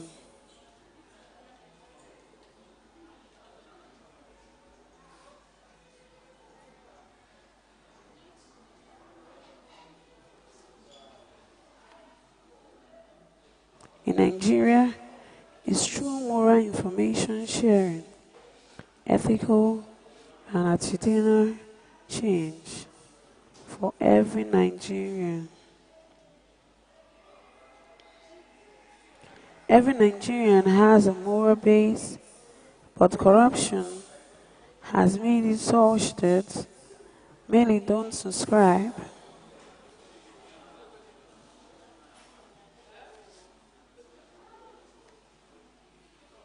Many don't subscribe to it.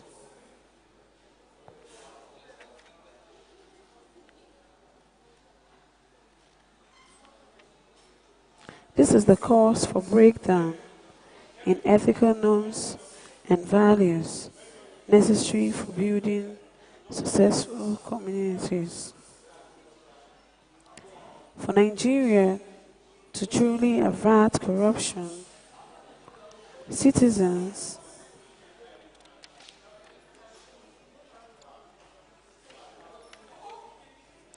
must first of all subscribe to morality.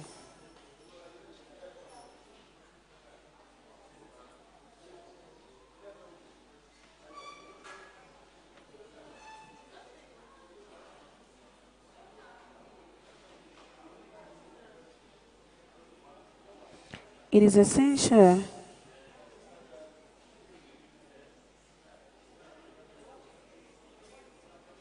if today's youth learn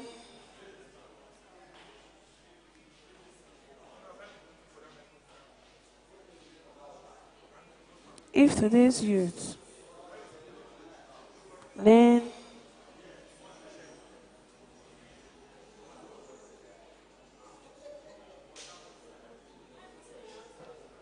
if today's youth learn about corruption and refrain from it, they will become responsible and accountable when they become public or private servants.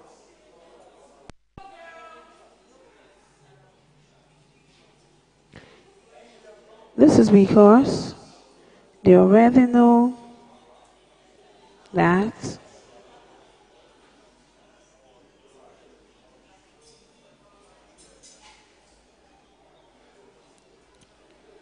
they already know the dangers of corruption.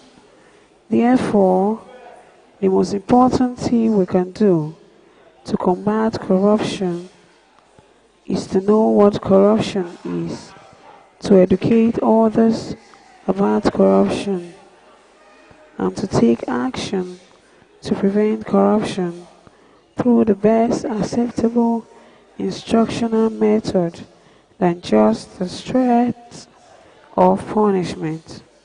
The rules of Nigerians about corruption.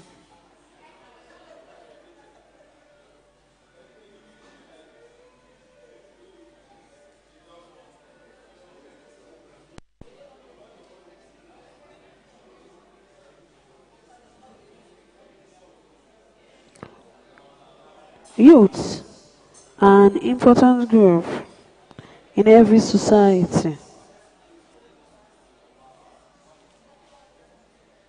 The success of any nation or otherwise depend on the quality of its youth as a responsible Nigerian youth.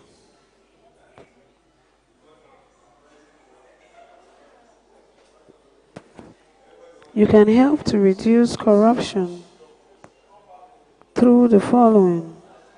1. Act and discharge your duties and responsibilities in a fair and unbiased manner.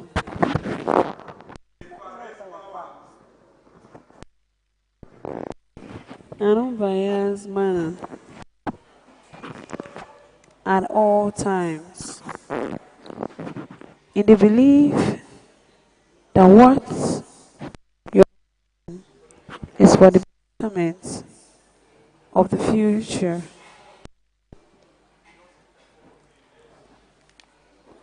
of yourself and your child. Conduct yourself and your child.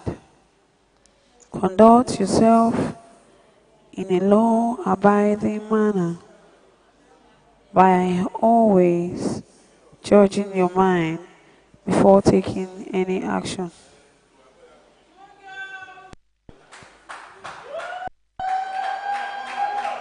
Respect the rights of every other individual in the execution of any authority that you may have.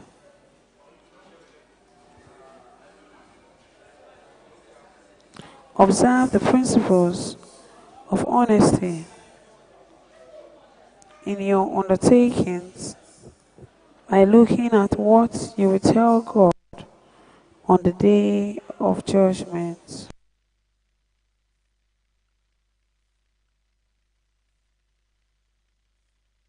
See all your dealings, reject those people with the faulty behaviors around you.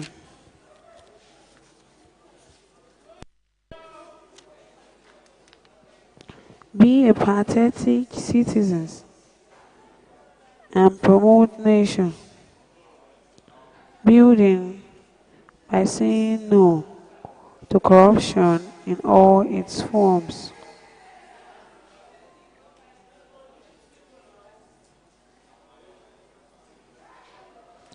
What responsible Nigerian youth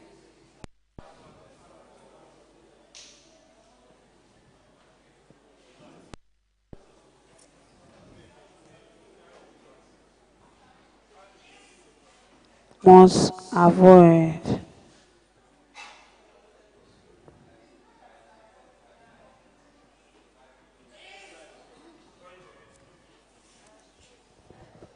Never accept to subordinate the truth or your own interest. Never obtain any favor that would require fraud.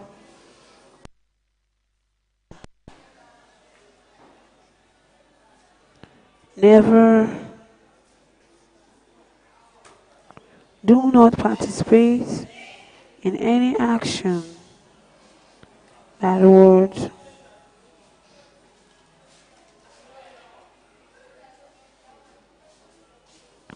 do not participate in any action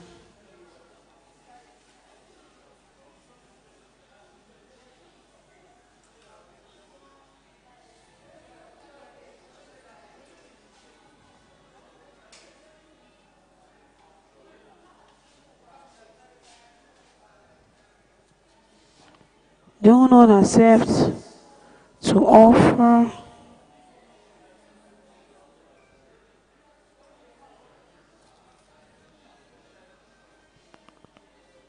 or being solicited directly or indirectly.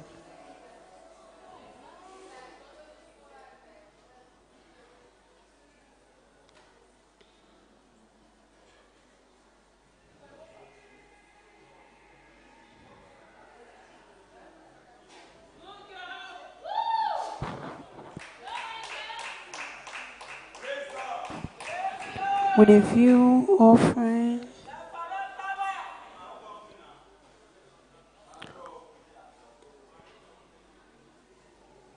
with a view of offering any gift or bribe whatsoever to a member of the public service.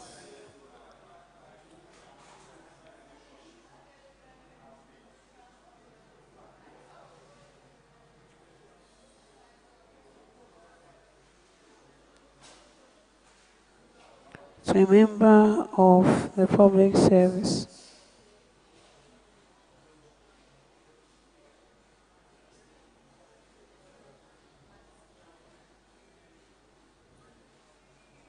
Or to any other person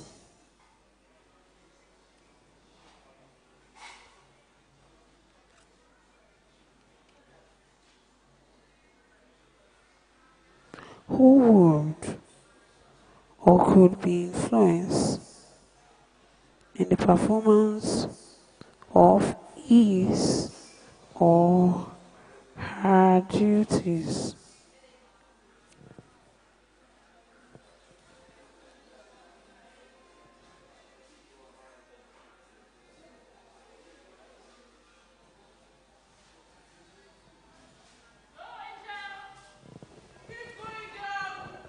Each of our duties.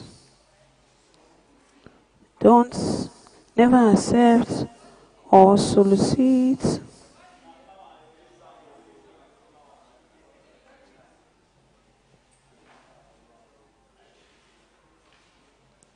directly or indirectly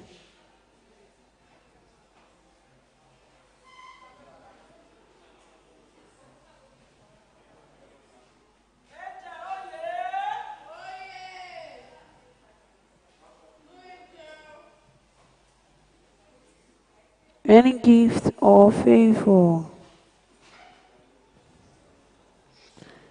that could influence you in the exercise of your rights and duties.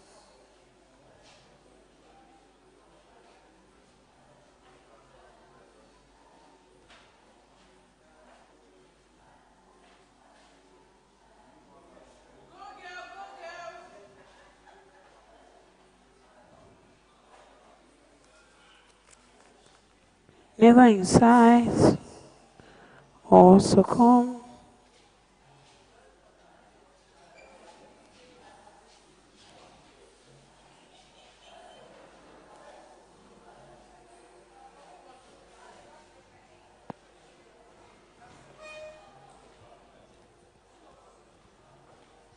or succumb to directly or indirectly violence, yeah, or group of people in every manner whatsoever.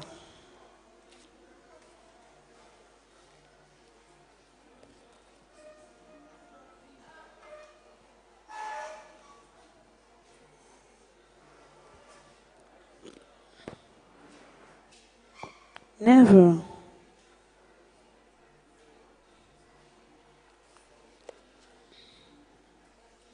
The role of civil public servant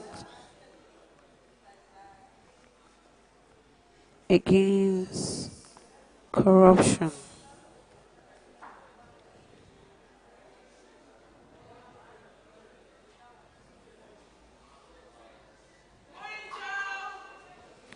Your role as a civil servant is to act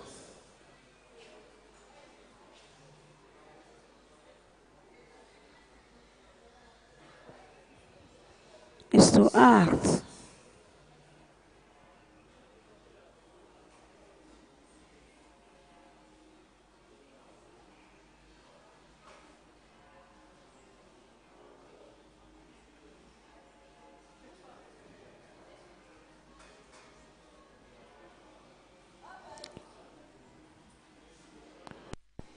you must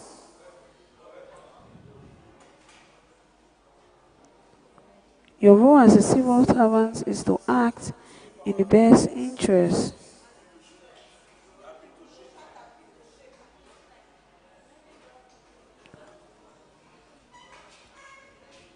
best interest of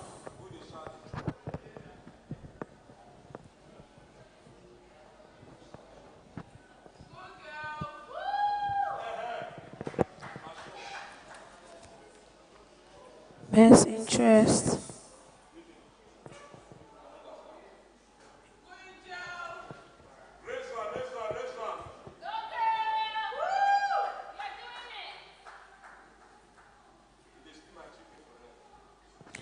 you must observe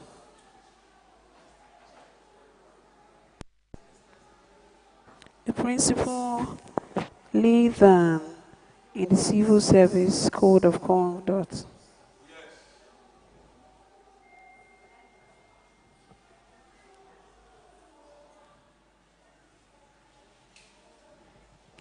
You must strictly adhere to the rules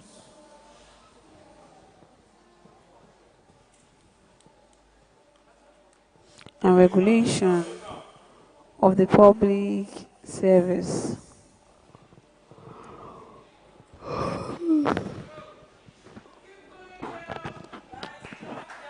You must promote a culture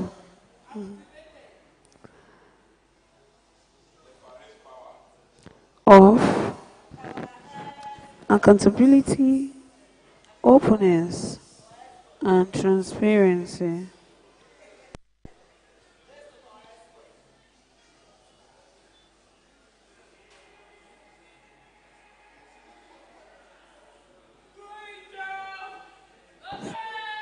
Accountability, openness, and transparency.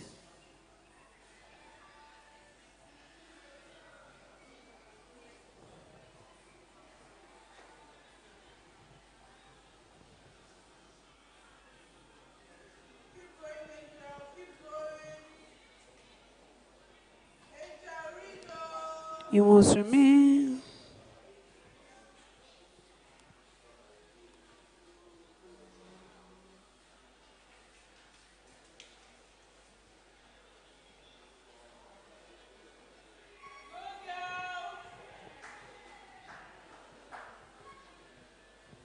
You must remain aware at all times of the fact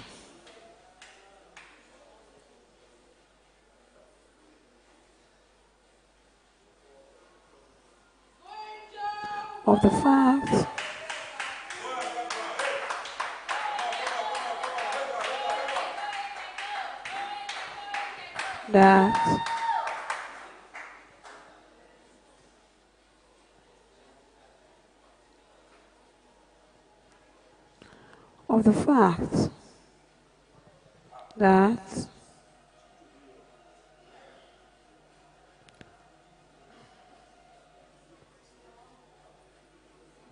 all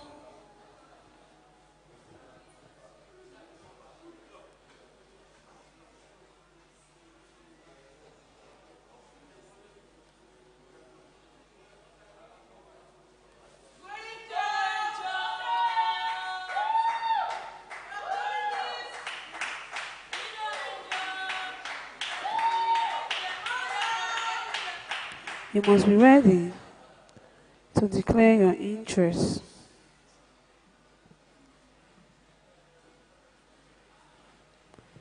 Be they financial,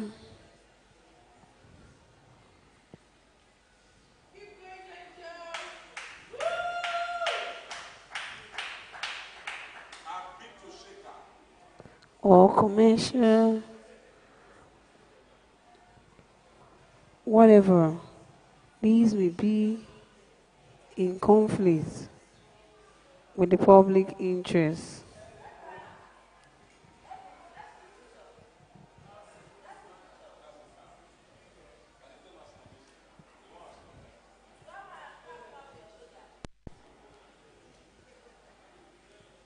We must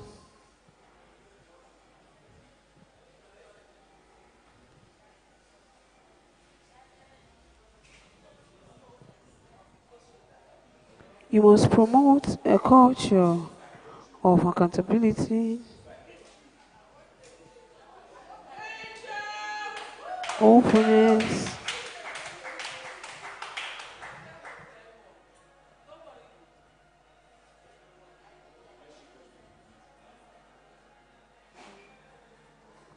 and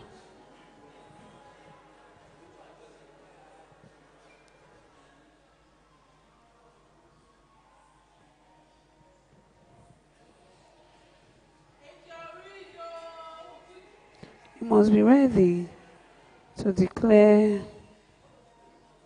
your own interests.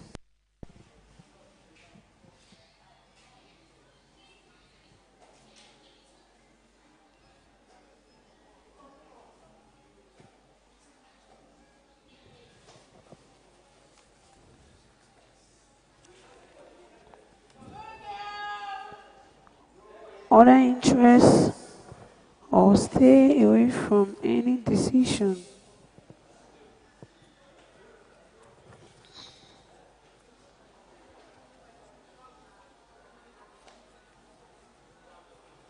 you should stay away.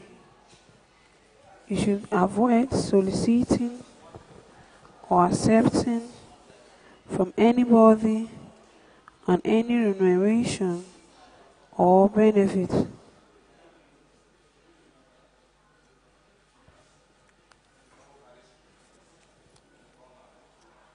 or performance. Avoid accepting any gifts,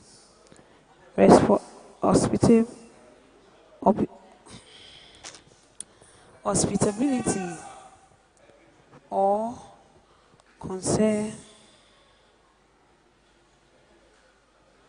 concessionary offers in connection with the discharge of your duties, except as may be permitted under the rules applicable to your office or civil service. Go.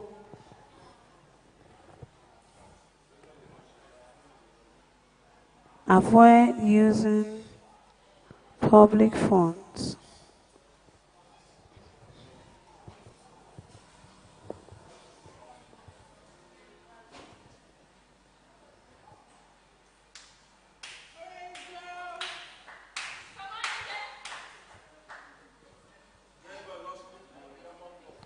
Avoid using public funds.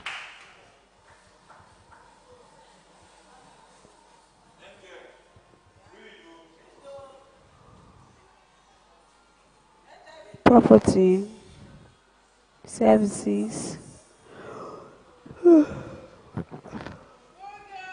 information for unofficial activities.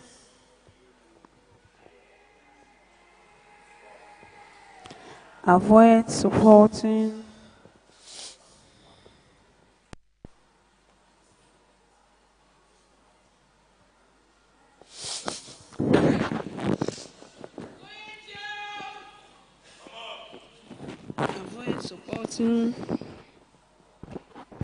any cost in return for which you would receive an illegal payment or favor.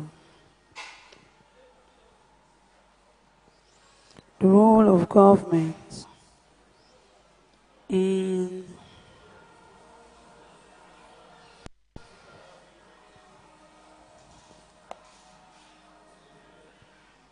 role of government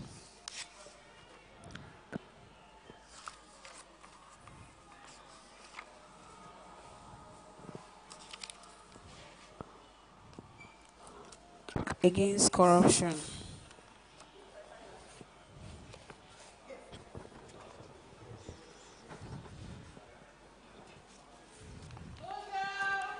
One, our political leader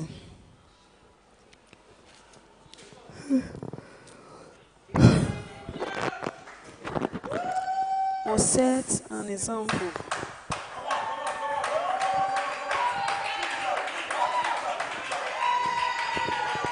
Government should illustrate that it is committed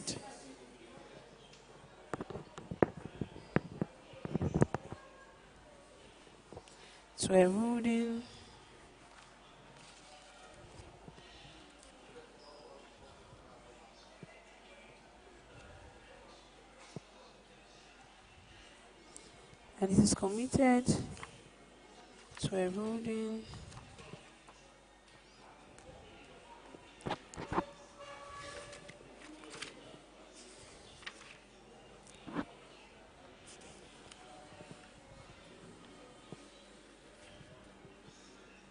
to eradicating corruption and a strong culture and integrity.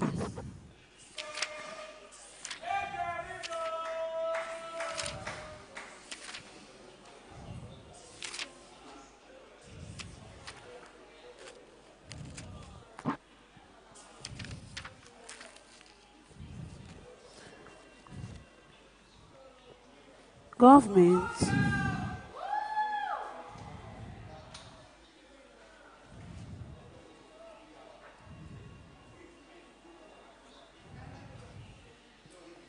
is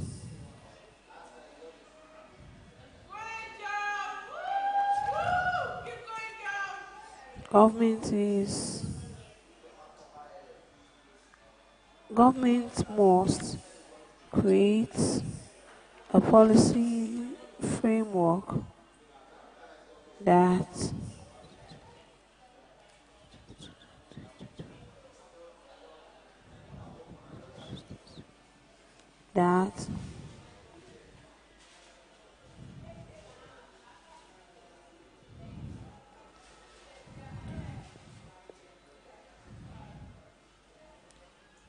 has effective regulations and measures against corruption.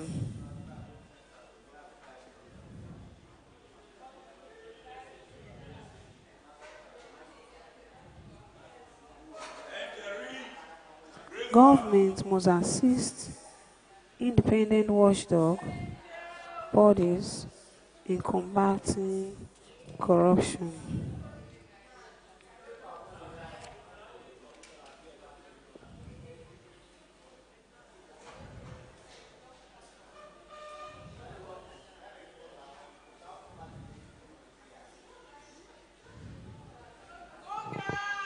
Government should engage the private sector with strict internal company policies, such as a code of conduct or integrity contracts.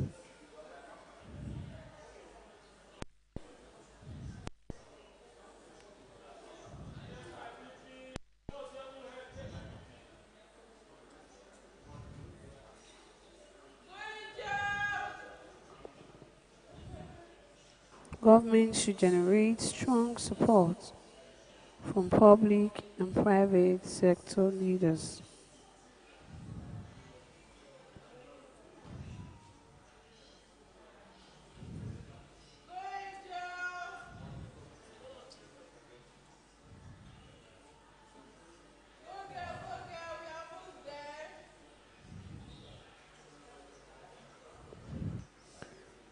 Some people, government should cooperate and encourage the civil society to educate the public on corruption.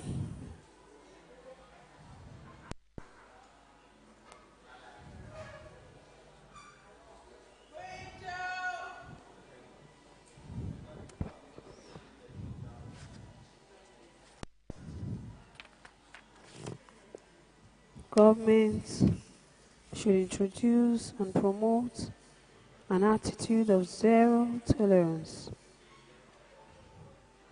to corruption.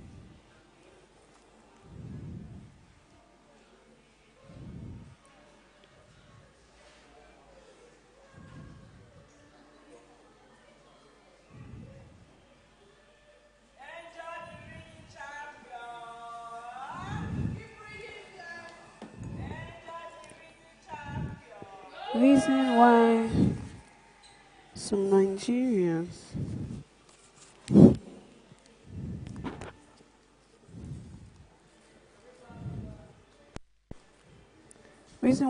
Nigerians may not report corruption.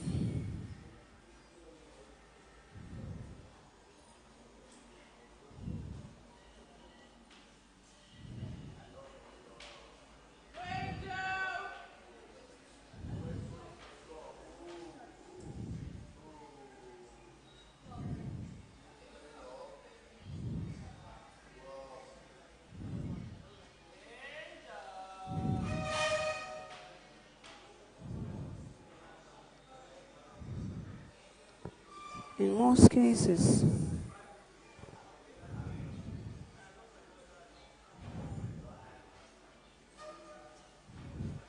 some people don't report corrupt practices because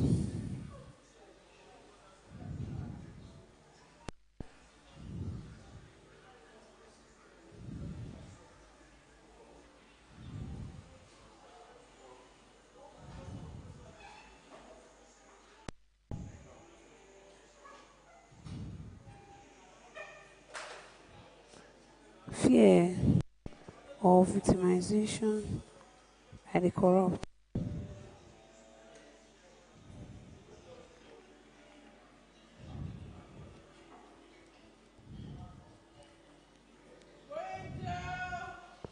Some people lack confidence in the neutrality and ability of the law enforcement bodies.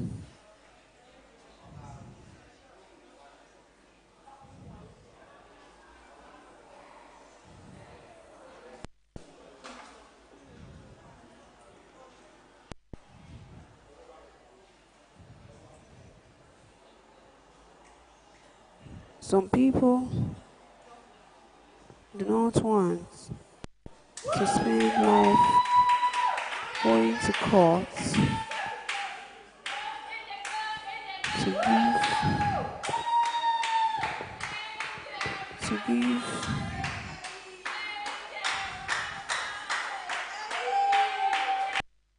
to give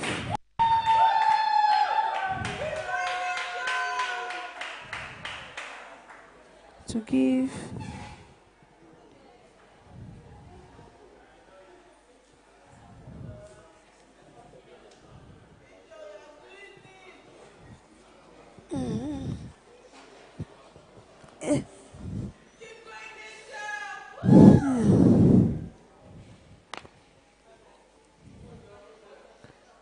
some people lack confidence in the neutrality and ability of the law enforcement bodies. Some people do not want to spend time going to court. Some people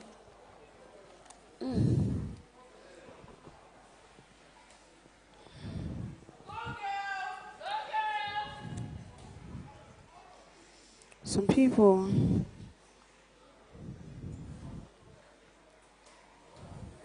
do not want to spend time going to court to give evidences because they feel there is no compensation for that.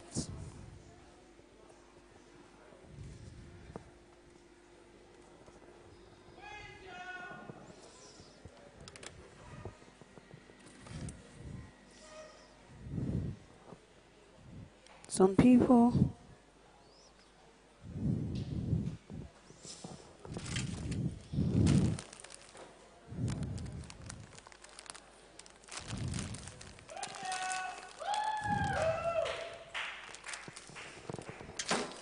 do not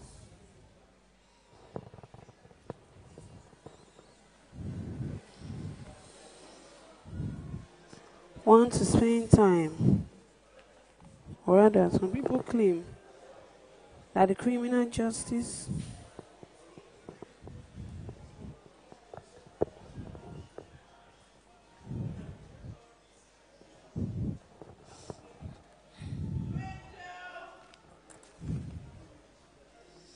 that the criminal justice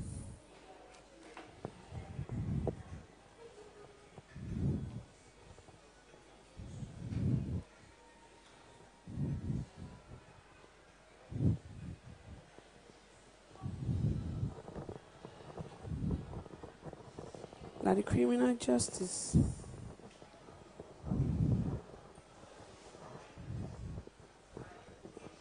system is ineffective.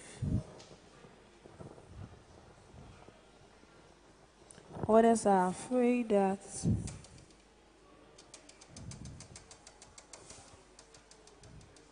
they will be embarrassed.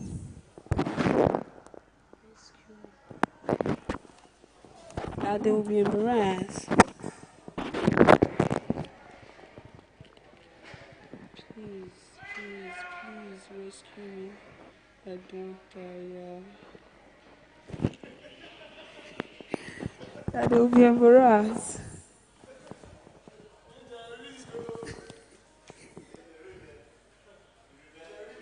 By the officers of law and order.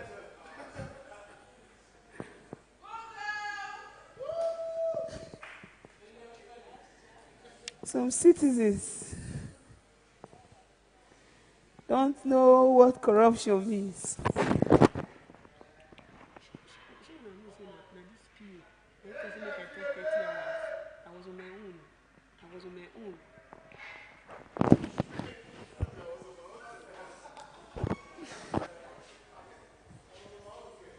Some don't know what corruption means.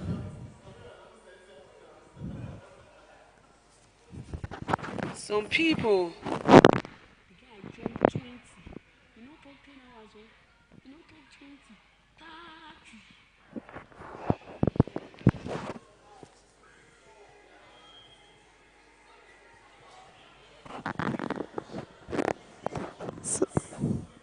Some citizens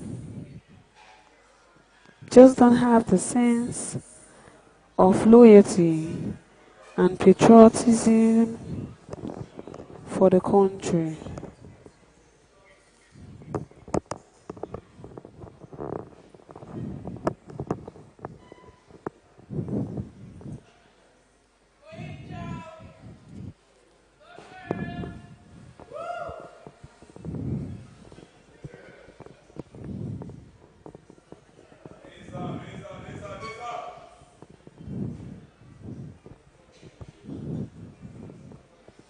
Some people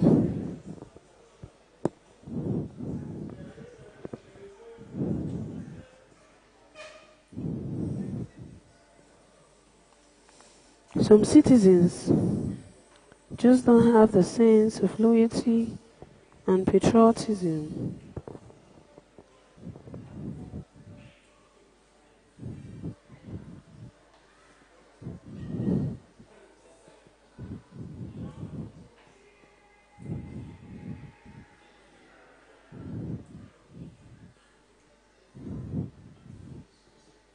Some people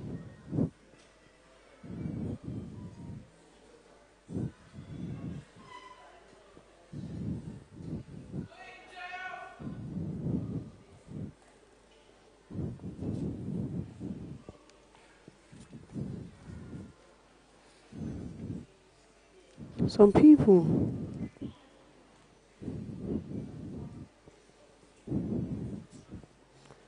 need to ask patriotic questions for Nigerian youth. Self-purging questions you should ask yourself whenever you want to know whether your actions are corrupt or not. Manager on red.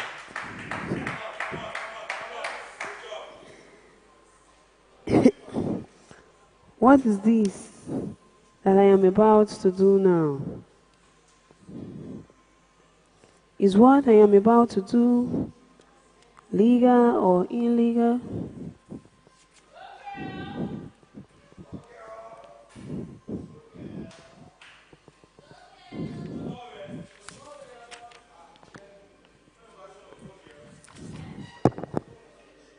Am I being fair and honest or not?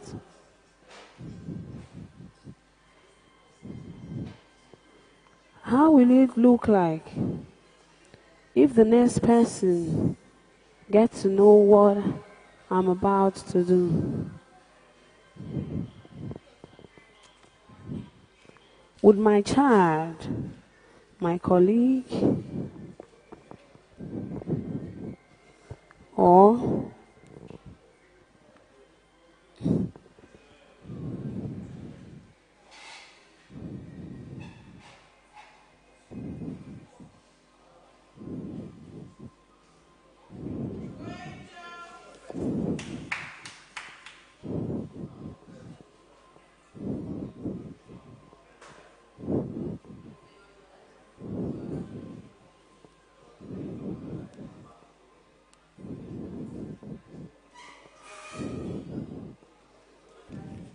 if God, am I being fair or honest or not?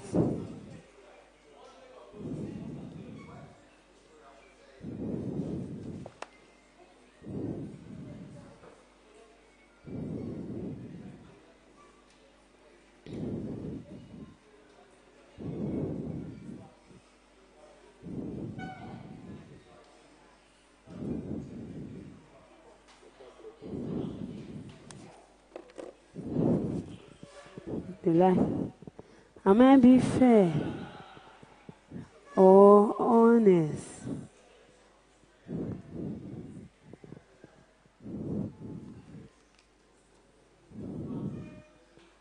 Would my child,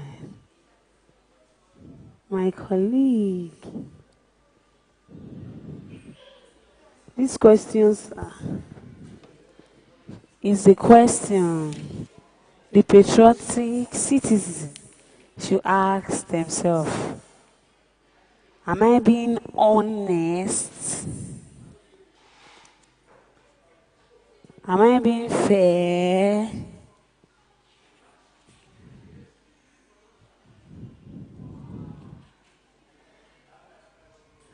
Am I being honest with myself, with this action I'm about to do?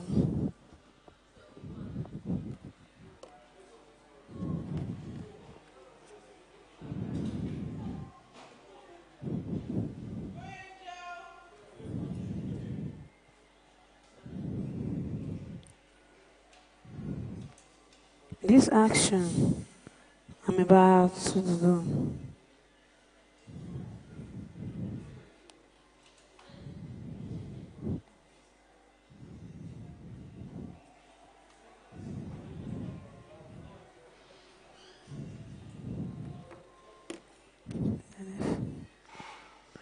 If your answer to this question is no,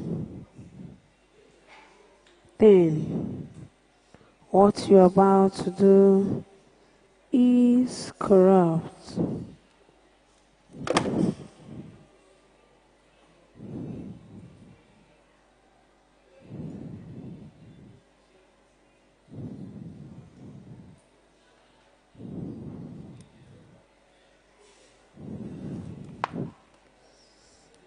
Am I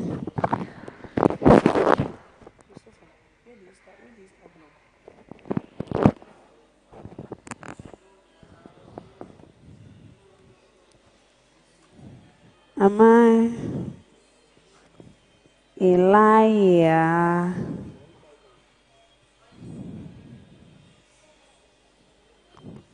Liar.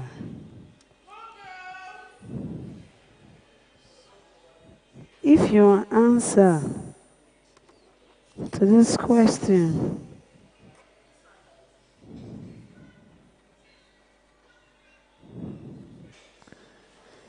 if your answer to this question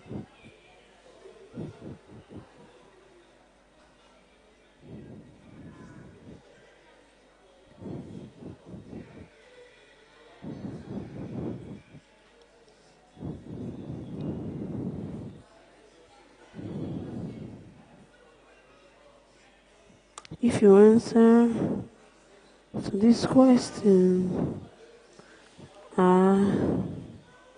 is no, then what you are about to do is corrupt.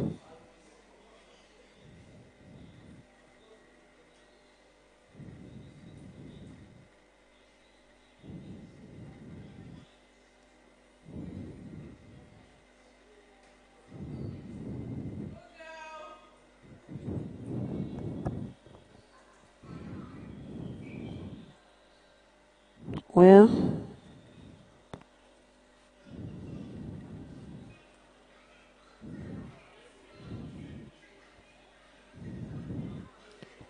what you are about to do is corrupt and unacceptable.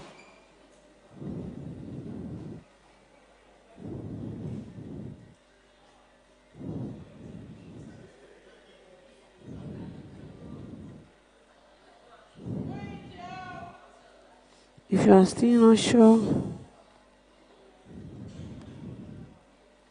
about what you want to do,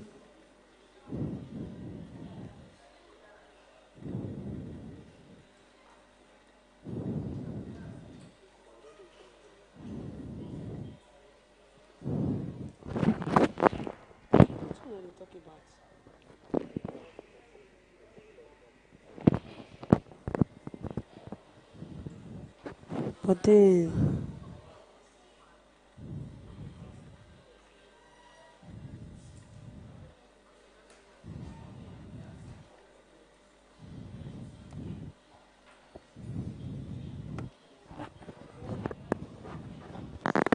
who is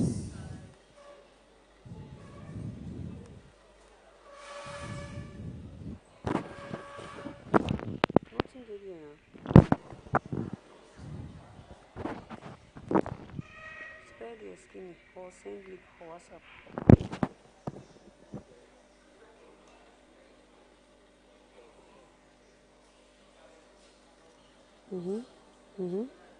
Okay. Chapter chapter 5.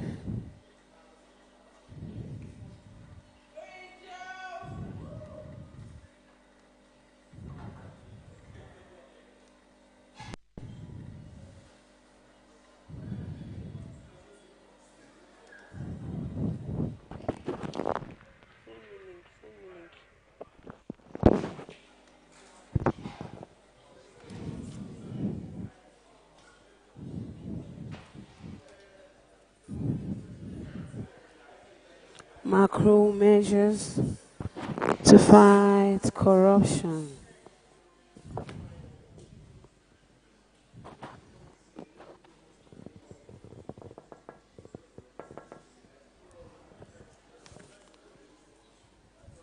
Change. Change is the law of life and that of those who look only to the past or present are certain to miss the future.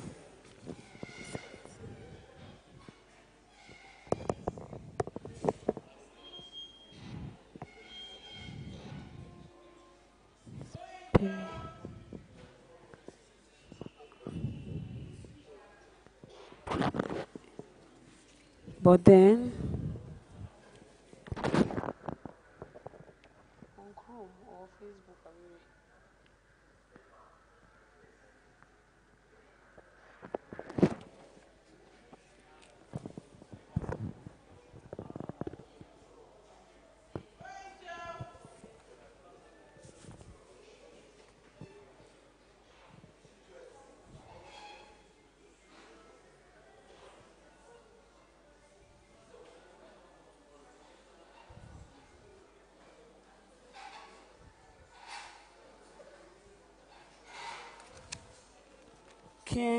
culture of integrity.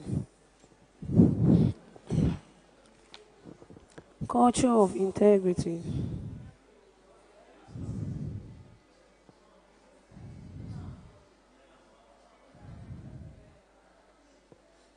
Macro measures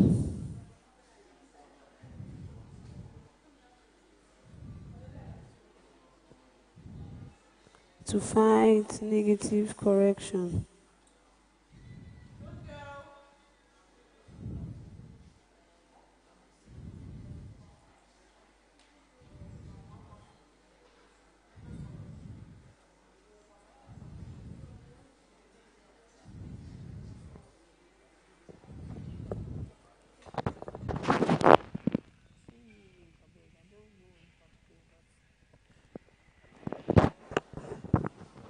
Culture of integrity.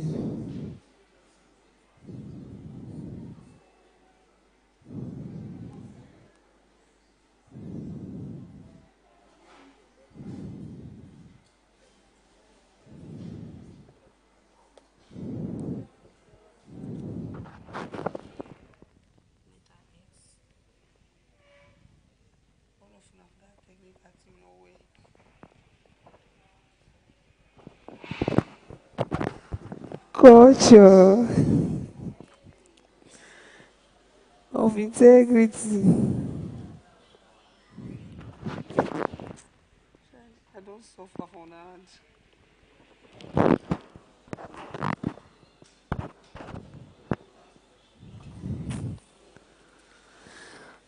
One of the greatest preventive measures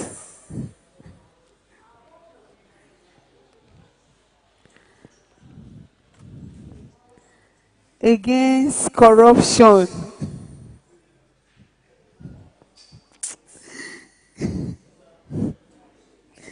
is to develop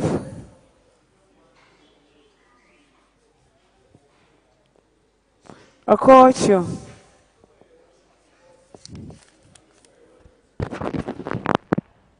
are not serious with chicken. You are not serious at all. I go with judge all of now.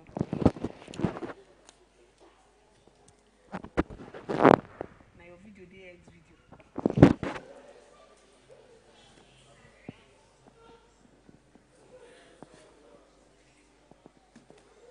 I can't believe I actually said this thing. Government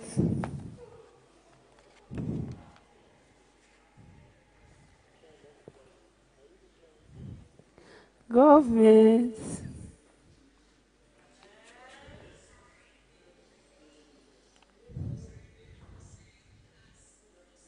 the present government anti-corruption policies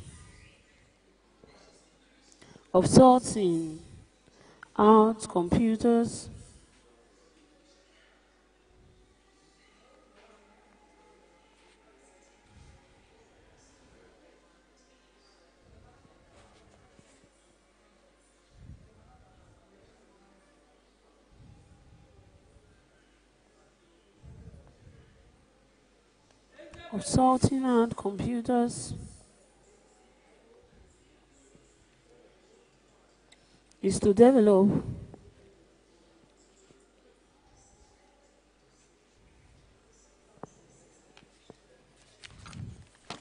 a new regime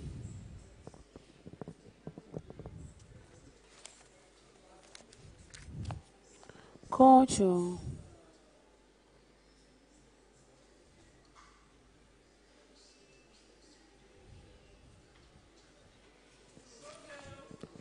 one of the greatest preventive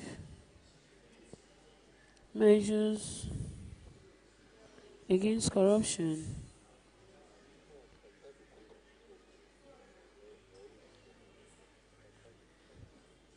is to develop a culture of integrity among young Nigerians.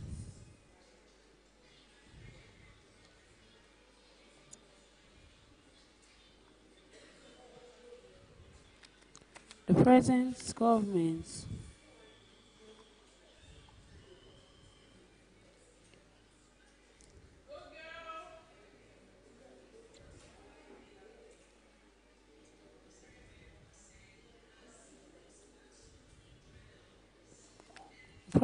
present government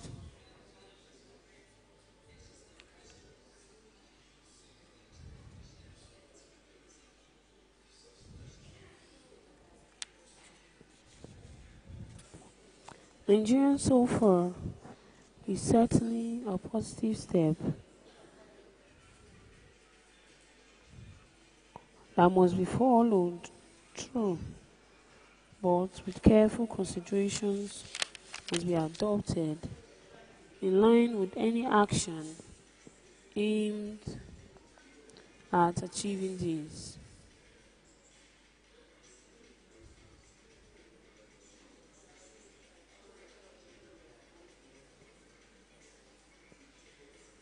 Aimed at achieving this.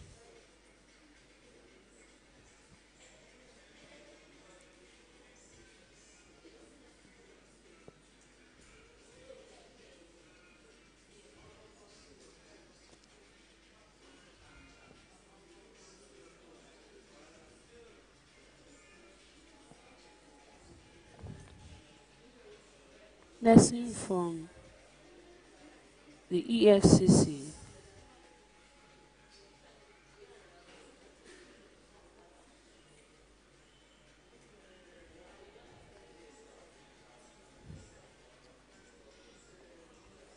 Lesson from the EFCC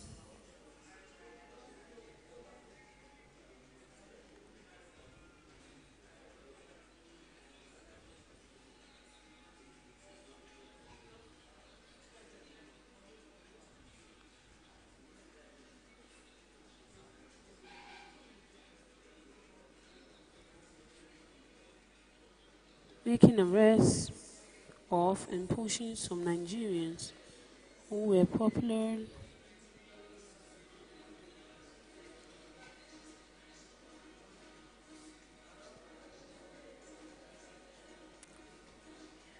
popularly seen as the above law.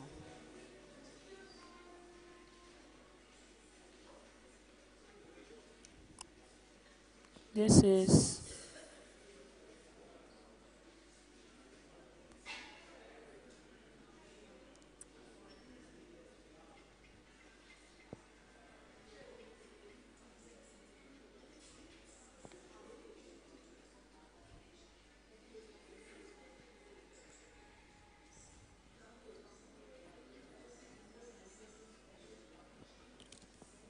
this is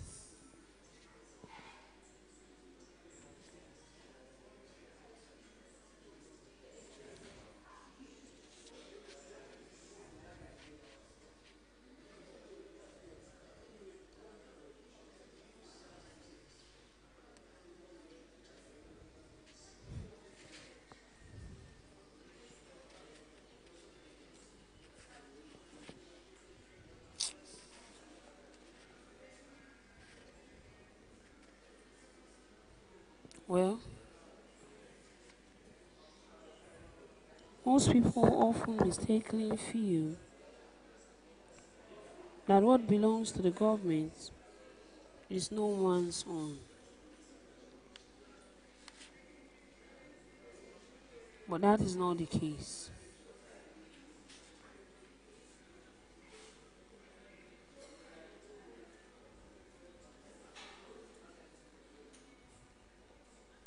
But that is not the case. Lesson from the EFCC making arrests of and punishing some Nigerians are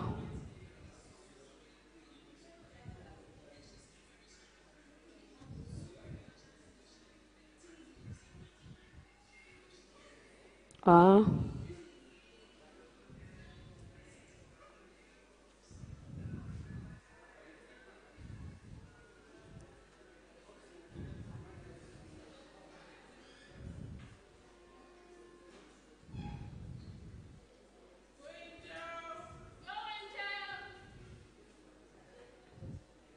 worthy to the law to pay a price.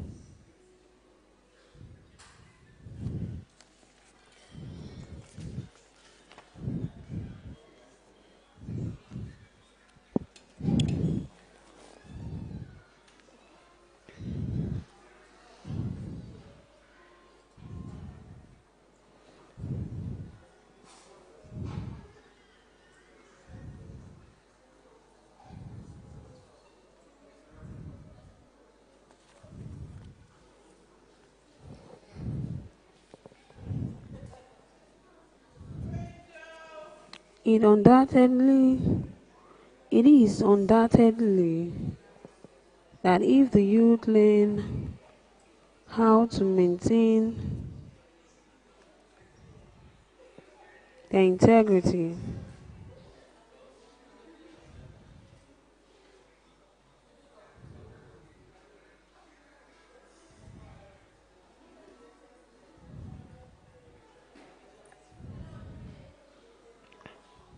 well, what exactly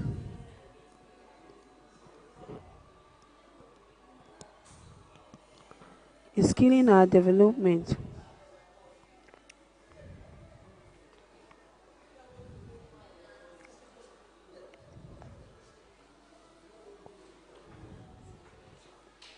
And assuming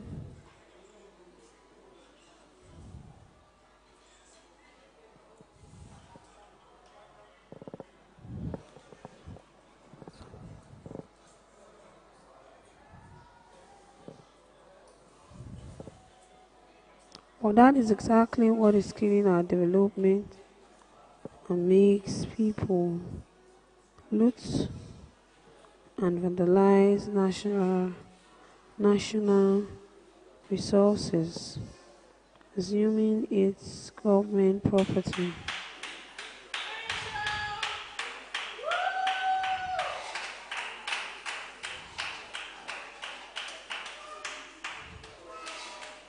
UN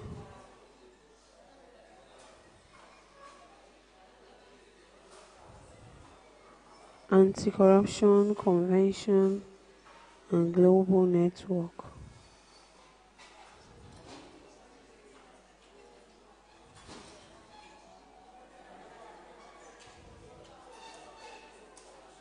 United Nations Convention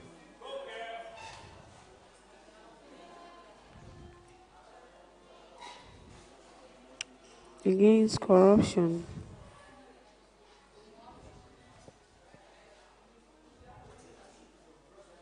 And its principles towards reducing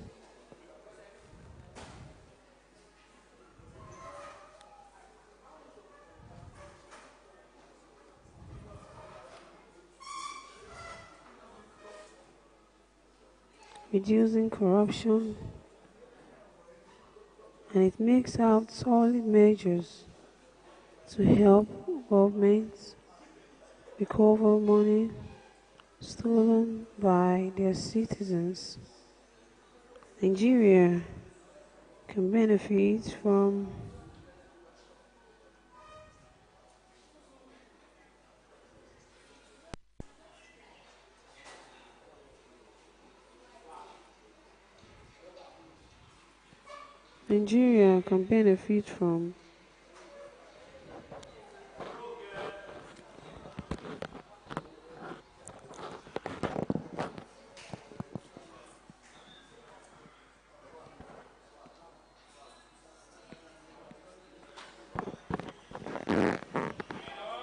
what?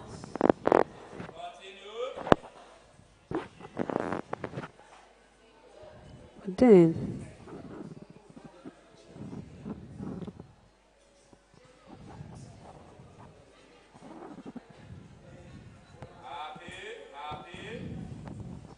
Germany, France, Holland,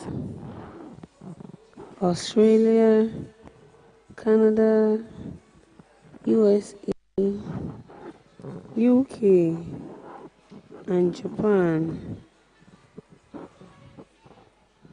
They are the UN Anti-Corruption Convention, together with that of the World Bank and the concerned democratic nation. Cooperation with financial institutions.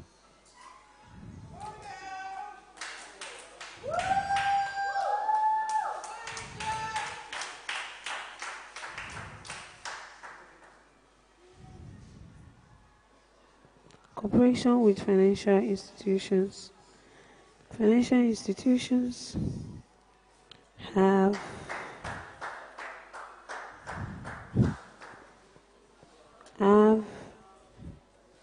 a part.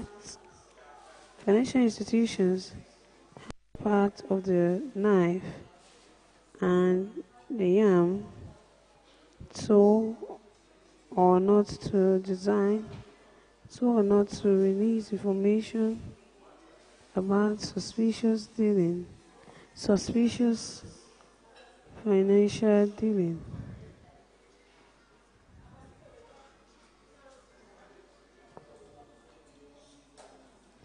Suspicious financial dealing.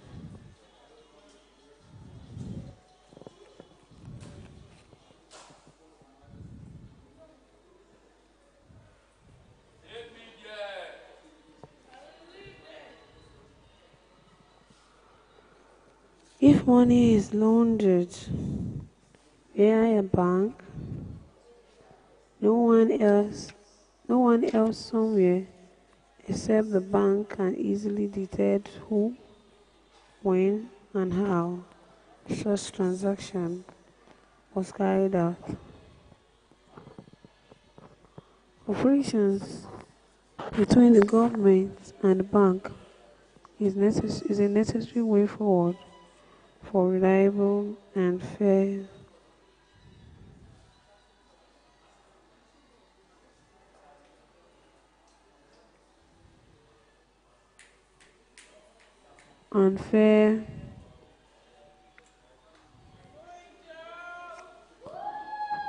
and fair recovery plan for money looted away by fraudsters.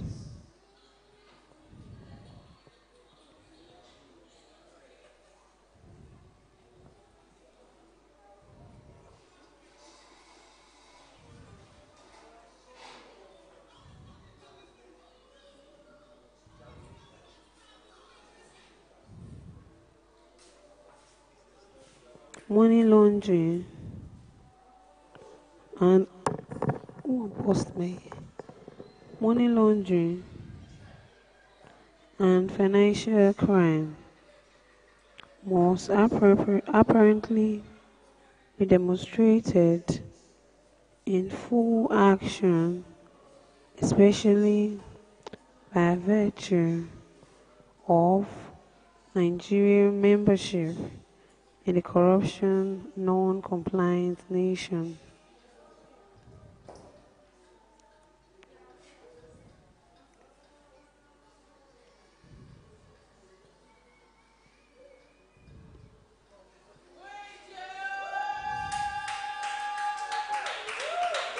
Private sector engagement.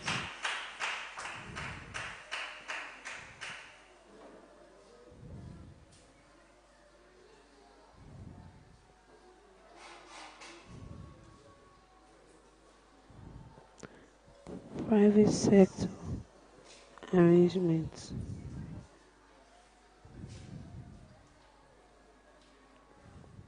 The private sector must be fully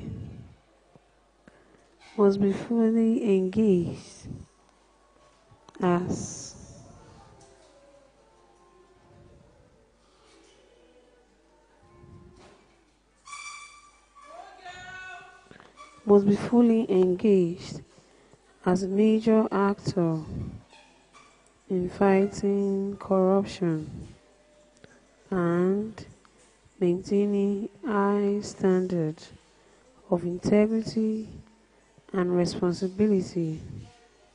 Corruption is not only perpetrated by those in government. Examples of private sector relationship in corruption can be seen from huge financial crime.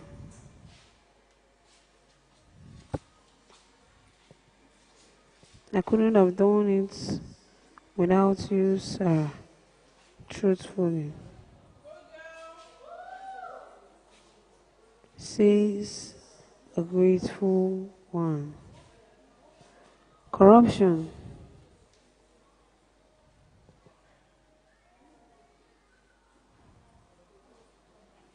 though they may not be government,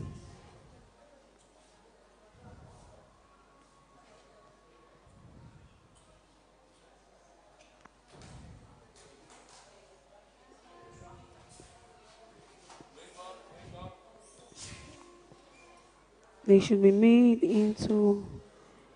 made to play by the rules of organs such as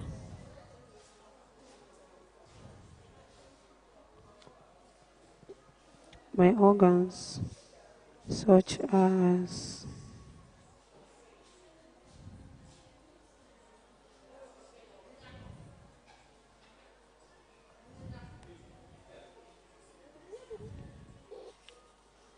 such as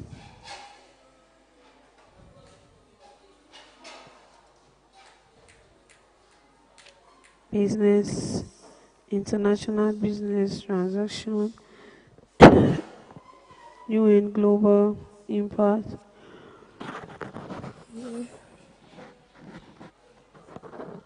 UNACC, and OREDS Convention combating bribery of foreign public officials in international business transaction.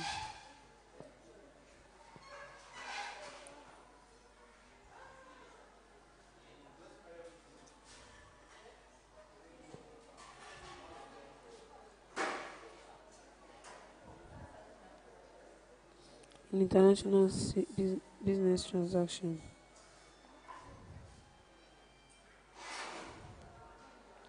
Another key method in forestalling corruption in the private sector is by precluding oversight in the procurement and management of public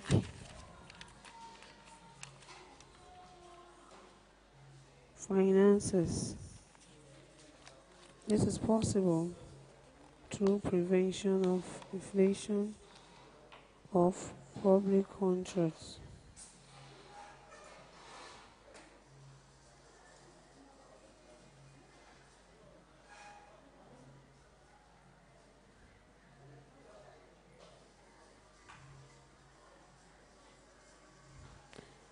All procurement and management transactions must be adhered to.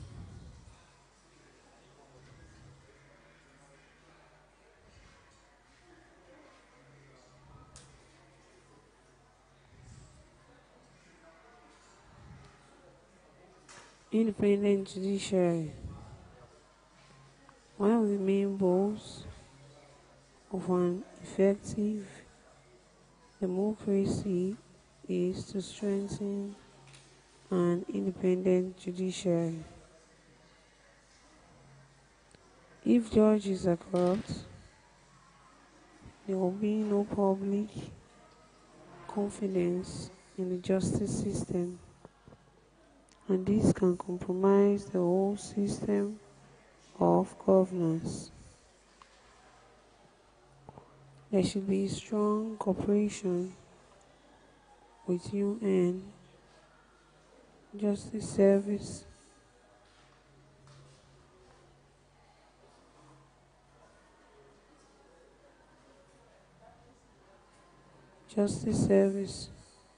to strengthen judicial integrity and capacity in the courtrooms, to reduce delay in the system and ensure water soaks and ensure fair justice.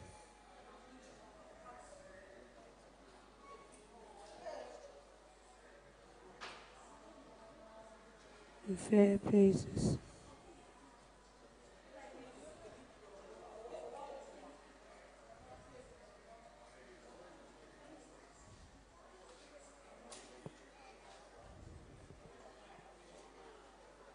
Independent judiciary. Most importantly is the need for responsible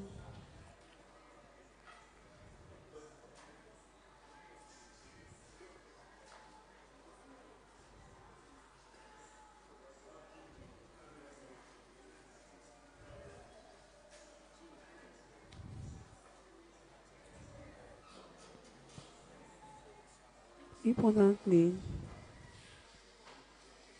is a need for empathic training on integrity,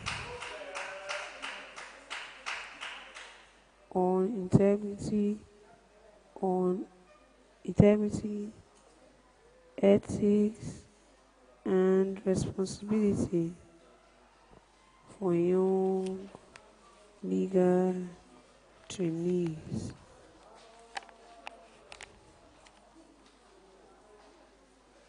In the university.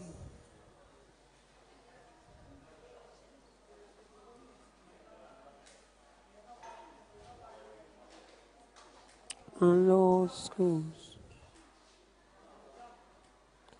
It must be made compulsory for all legal practitioners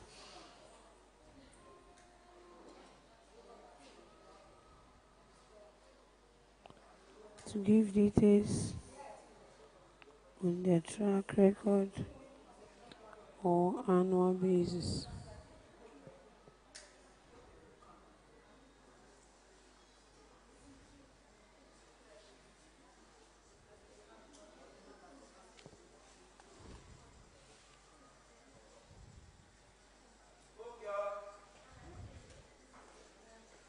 There can be no positive change without the right dose of information necessary to push the people to the consciousness of what they need and the consequences and results of what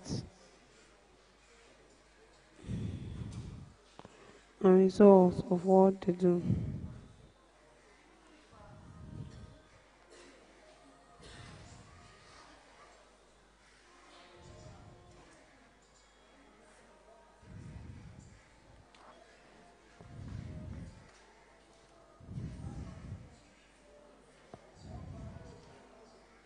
People are not only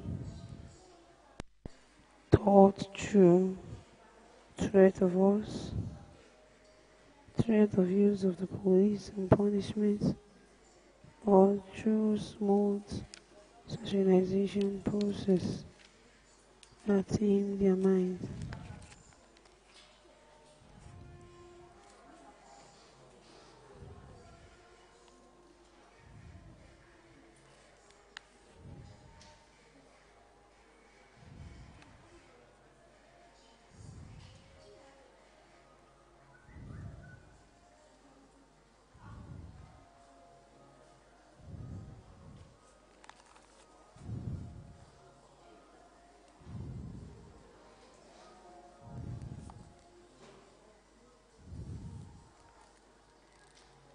Enhancement of executive legislative capacity.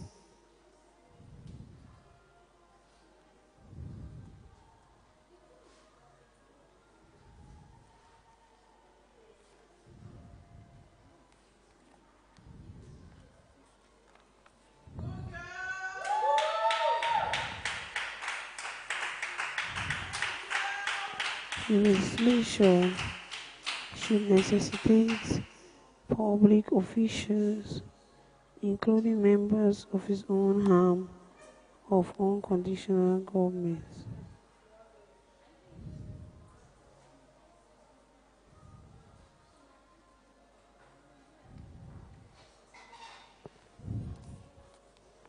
Enhancement of executive legislative capacity.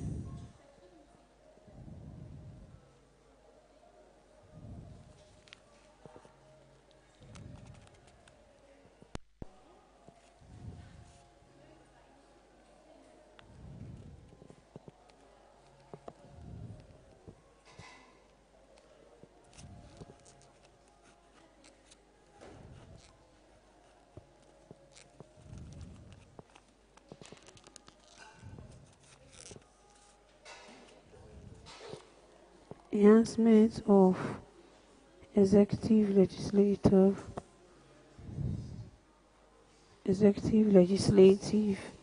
capacity.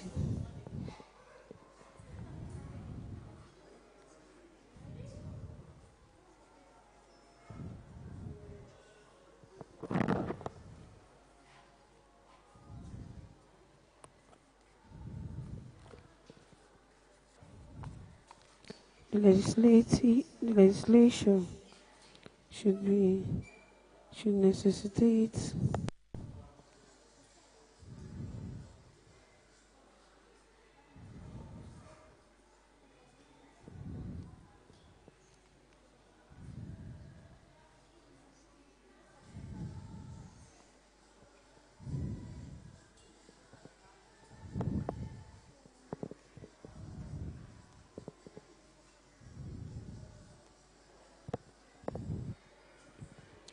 legislative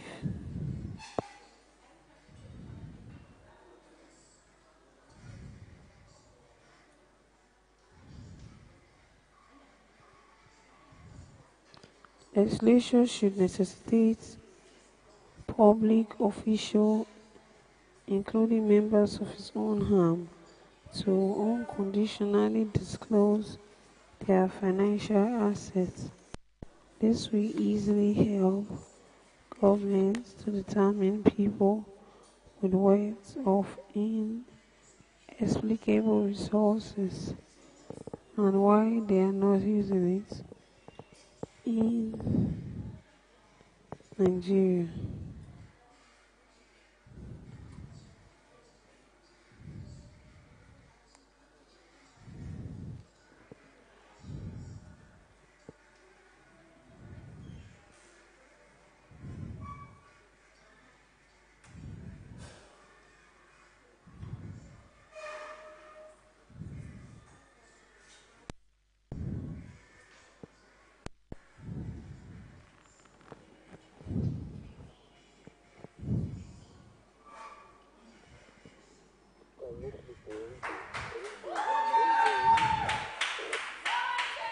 The government is also strengthening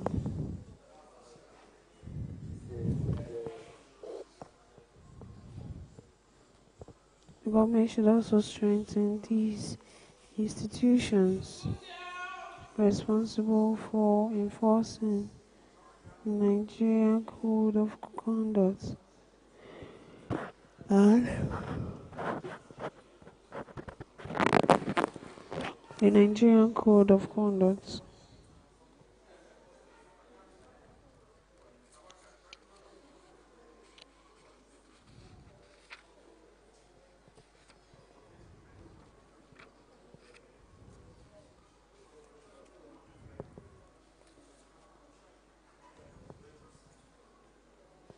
And public officials should be hired on the basics of what they know rather than whom they know, so that they will be judged by the content of their action.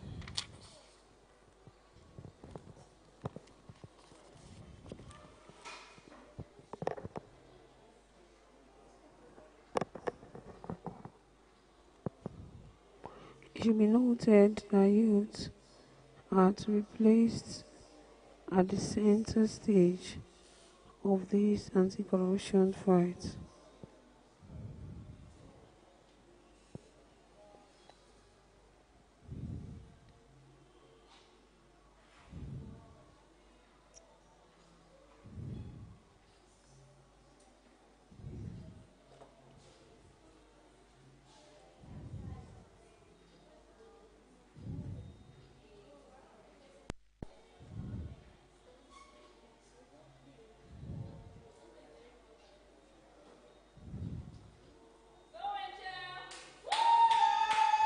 Strengthening youth capacity against corruption.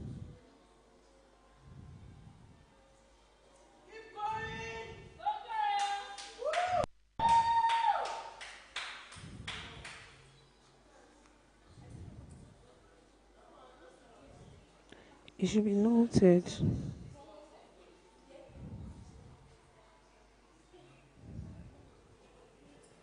that youths are pleased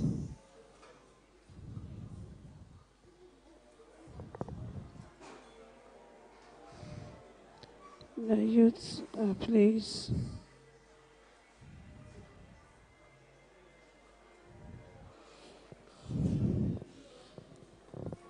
at the center stage of this anti-corruption fight.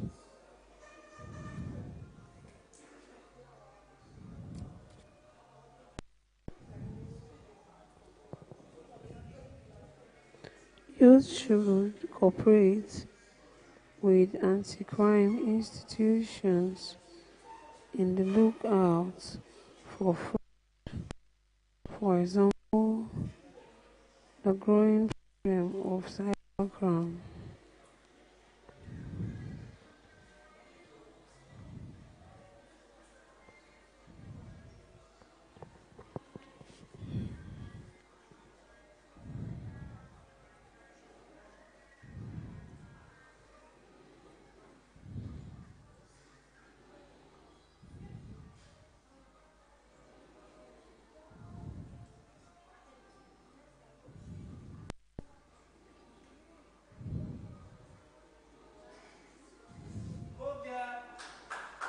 Youth should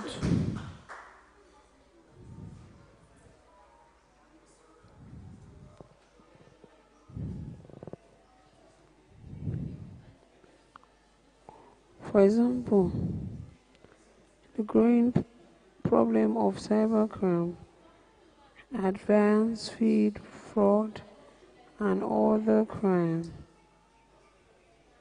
have made Nigerians notorious around the globe.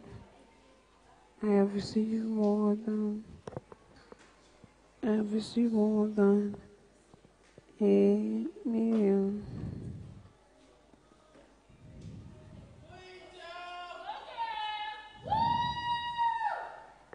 complaints about our youth.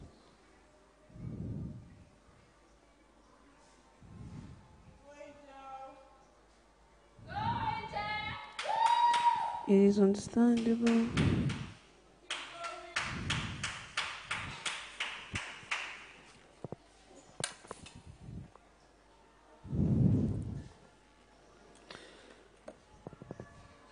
that we, as youth, develop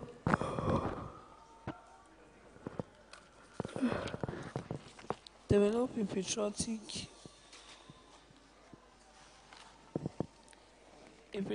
spirit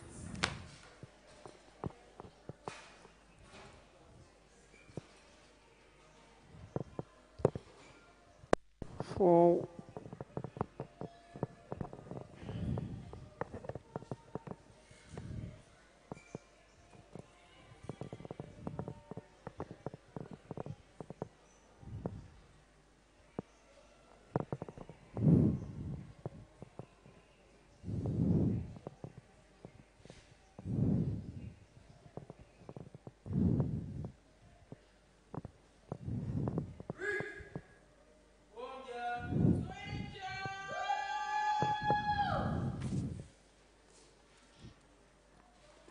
childhood entails a lot of things. It could mean a good beginning or the contrary, depending on how one parent make it. Most of the corrupt leaders we have today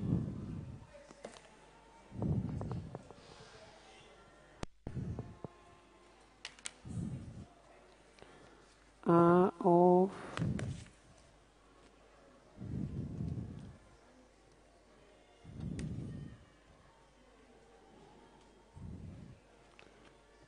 just know that corruption in Nigeria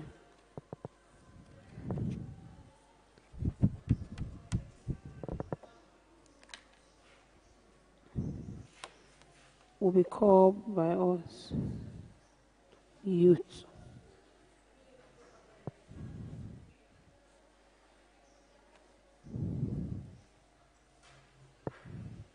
Yeah.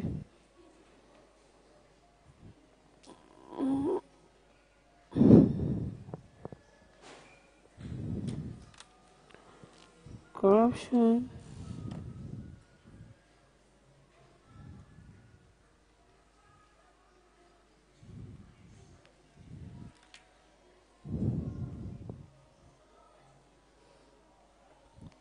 is not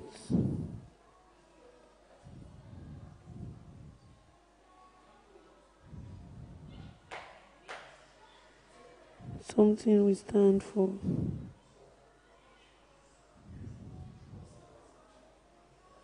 Corruption is what we are against as a person.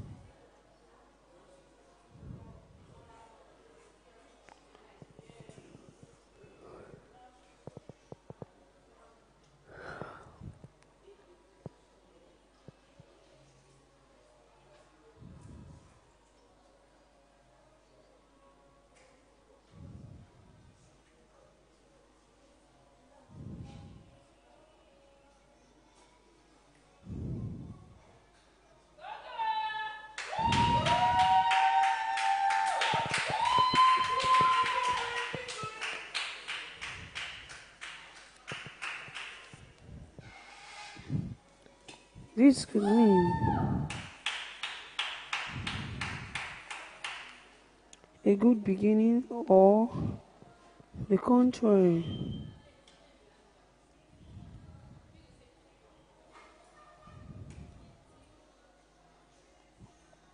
Or the contrary.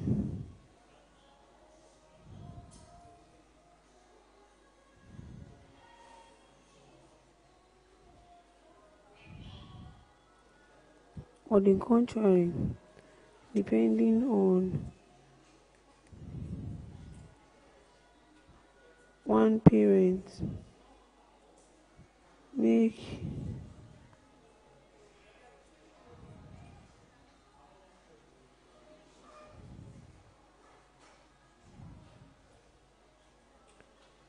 it could mean a good beginning or on the contrary on one parent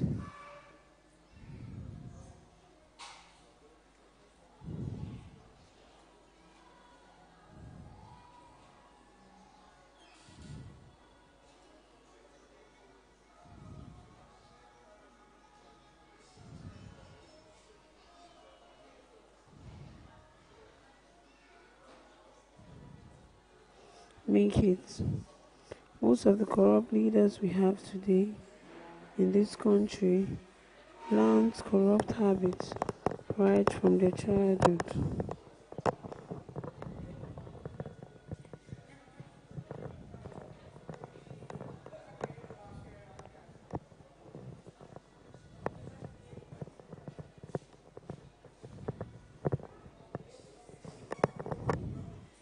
A discussion with Mr. Stephen Day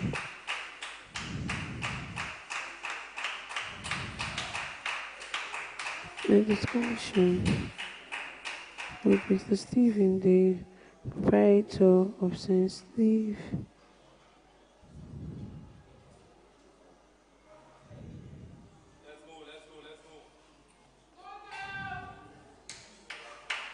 With Mr. Steve, nursery and primary school.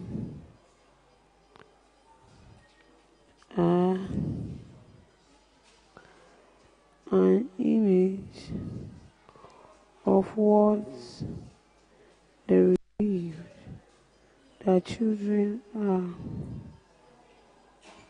Children are an image. Yeah, teach children not just how to read.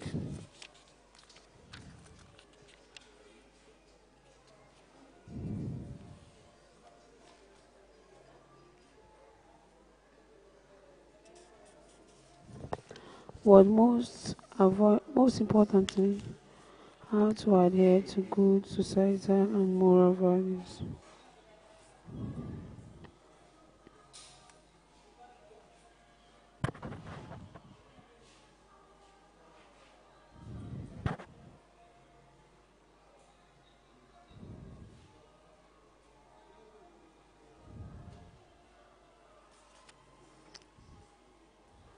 When we raise them with morally sound habits or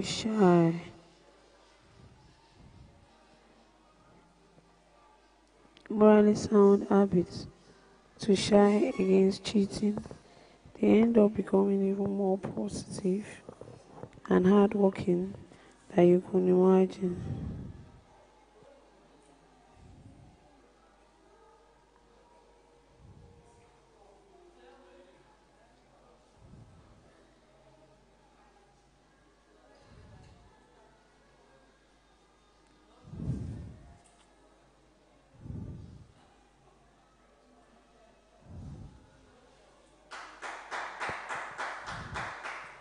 The ability to teach your children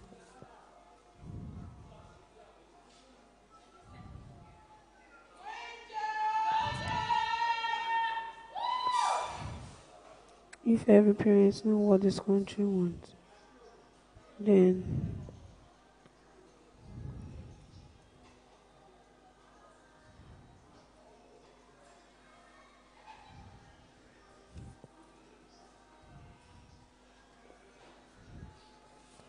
If every country knows what this country wants, then your children and parents has a personal responsibility to teach their children about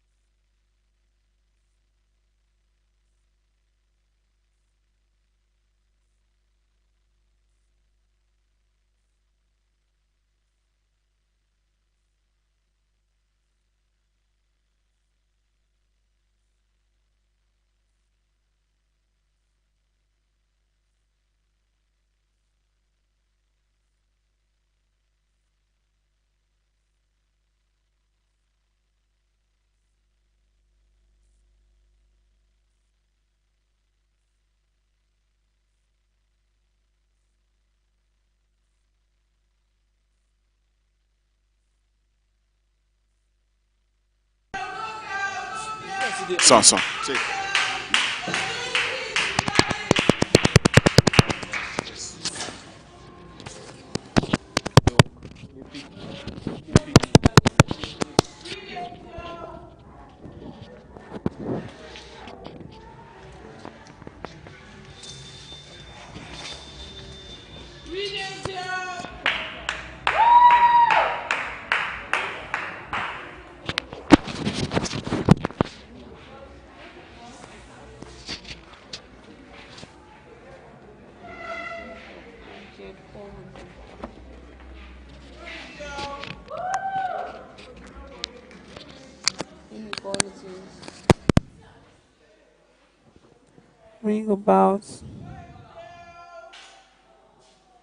Inequalities bring about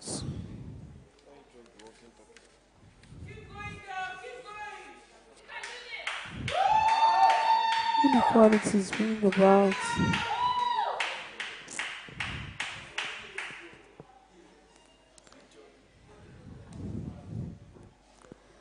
the institutional capacity to enable proper sectorial linkage for social to equitable distribute for society equitably distribute its resources is absent.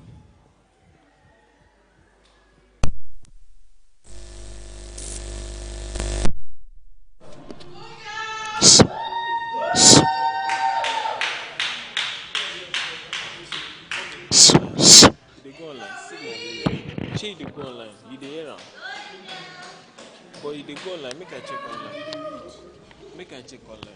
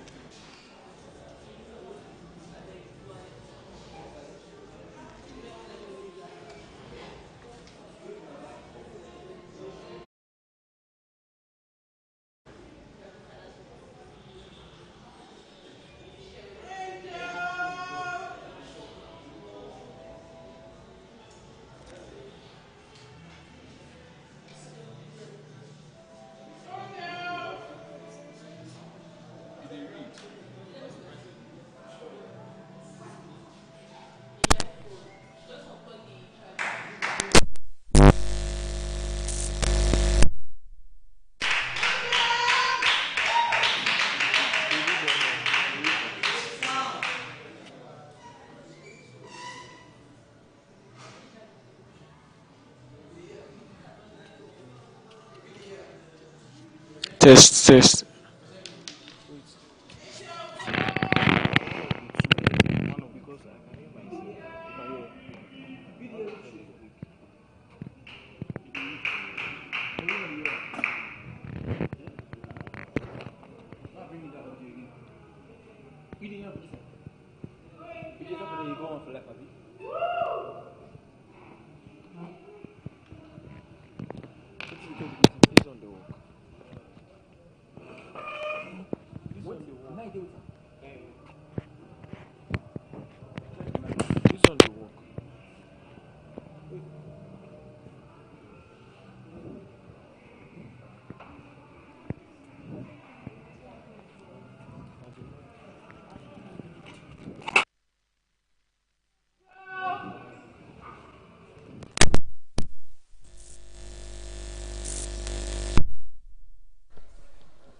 Though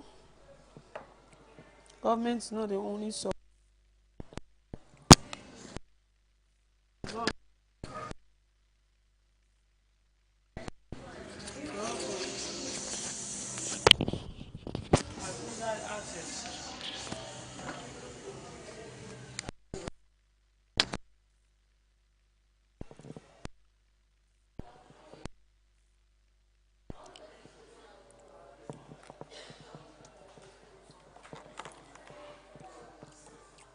Corruption has hindered access.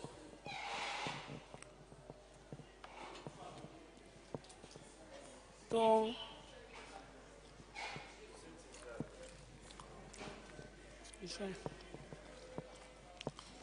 So,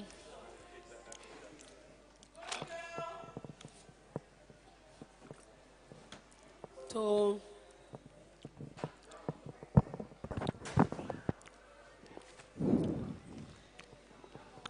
a lot to social services,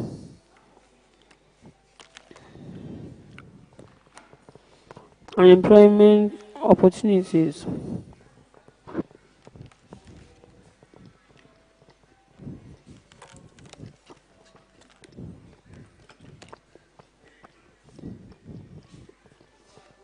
Corruption,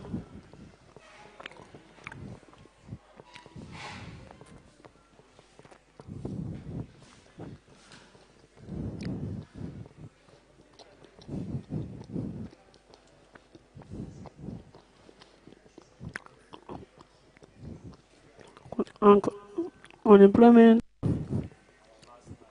opportunities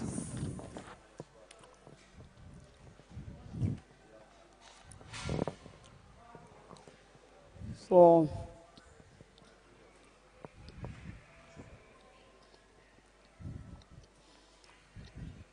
when corrupt citizens swindles public funds.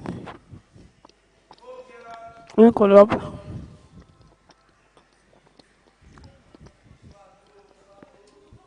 citizens swindles public funds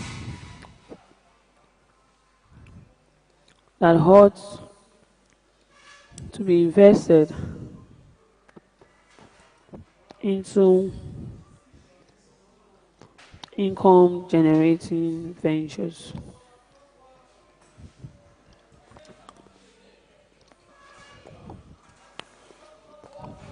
Unemployment escalates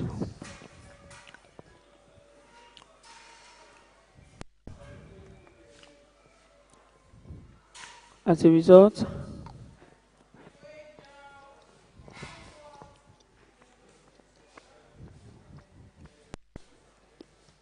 of that. Many impatient youth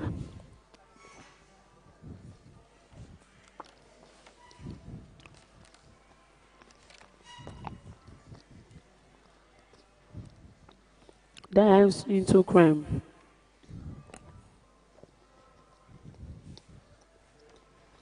like like autism,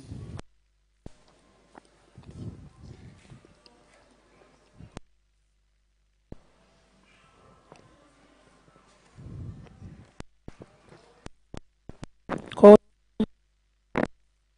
drug trafficking, human trafficking,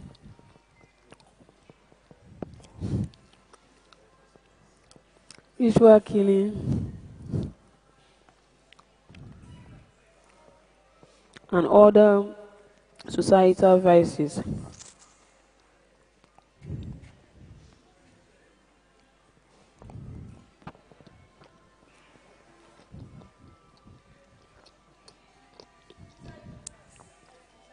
Like prostitution,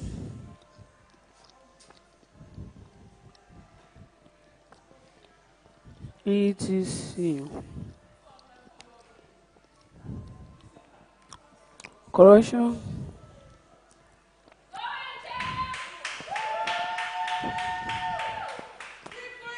obviously destroys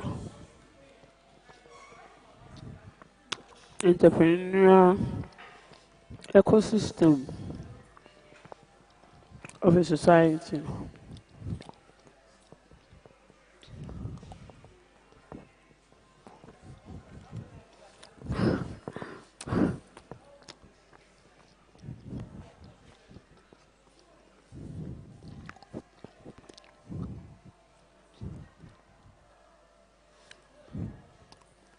As a result of that,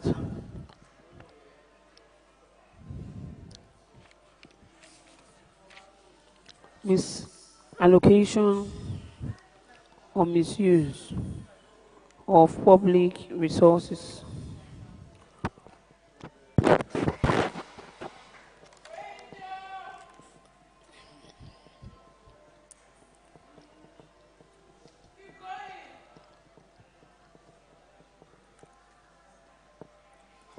Corruption causes diversion of public resources. Suppose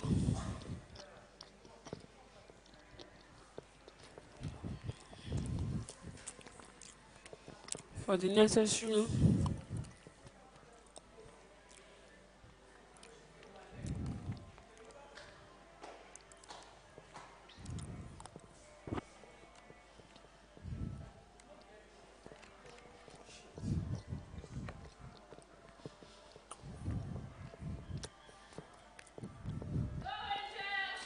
infrastructural projects.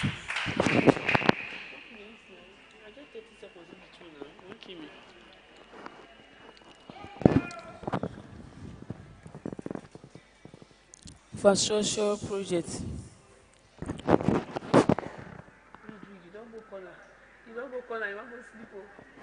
Infrastructure projects.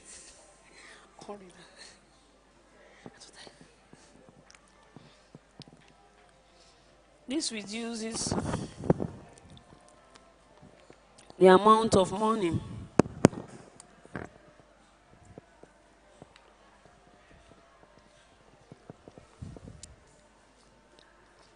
that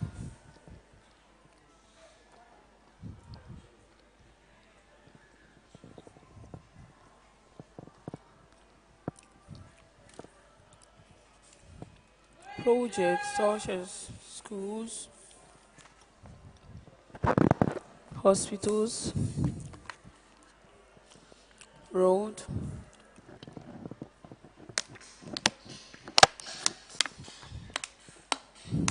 or the supplier of electric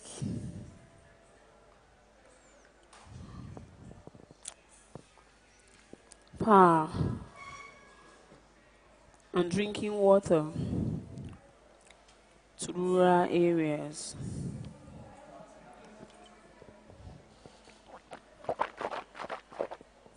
Corruption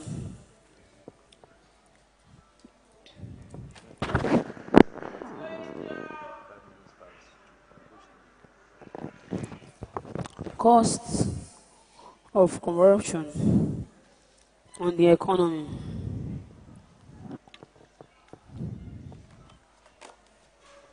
Corruption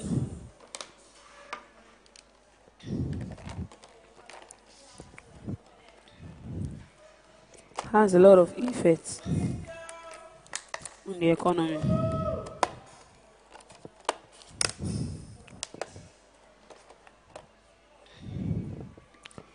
Corruption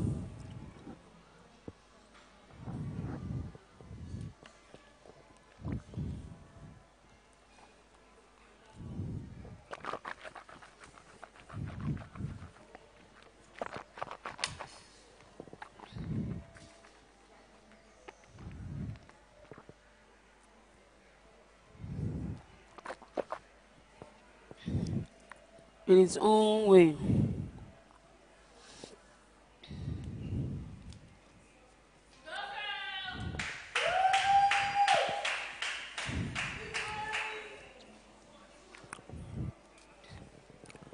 towards the benefits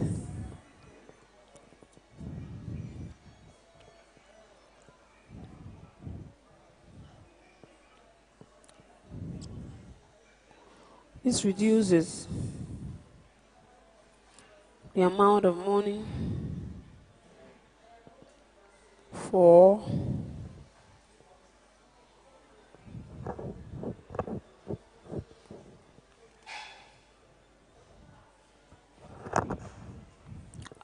things.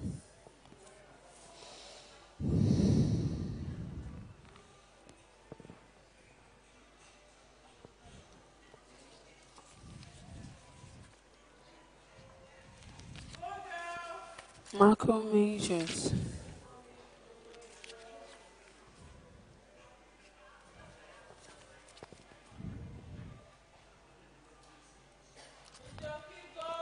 EFCC and the anti-corruption challenges in life.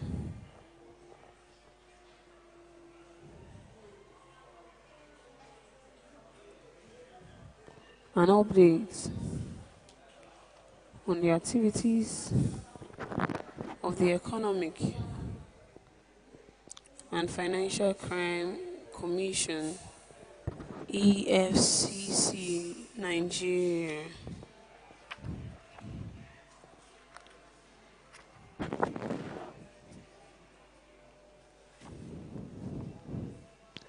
EFCC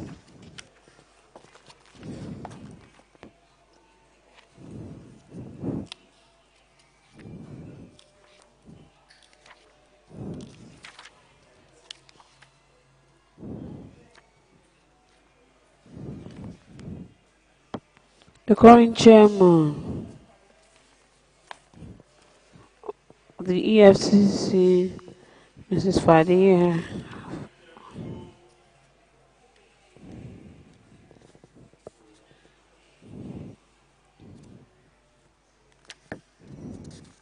Mrs. Fadia,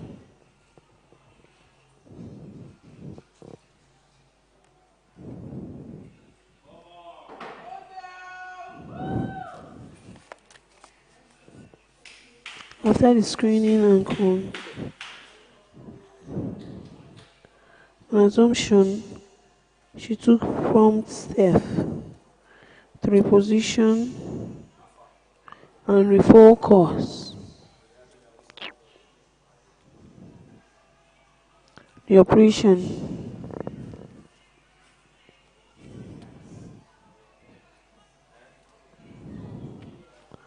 of the core system.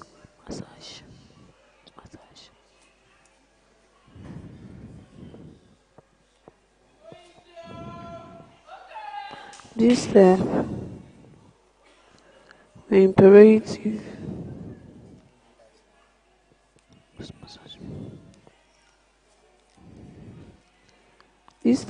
were imperative given the public outcry on the politicization of the activities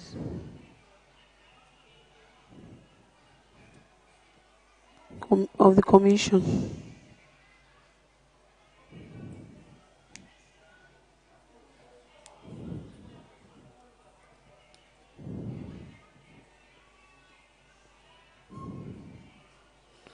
Of the Commission.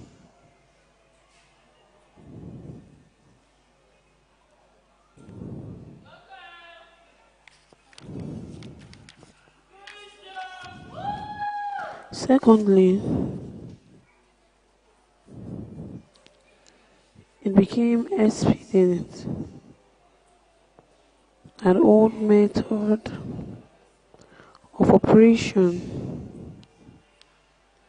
could no longer be accommodated.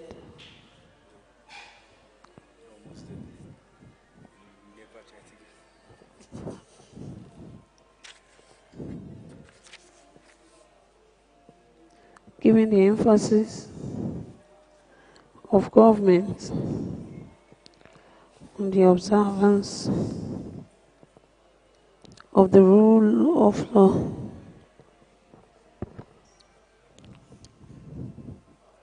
a cardinal program of the current administration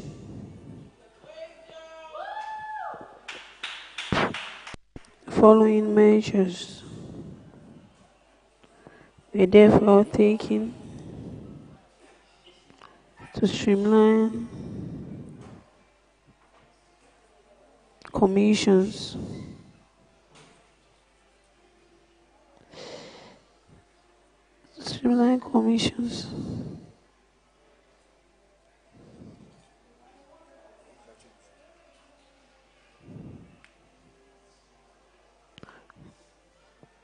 and operations.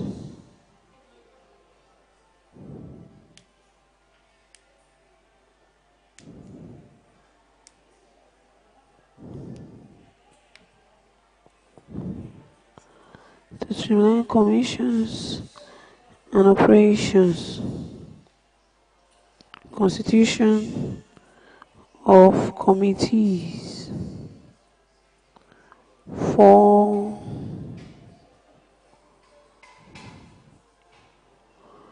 committees, legal and policy,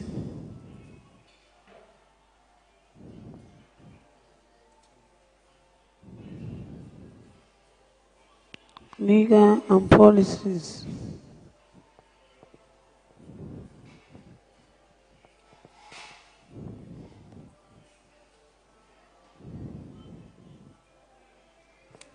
are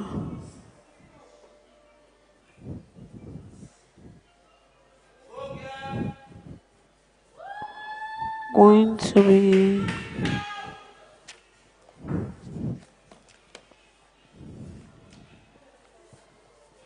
generated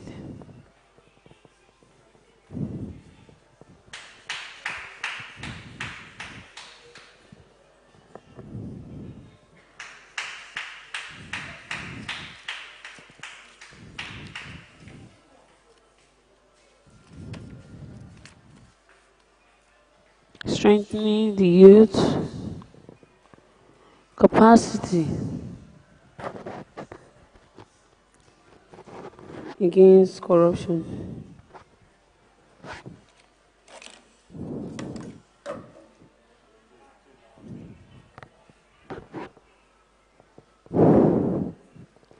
It should be noted that youths are to be placed. No.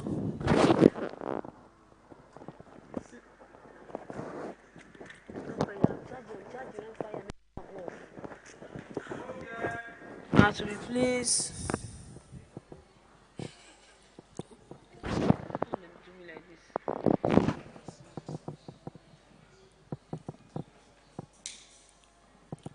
At the center stage.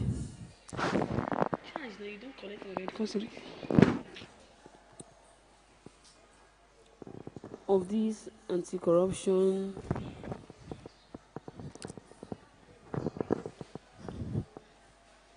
fight.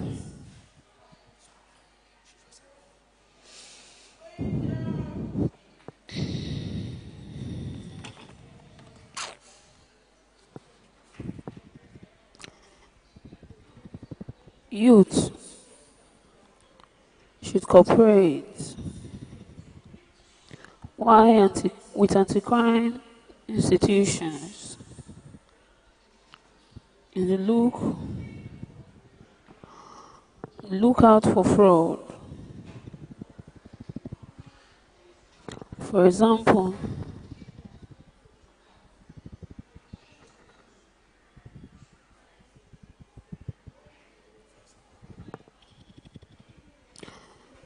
the growing problem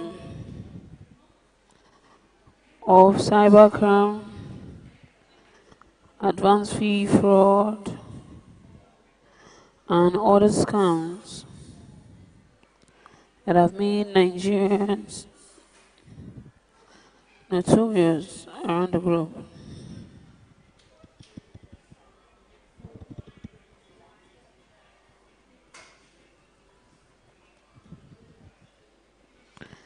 As a sad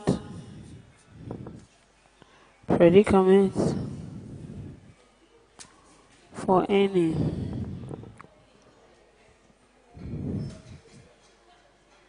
situation.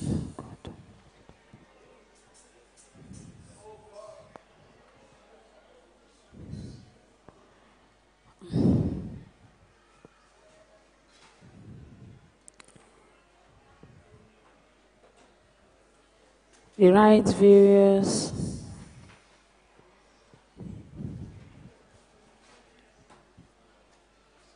types of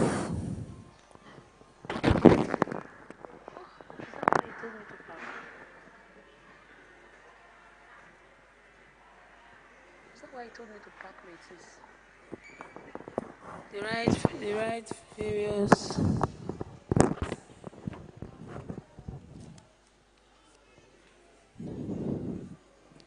types of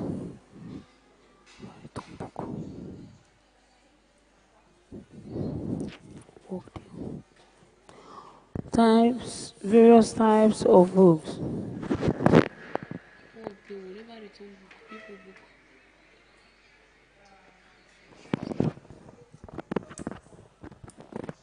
Allowing maize to defraud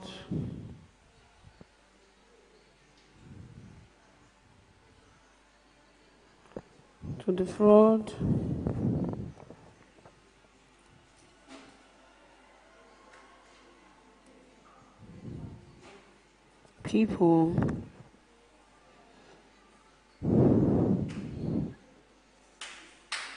of your money or possession.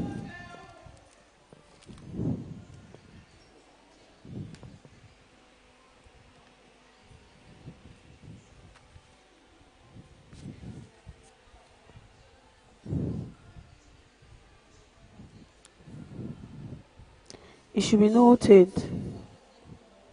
that youth are to be placed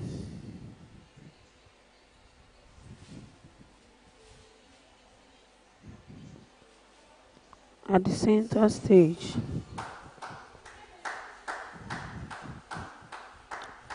of this anti-corruption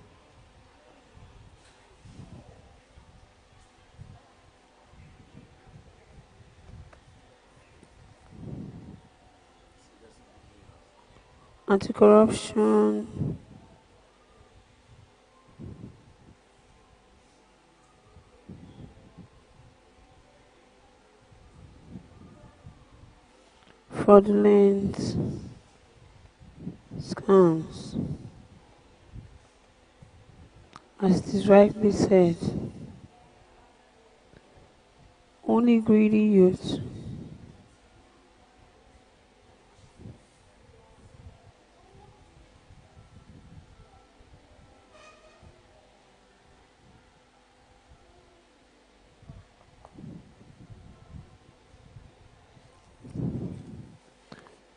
they write various types of alluring means.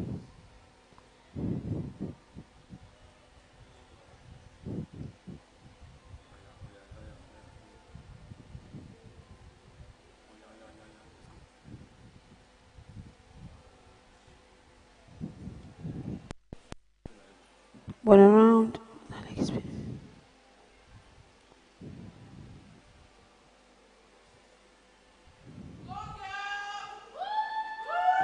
many people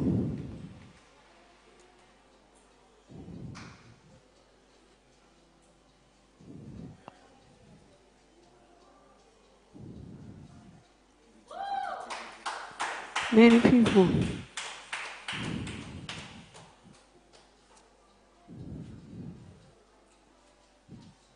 many people got hooked.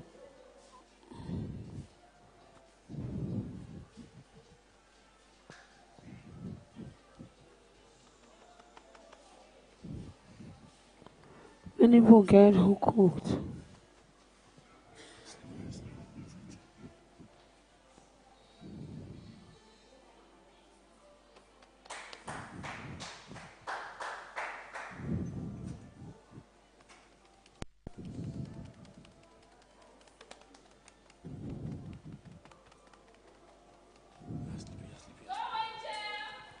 But now,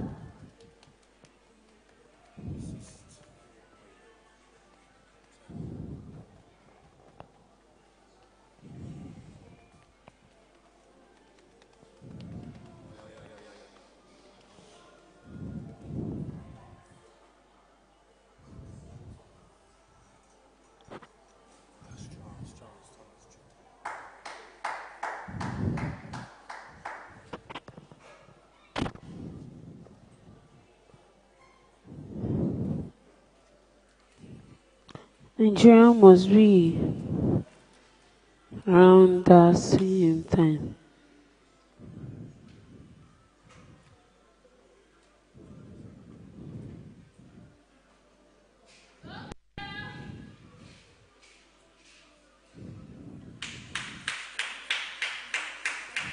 Stephen, the proprietor of Steve Vet Nursery and Primary School.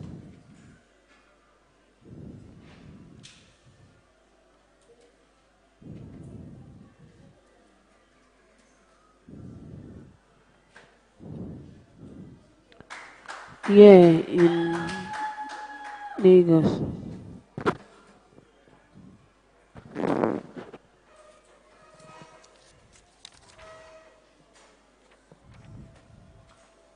My discussion.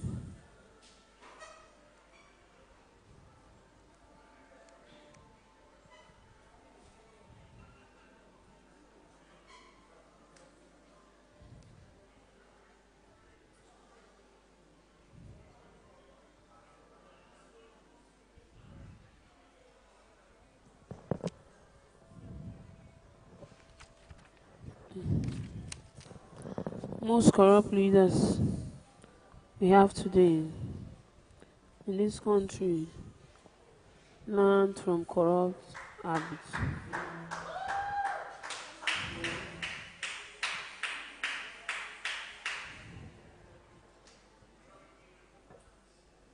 Right from the childhood,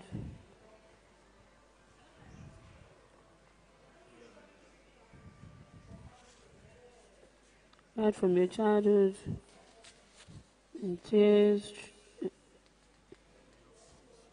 a lot of things. It could mean a good beginning or the contrary, depending on how or experience.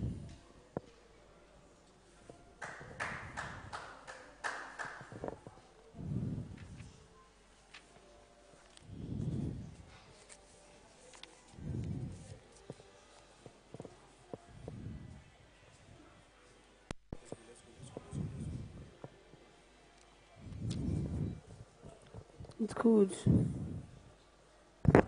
It could.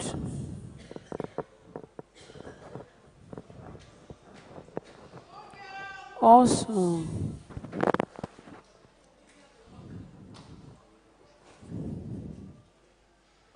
it could also mean a good beginning.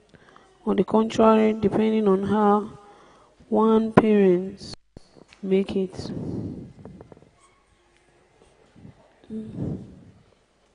Most of the corrupt leaders we have today in this country learned corrupt habits right from their childhood.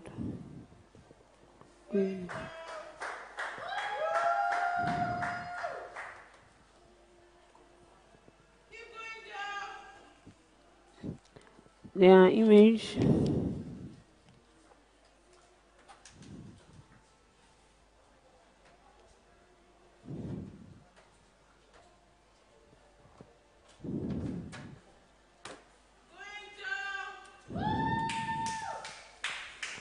proprietor of Steve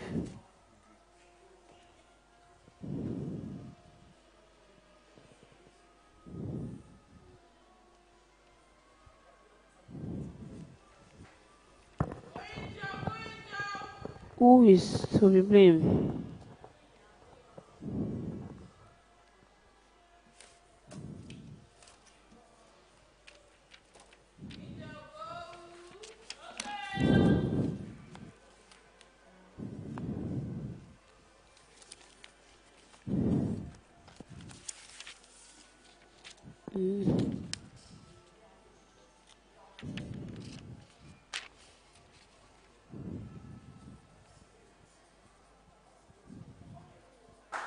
Childhood entails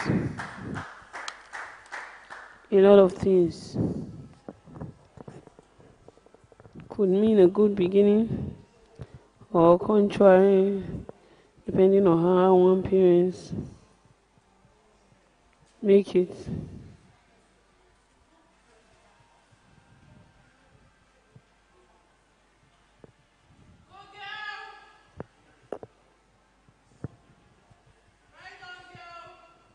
Mm.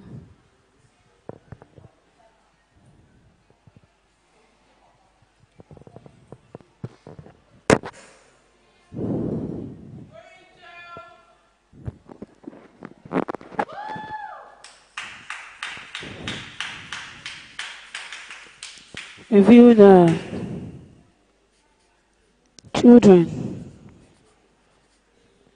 or set of kids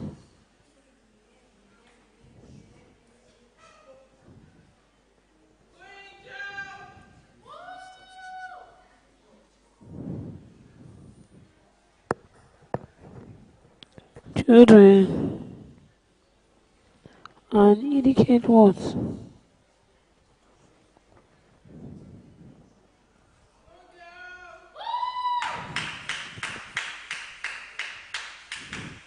Foundation.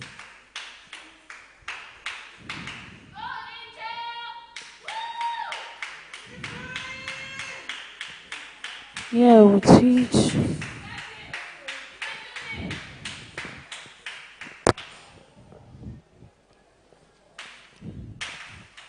children not just to read, write,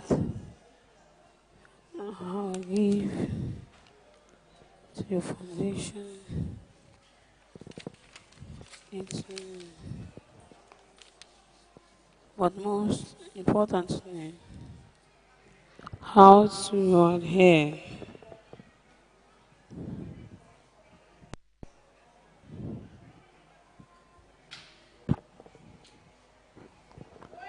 How to adhere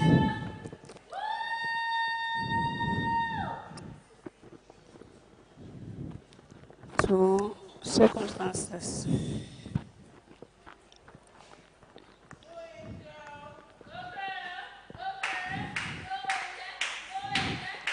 How to adhere to good societal value and more ethics. We have cases of children who come here newly and try to cheat during exam. Probably because they are afraid to fail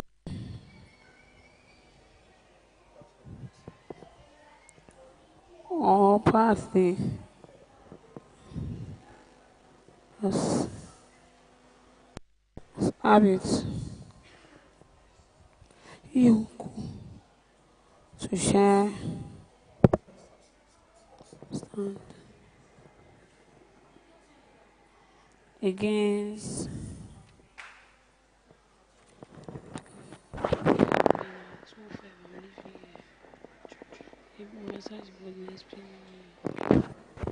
to train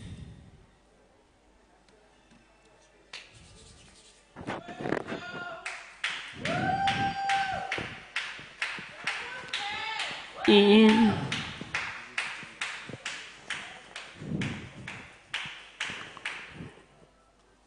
when them or rather when we them out to morally have it and shy against cheating, they end up becoming even more positive and hardworking than you could imagine.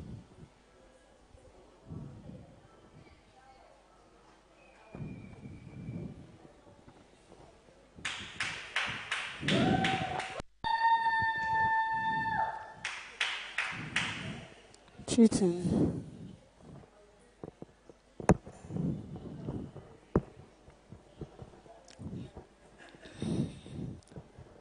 is a habit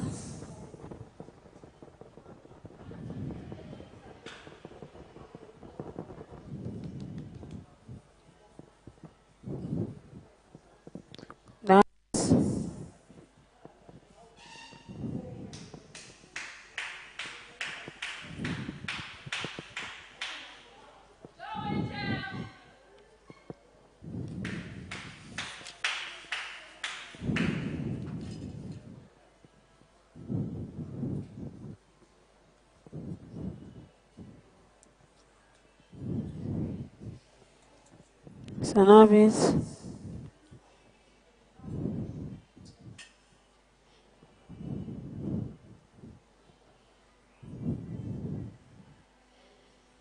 of anti-corruption.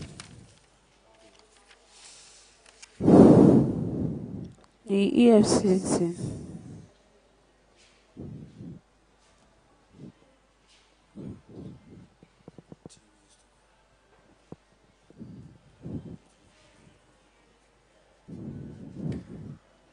Yaradua.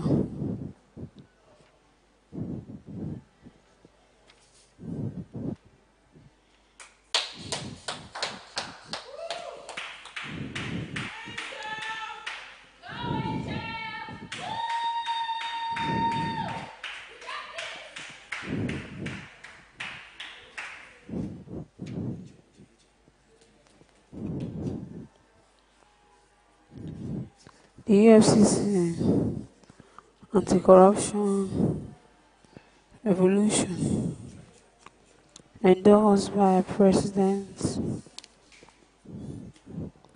Umaru Yar'Adua is a cardinal agenda.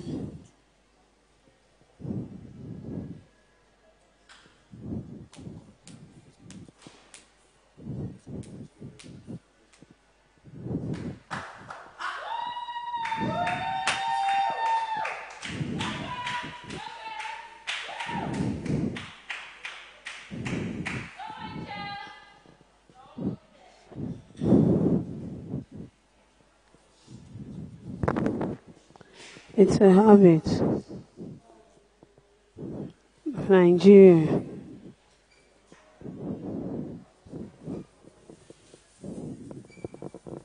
putting up this place.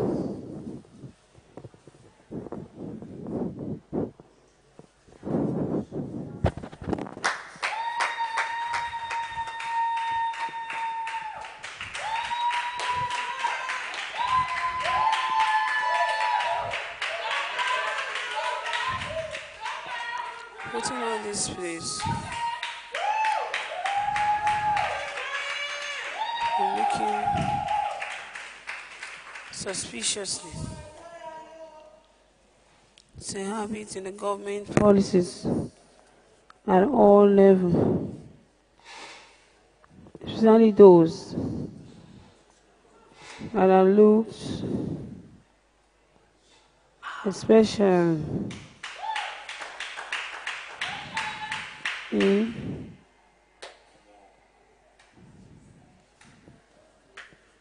Benin.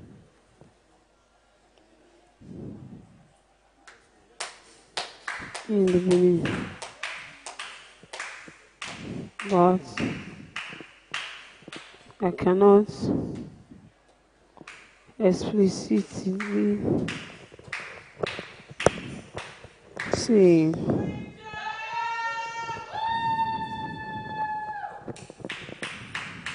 to the whole, but today the whole world can bear witness to it. Nigeria own must also be a success if everyone supports it. Thank you very much. I'll be going for my break.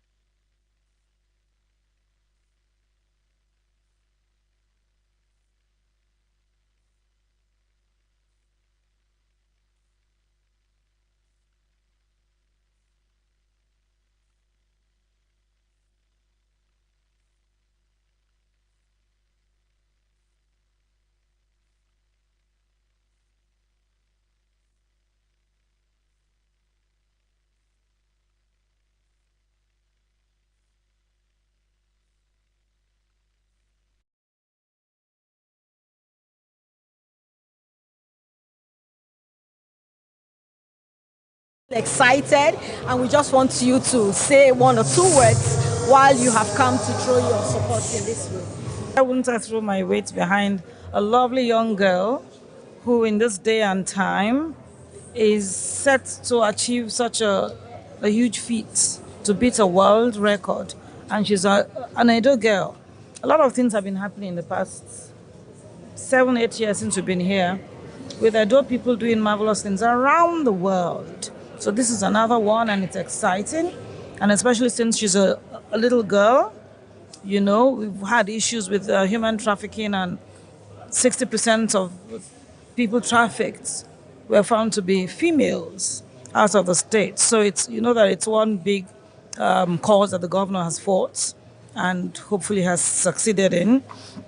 So when we see young girls who would have fallen victim to traffickers, you know, coming away, far away from such menace and standing tall, seeking, acquiring good education, and pressing harder to achieve something unique and special in the world. It's highly commendable, and she deserves all the support. And we are happy that this is happening here in Edo State. It's happening in Nigeria and happening in Edo, and particularly this time. And she stands tall as a glorious model for young girls in our state, young girls in our country, and young girls around the world. Education is very important in life. One of the main reasons why people are trafficked is because they're not educated. And when you're not educated, you fall prey to all kinds of, you know, clowns and con men and women. So this young girl is in school, tertiary institution, pursuing a cause and finding time to do this, to bring herself to the limelight. And the whole reading exercise she's doing is not just to make the Guinness World Book of Records, but also I listened to the stories she was reading, and I enjoyed some of the stories she read. And so it's also one to educate ourselves, especially the young people. I'm so glad that the Ministry of Culture and Education arranged for pupils to come and sit and listen to the stories. They're encouraging her by being there. They're encouraging themselves by watching her. They're also learning by listening to her. So it's a marvelous initiative, and I'm so proud it's happening here in Edo State. We are great people, and Edo will always trail the blaze for everything good governance, and the light in every respect, and academic excellence, and many more glorious things that we show the world that we're culture. We're number one. So we're very proud and happy people. We are here at the Edo State Library, where we are observing and we are part of the ongoing Guinness World Record attempt of 200 hours marathon reading. And we just heard from our First Lady, who has said that she's proud to throw her weight behind someone who is doing Edo great, who is part of the change of narratives of a young girl who has decided to embark on this journey, not only for herself, but for the people of Edo State and Nigeria. She's portraying our culture and our educational systems in a very good light. And as Genius Hub, the PRO organization, who are in charge of coordinating these affairs, with the voice of the First Lady, we are proud to be part of this epoch-making history in Edo State. Thank you very much.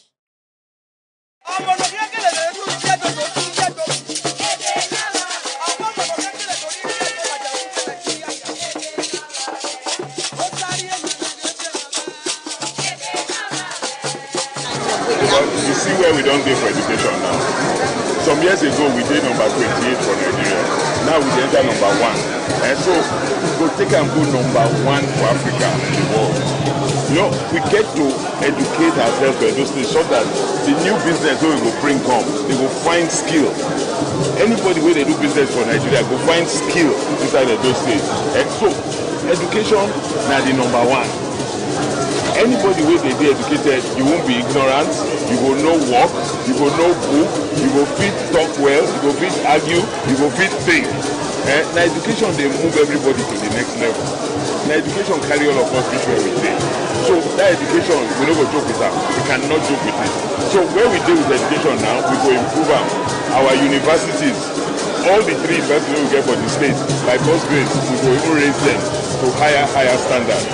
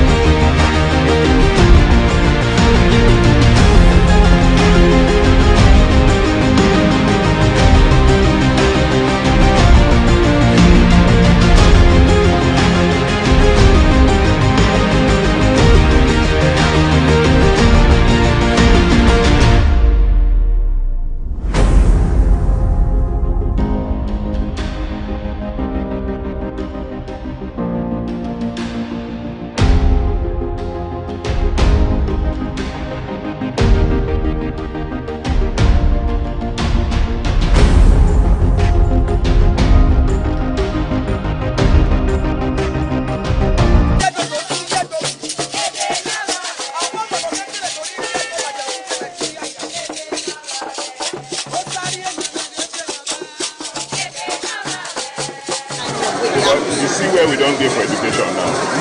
Some years ago, we did number 28 for Nigeria. Now we enter number 1. And so, we take and go number 1 for Africa in the world. You know, we get to educate ourselves to those things so that the new business we will bring come, they will find skill. Anybody where they do business for Nigeria will find skill inside of those states. And so, education now the number 1. Anybody where they be educated, you won't be ignorant, you will know work, you will know book, you will fit talk well, you will fit argue, you will fit think. Now education they move everybody to the next level.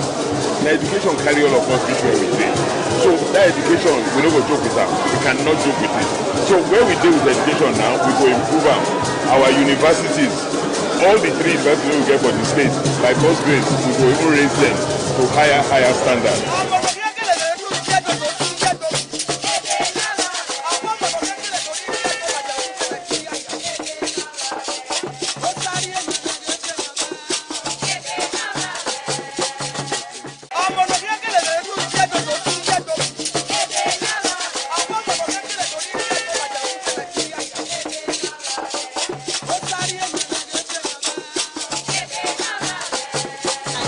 You see where we don't get for education now.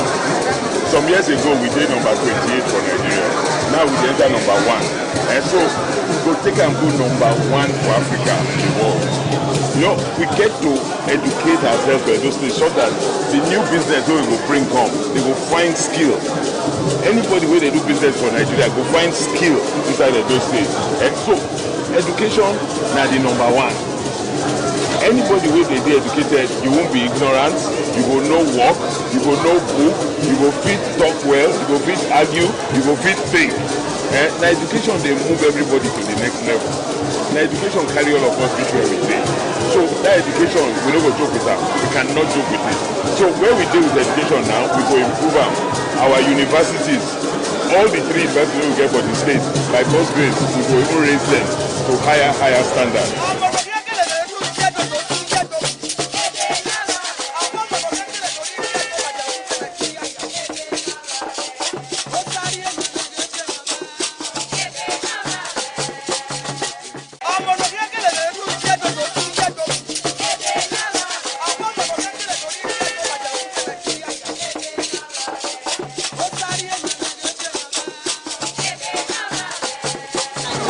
You see where we don't get for education now. Some years ago, we did number 28 for Nigeria. Now we enter number 1. And so, we go take and go number 1 for Africa in the world. You know, we get to educate ourselves to those things so that the new business we will bring come, they will find skill. Anybody where they do business for Nigeria will find skill inside of those states. And so, education now the number 1. Anybody where they be educated, you won't be ignorant, you will know work, you will know book, you will fit talk well, you will fit argue, you will fit think. Now education they move everybody to the next level. Now education carry all of us reach where we dey. So that education we don't go joke with that. We cannot joke with it. So where we deal with education now, we go improve our universities. All the 3 universities we get for the state, by God's grace, we go even raise them to higher standards.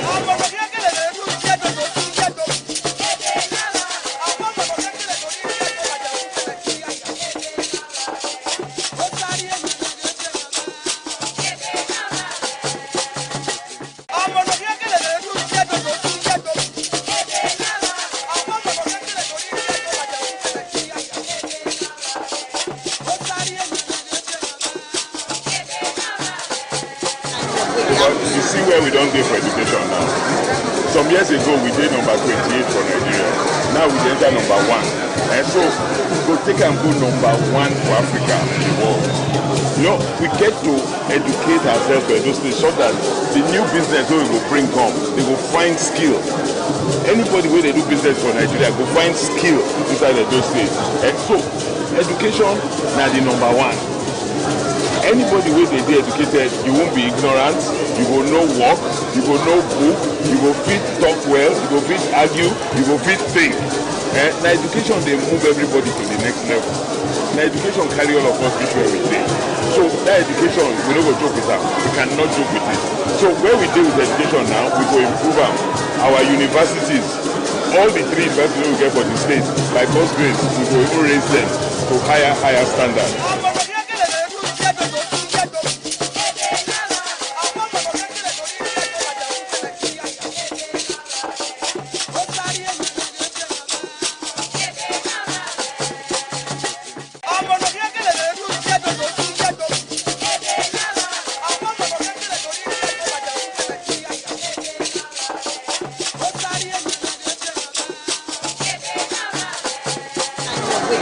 You see where we don't get for education now.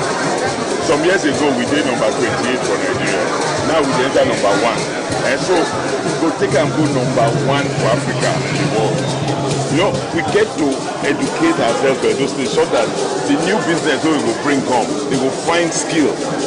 Anybody where they do business for Nigeria will find skill inside those states. And so education now the number 1. Anybody where they be educated, you won't be ignorant, you will know work, you will know book, you will fit talk well, you will fit argue, you will fit think. Now education they move everybody to the next level. Now education carry all of us reach where we dey. So that education we don't go joke with am. We cannot joke with it. So where we deal with education now, we go improve am. Our universities, all the three investors we get for the state, by God's grace, we go even raise them to higher standards.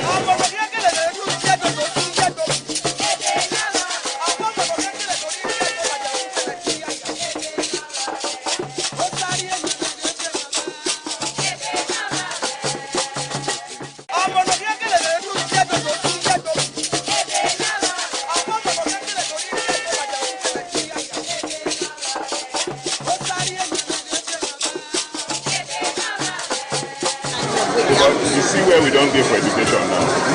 Some years ago we did number 28 for Nigeria. Now we enter number 1. And so we take and go number 1 for Africa in the world. You know, we get to educate ourselves for those things so that the new business we will bring come, they will find skill. Anybody where they do business for Nigeria will find skill inside those states. And so education now the number 1. Anybody where they be educated, you won't be ignorant, you will know work, you will know book, you will fit talk well, you will fit argue, you will fit think. Now education they move everybody to the next level. Now education carry all of us reach where we dey. So that education we don't go joke with am. We cannot joke with it. So where we deal with education now, we go improve am. Our universities, all the three investors we get for the state, by God's grace, we go even raise them to higher standards.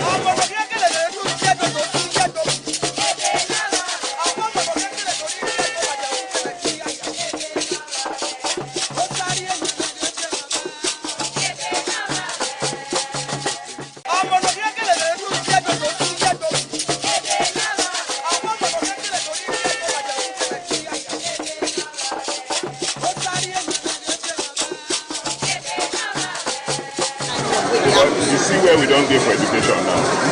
Some years ago we did number 28 for Nigeria. Now we enter number 1. And so we take and go number 1 for Africa in the world.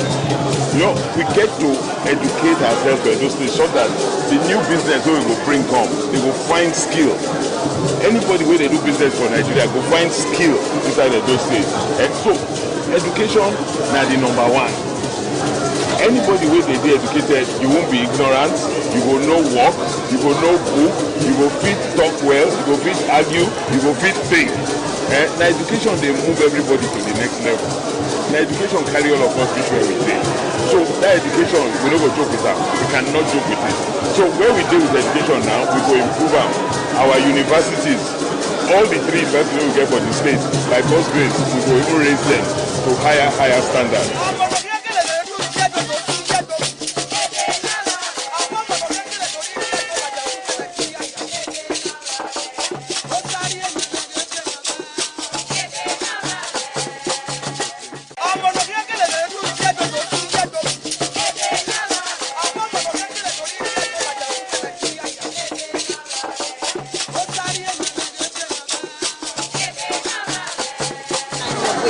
You see where we don't get for education now.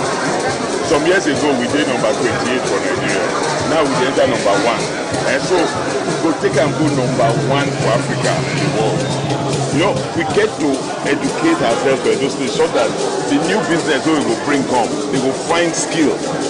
Anybody wey dey do business for Nigeria go find skill inside Edo State. So education na the number one.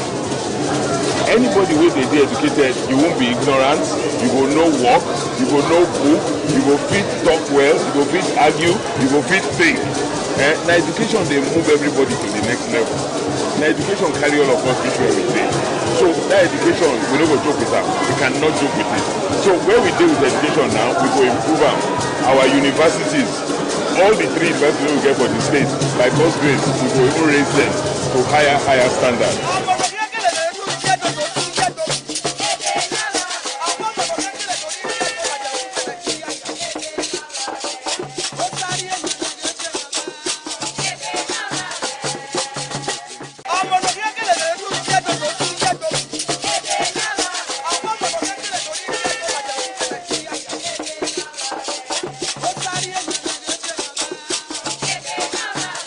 You see where we don't get for education now. Some years ago, we did number 28 for Nigeria. Now we enter number 1. And so, we take and go number 1 for Africa and the world. We get to educate ourselves for Edo State so that the new business wey we go bring come, they go find skill. Anybody wey dey do business for Nigeria go find skill inside Edo State. So, education na the number 1. Anybody wey dey educated, you won't be ignorant, you go know work, you go know book, you go fit talk well, you go fit argue, you go fit think. Na education dey move everybody to the next level. Na education carry all of us reach where we dey. So that education, we no go joke with am. We cannot joke with it. So where we dey with education now, we go improve am. Our universities, all the 3 universities we get for the state, by God's grace, we go even raise them to higher standards.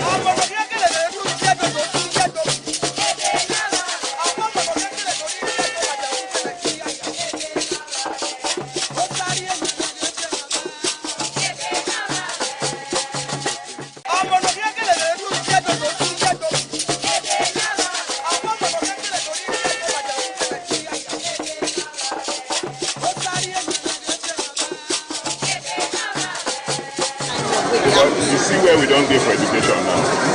Some years ago, we did number 28 for Nigeria. Now we enter number 1. And so, we go take and go number 1 for Africa and the world. We get to educate ourselves for Edo State so that the new business wey we go bring come, they go find skill. Anybody wey dey do business for Nigeria go find skill inside Edo State. So, education na the number 1. Anybody wey dey educated, you won't be ignorant, you go know work, you go know book, you go fit talk well, you go fit argue, you go fit think. Na education dey move everybody to the next level. Na education carry all of us reach where we dey. So that education, we no go joke with am. We cannot joke with it. So where we dey with education now, we go improve am. Our universities, all the 3 universities we get for the state, by God's grace, we go even raise them to higher standards.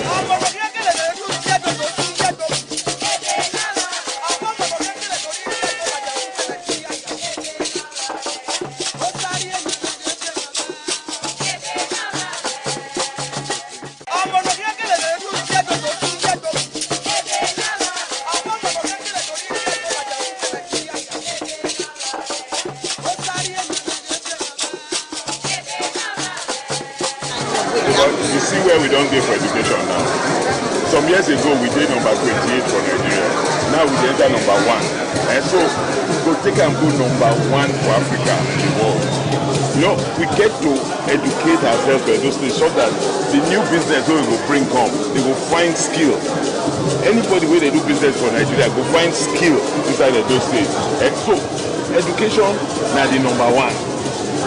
Anybody wey dey educated, you won't be ignorant, you go know work, you go know book, you go fit talk well, you go fit argue, you go fit think. Na education dey move everybody to the next level. Na education carry all of us reach where we dey. So that education, we no go joke with am. We cannot joke with it. So where we dey with education now, we go improve am. Our universities, all the 3 universities we get for the state, by God's grace, we go even raise them to higher standards.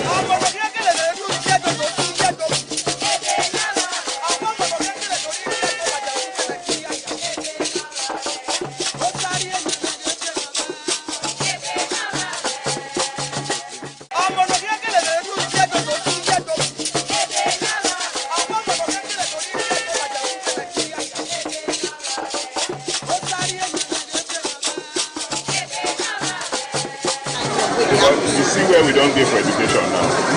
Some years ago, we did number 28 for Nigeria. Now we enter number 1.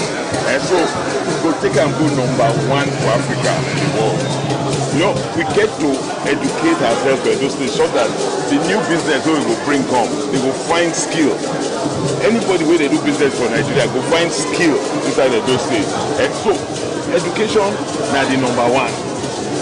Anybody where they be educated, you won't be ignorant, you will know work, you will know book, you will fit talk well, you will fit argue, you will fit think. Now education they move everybody to the next level. Now education carry all of us reach where we dey. So that education, we don't go joke with that. We cannot joke with it. So where we deal with education now, we go improve our universities. All the 3 universities we get for the state, like first grade, we go.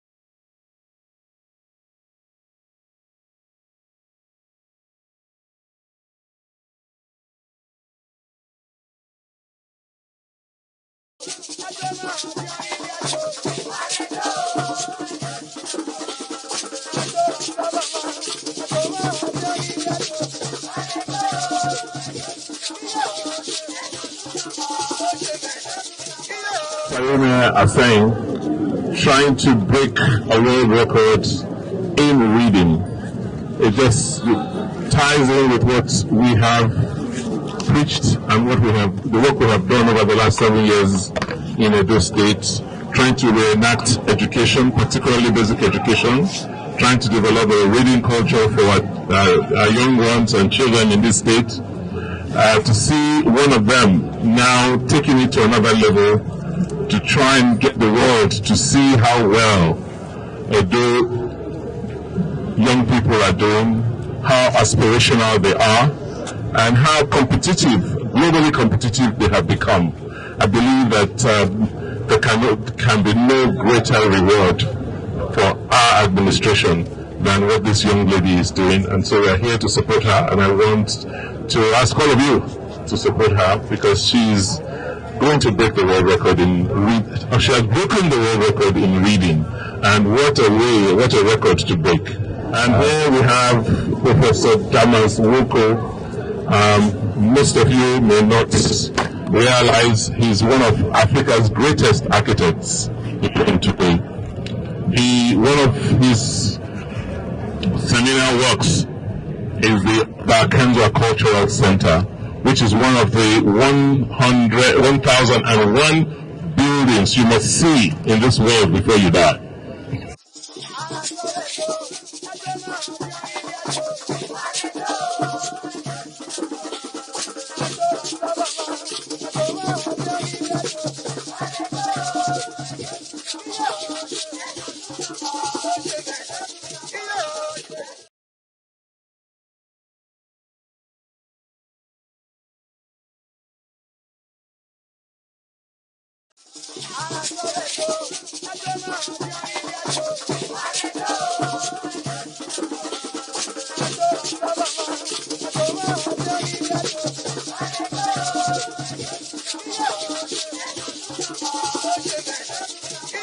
Osariemen Asein trying to break a world record in reading.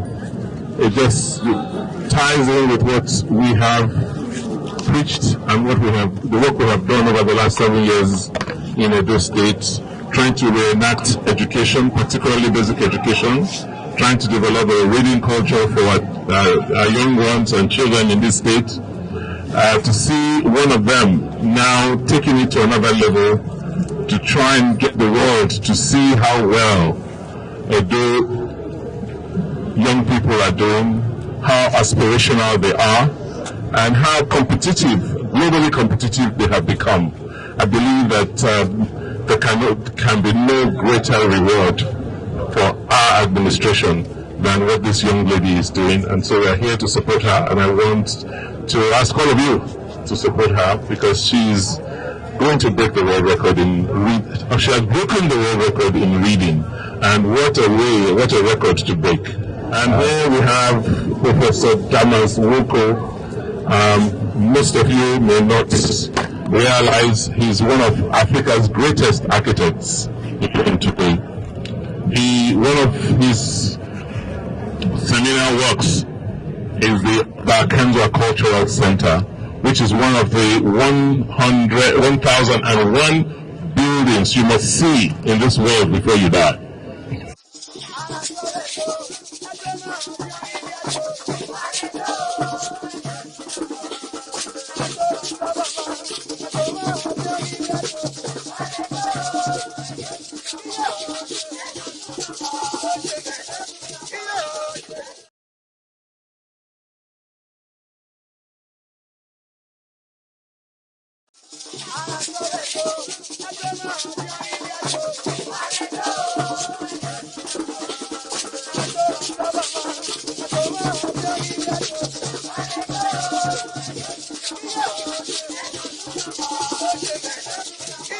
Osariemen Asein trying to break a world record in reading. It just ties in with what we have preached and what we have, the work we have done over the last 7 years in Edo State, trying to reenact education, particularly basic education, trying to develop a reading culture for our young ones and children in this state. To see one of them now taking it to another level, to try and get the world to see how well Edo young people are doing, how aspirational they are, and how competitive, globally competitive they have become. I believe that there can be no greater reward for our administration than what this young lady is doing, and so we are here to support her, and I want to ask all of you to support her because she's going to break the world record in she has broken the world record in reading, and what a record to break. And here we have Professor Damas Woko. Most of you may not realize he's one of Africa's greatest architects today. One of his seminal works is the Bakenzwa Cultural Center, which is one of the 1001 buildings you must see in this world before you die.